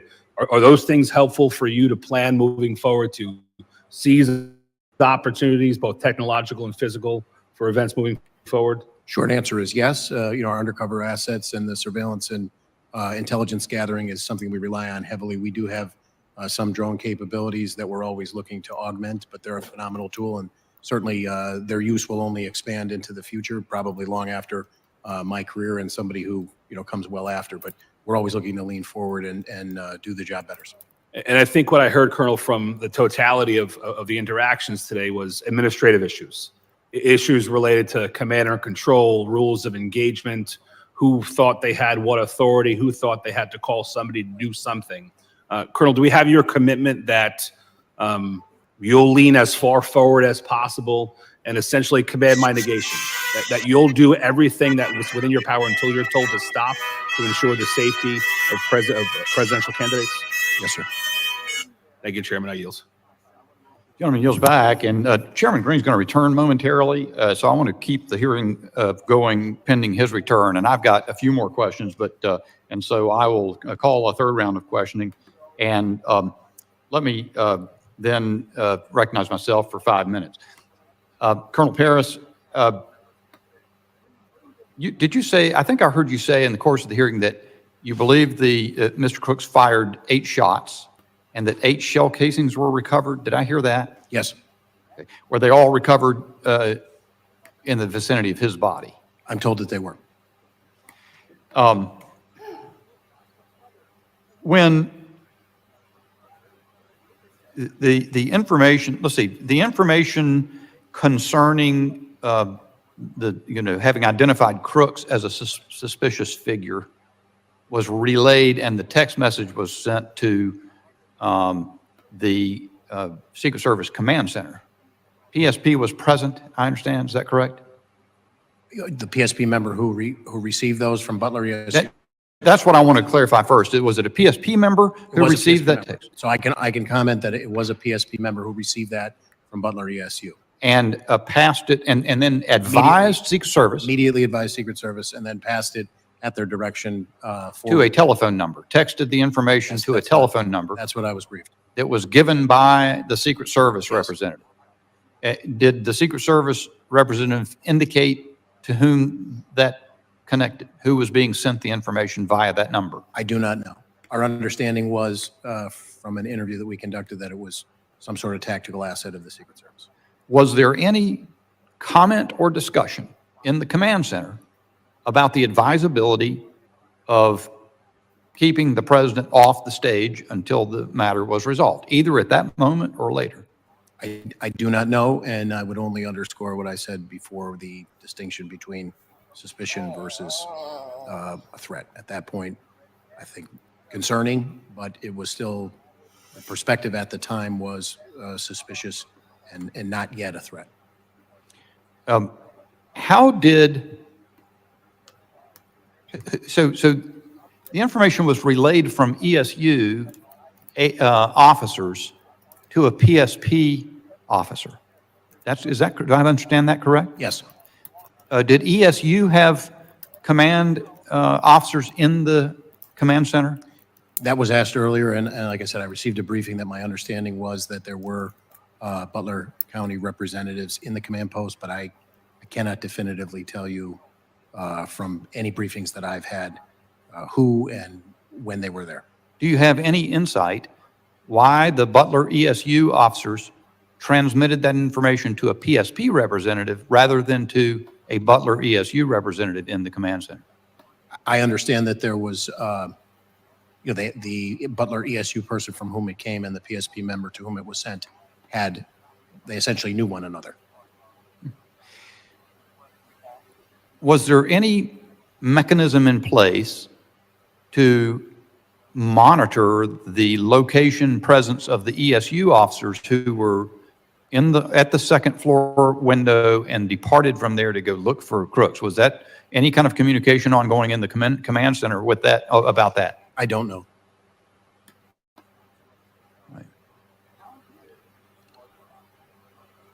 Is that a regular practice in PSP operations to have someone monitoring the location, presence, posting, absence from posts of members of your force? I would say in general, you need to know where your assets are deployed, but I would also say, depending on what the prior rules of engagement are, there may be a situation that could realistically, outside of the example we're discussing today, that we would expect our people to make a decision in the immediate moment to address another issue.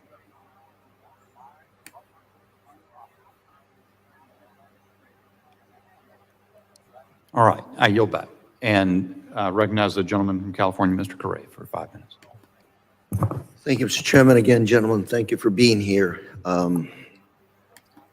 Something Mr. LaLota said that I want to emphasize and underline, which is, gentlemen, I hope you lean forward when it comes to making decisions, making what your gut tells you is the right decision when you're out there trying to protect American lives, especially those of candidates. The situation is an interesting one because in this committee, we have been talking about domestic terrorism as being a bigger threat to the United States than foreign terrorism. And I would imagine, based on the facts that we know them today, this is a domestic individual that God knows what motivated him to do what he's doing. He was looking up information according to what I've read. He was looking up both Democrat and Republican candidates. God knows what set him off or where he was going, or what targets he was really focused on other than possibly the opportunity. This is not good news because this is essentially a lone wolf, it would appear, that just God knows what motivated him. And I'm bringing this up because, Mr. Yost, you represent thousands of police officers in this country. A lot of them doing the job to the best of their abilities. And yet these are challenges that are very hard to take on. How do you, I mean, based on what your officers say out there, what is it that we can do to make your job better? What is it that we can do to begin to get a grip on these lone wolf attacks that are domestically motivated and grown? Well, sir, I'm not too sure I have an easy answer for you on that one. I will tell you that we live in extraordinary times right now where we've gone from talking to people to talking at people. And I think what you see over a period of time, this has eroded to a part where I think through social media or whatever events, we built a community around our own belief systems. And I think that in some ways is what empowers some people who act out on things. We may never understand why some people take the actions they do. I think we're just in some extraordinary times with so much hate in our country. And that's across the board. As a law enforcement officer, we went through that period of time of the dehumanization of law enforcement. It certainly took a toll on us as a profession. I'll give you some examples of how dangerous it is to be a police officer right now. Last year, there were 378 officers that were shot in the line of duty. 60 died. And the number of ambush attacks on law enforcement officers were over 100. That's last year. This year, already the first 6 months, we're at 200 officers have been shot in the line of duty. Last year was 376. And this year we're at 200 just in the first 6 months. So we're on par, or it will exceed what last year's been. There's just so much hatred in our country right now, and I think that I agree with the statements made by pretty much everyone in this room. We need to turn the rhetoric down. I think it's not serving to anyone. The hatred that we have across this country is permeating into everything we have, and that's everybody owns a little bit of responsibility with it. We need to focus on finding solutions to problems rather than blaming others for what the problems are. I know that that's not your question, but I think it. Well, actually, you are answering my question, sir. I'm sorry, what? You are answering my question. Yeah. So what can be done, sir? We really need to turn the rhetoric down. We need to recognize that in reality, this is the reality when it comes to law enforcement. The majority of violent crime in this country is committed by a small percentage of people. And when we're able to separate them from the people that they prey on, we impact crime. We struggle in this country because law enforcement officers are doing their job to try and separate that. But I think our system is just so many layers in it that shows that it's fractured. And we really need to get back to the real business of protecting the people we serve. That's the end of the day. That's what's most important. And so we live in some extraordinary times. I look at what happened here on the political stage. It doesn't surprise me because this has been happening across our country, across a number of individuals. Commissioner Harris, any thoughts? I would just say that we endeavor to try and be the most professional that we can to earn that respect every day. I think every encounter of the millions of calls of service that troopers answer across 45,000 square miles of the Commonwealth is an opportunity to establish that relationship and be professional and do the right thing. And that's what I think, sometimes the more complex the problem, the more simple the solution in terms of keeping our focus on being professionals, doing the right thing at the right time, and showing up every day and earning it. If I conclude by saying that thank you for your service to our country and to our communities, keeping us safe, and consider us, I think I can speak for everybody up here, consider us partners of yours. Work with us, talk to us, not at us, but with us, so we can figure out how to solve some of these issues. Thank you very much, Mr. Chairman. Time is up. Gentleman yields back, and all time having expired in the second round of questioning, I would yield.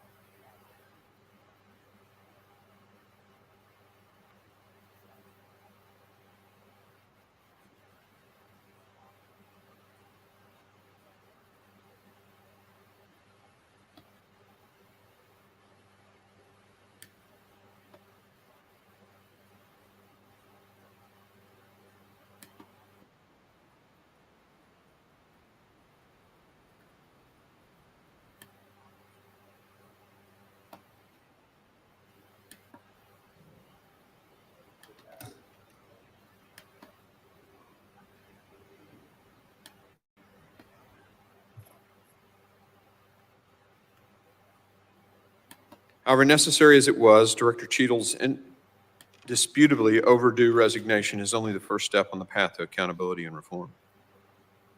Today's hearing was a vital step in obtaining more information about what happened in Butler, Pennsylvania, but Congress has a lot of work ahead of us. I think today, as we've questioned these professionals who've served their communities and their states for their lifetime, we've discovered a lot of facts, particularly about the operation. Yesterday when we were on the site, we learned about the planning failures. Today, we've learned about conducts of the operation failures, communications and things like that, people moving and maybe not notifying, those kinds of things. Secret Service making a decision to not stop the president when a guy's using a rangefinder and is described as suspicious looking. I just boggles the mind. We're going to continue to investigate the failures of the Secret Service. Our mission is very clear. We've got to get to the bottom of it. This can't ever happen again. I want to thank both of you for serving and for a very long testimony today. Thanks for sticking around and letting us. We're going to have lots of other people come in here, and we're going to get granular on all of this stuff. But this is the closest that anyone's come to taking the life of a president or a presidential candidate in over 4 decades. It can never happen again. It just simply cannot. So we're going to continue our fact finding to figure out exactly how it happened, much like a after action review would. Identify all those areas and ensure that Secret Service, whomever steps up to take that leadership role now, does so and addresses these things. Again, thank you, gentlemen, for being here. And if there are members, what often happens in our committee hearing, they'll have questions that come to them. They have a few days to generate written questions. Would you be open to us sending those to you and you just send a letter back with the answers in writing? Okay, thank you. I appreciate the affirmative nods. Again, thanks for being here. And I think both sides of the aisle did an amazing job. And you made some closing comments, Mr. Gray. Did you get a chance to? Okay, I'm sorry I missed them. I'm sure they were. Second shot, I can repeat myself. I'll go watch the tape. The committee stands adjourned.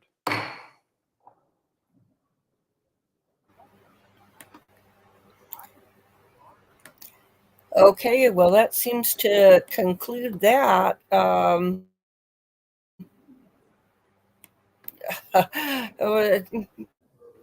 kind of felt a bit dry. I like conventional witnesses. While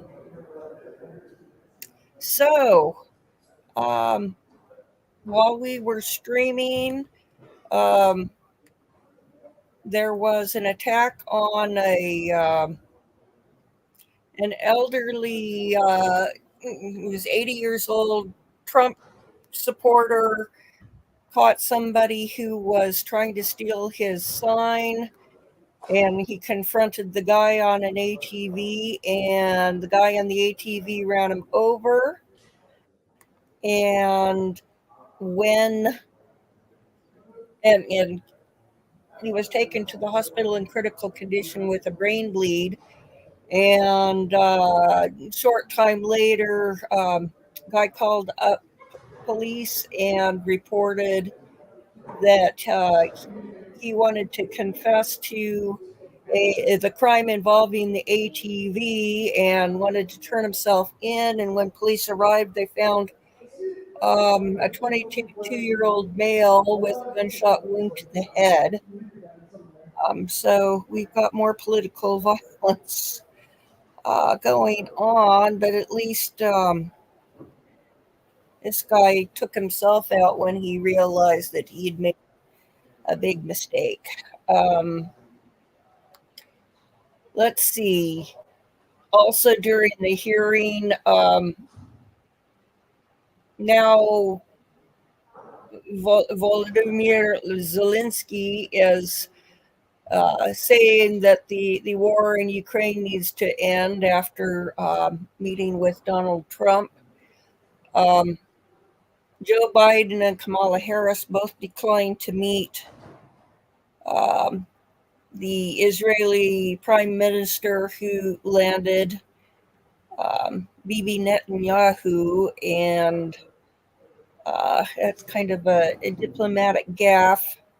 But he's going to be meeting with Trump on Thursday.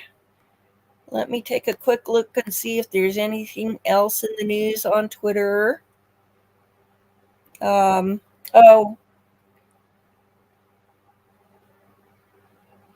we've got a video released of Biden getting on Air Force One using the big boy stairs. So this is supposed to be proof of life. There's a lot of people thinking that this is not current because he's using the big boy stairs. He's not struggling. It'd be really easy to substitute footage. Don't know. Guess we'll see what happens when he addresses the country tomorrow.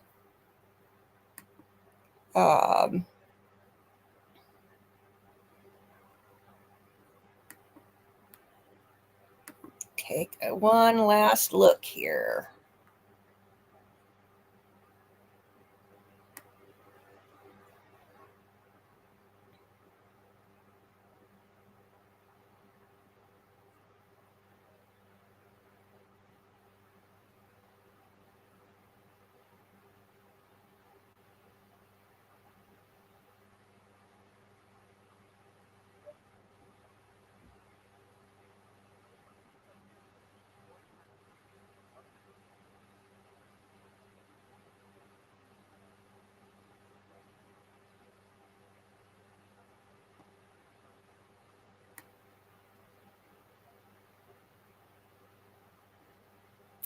Let's see.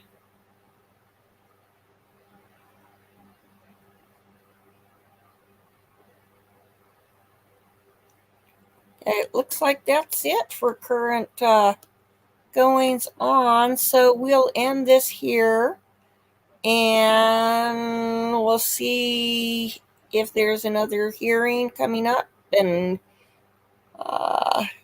what that's going to look like. So until then, I bid you have a great afternoon. Talk to you later. Bye-bye.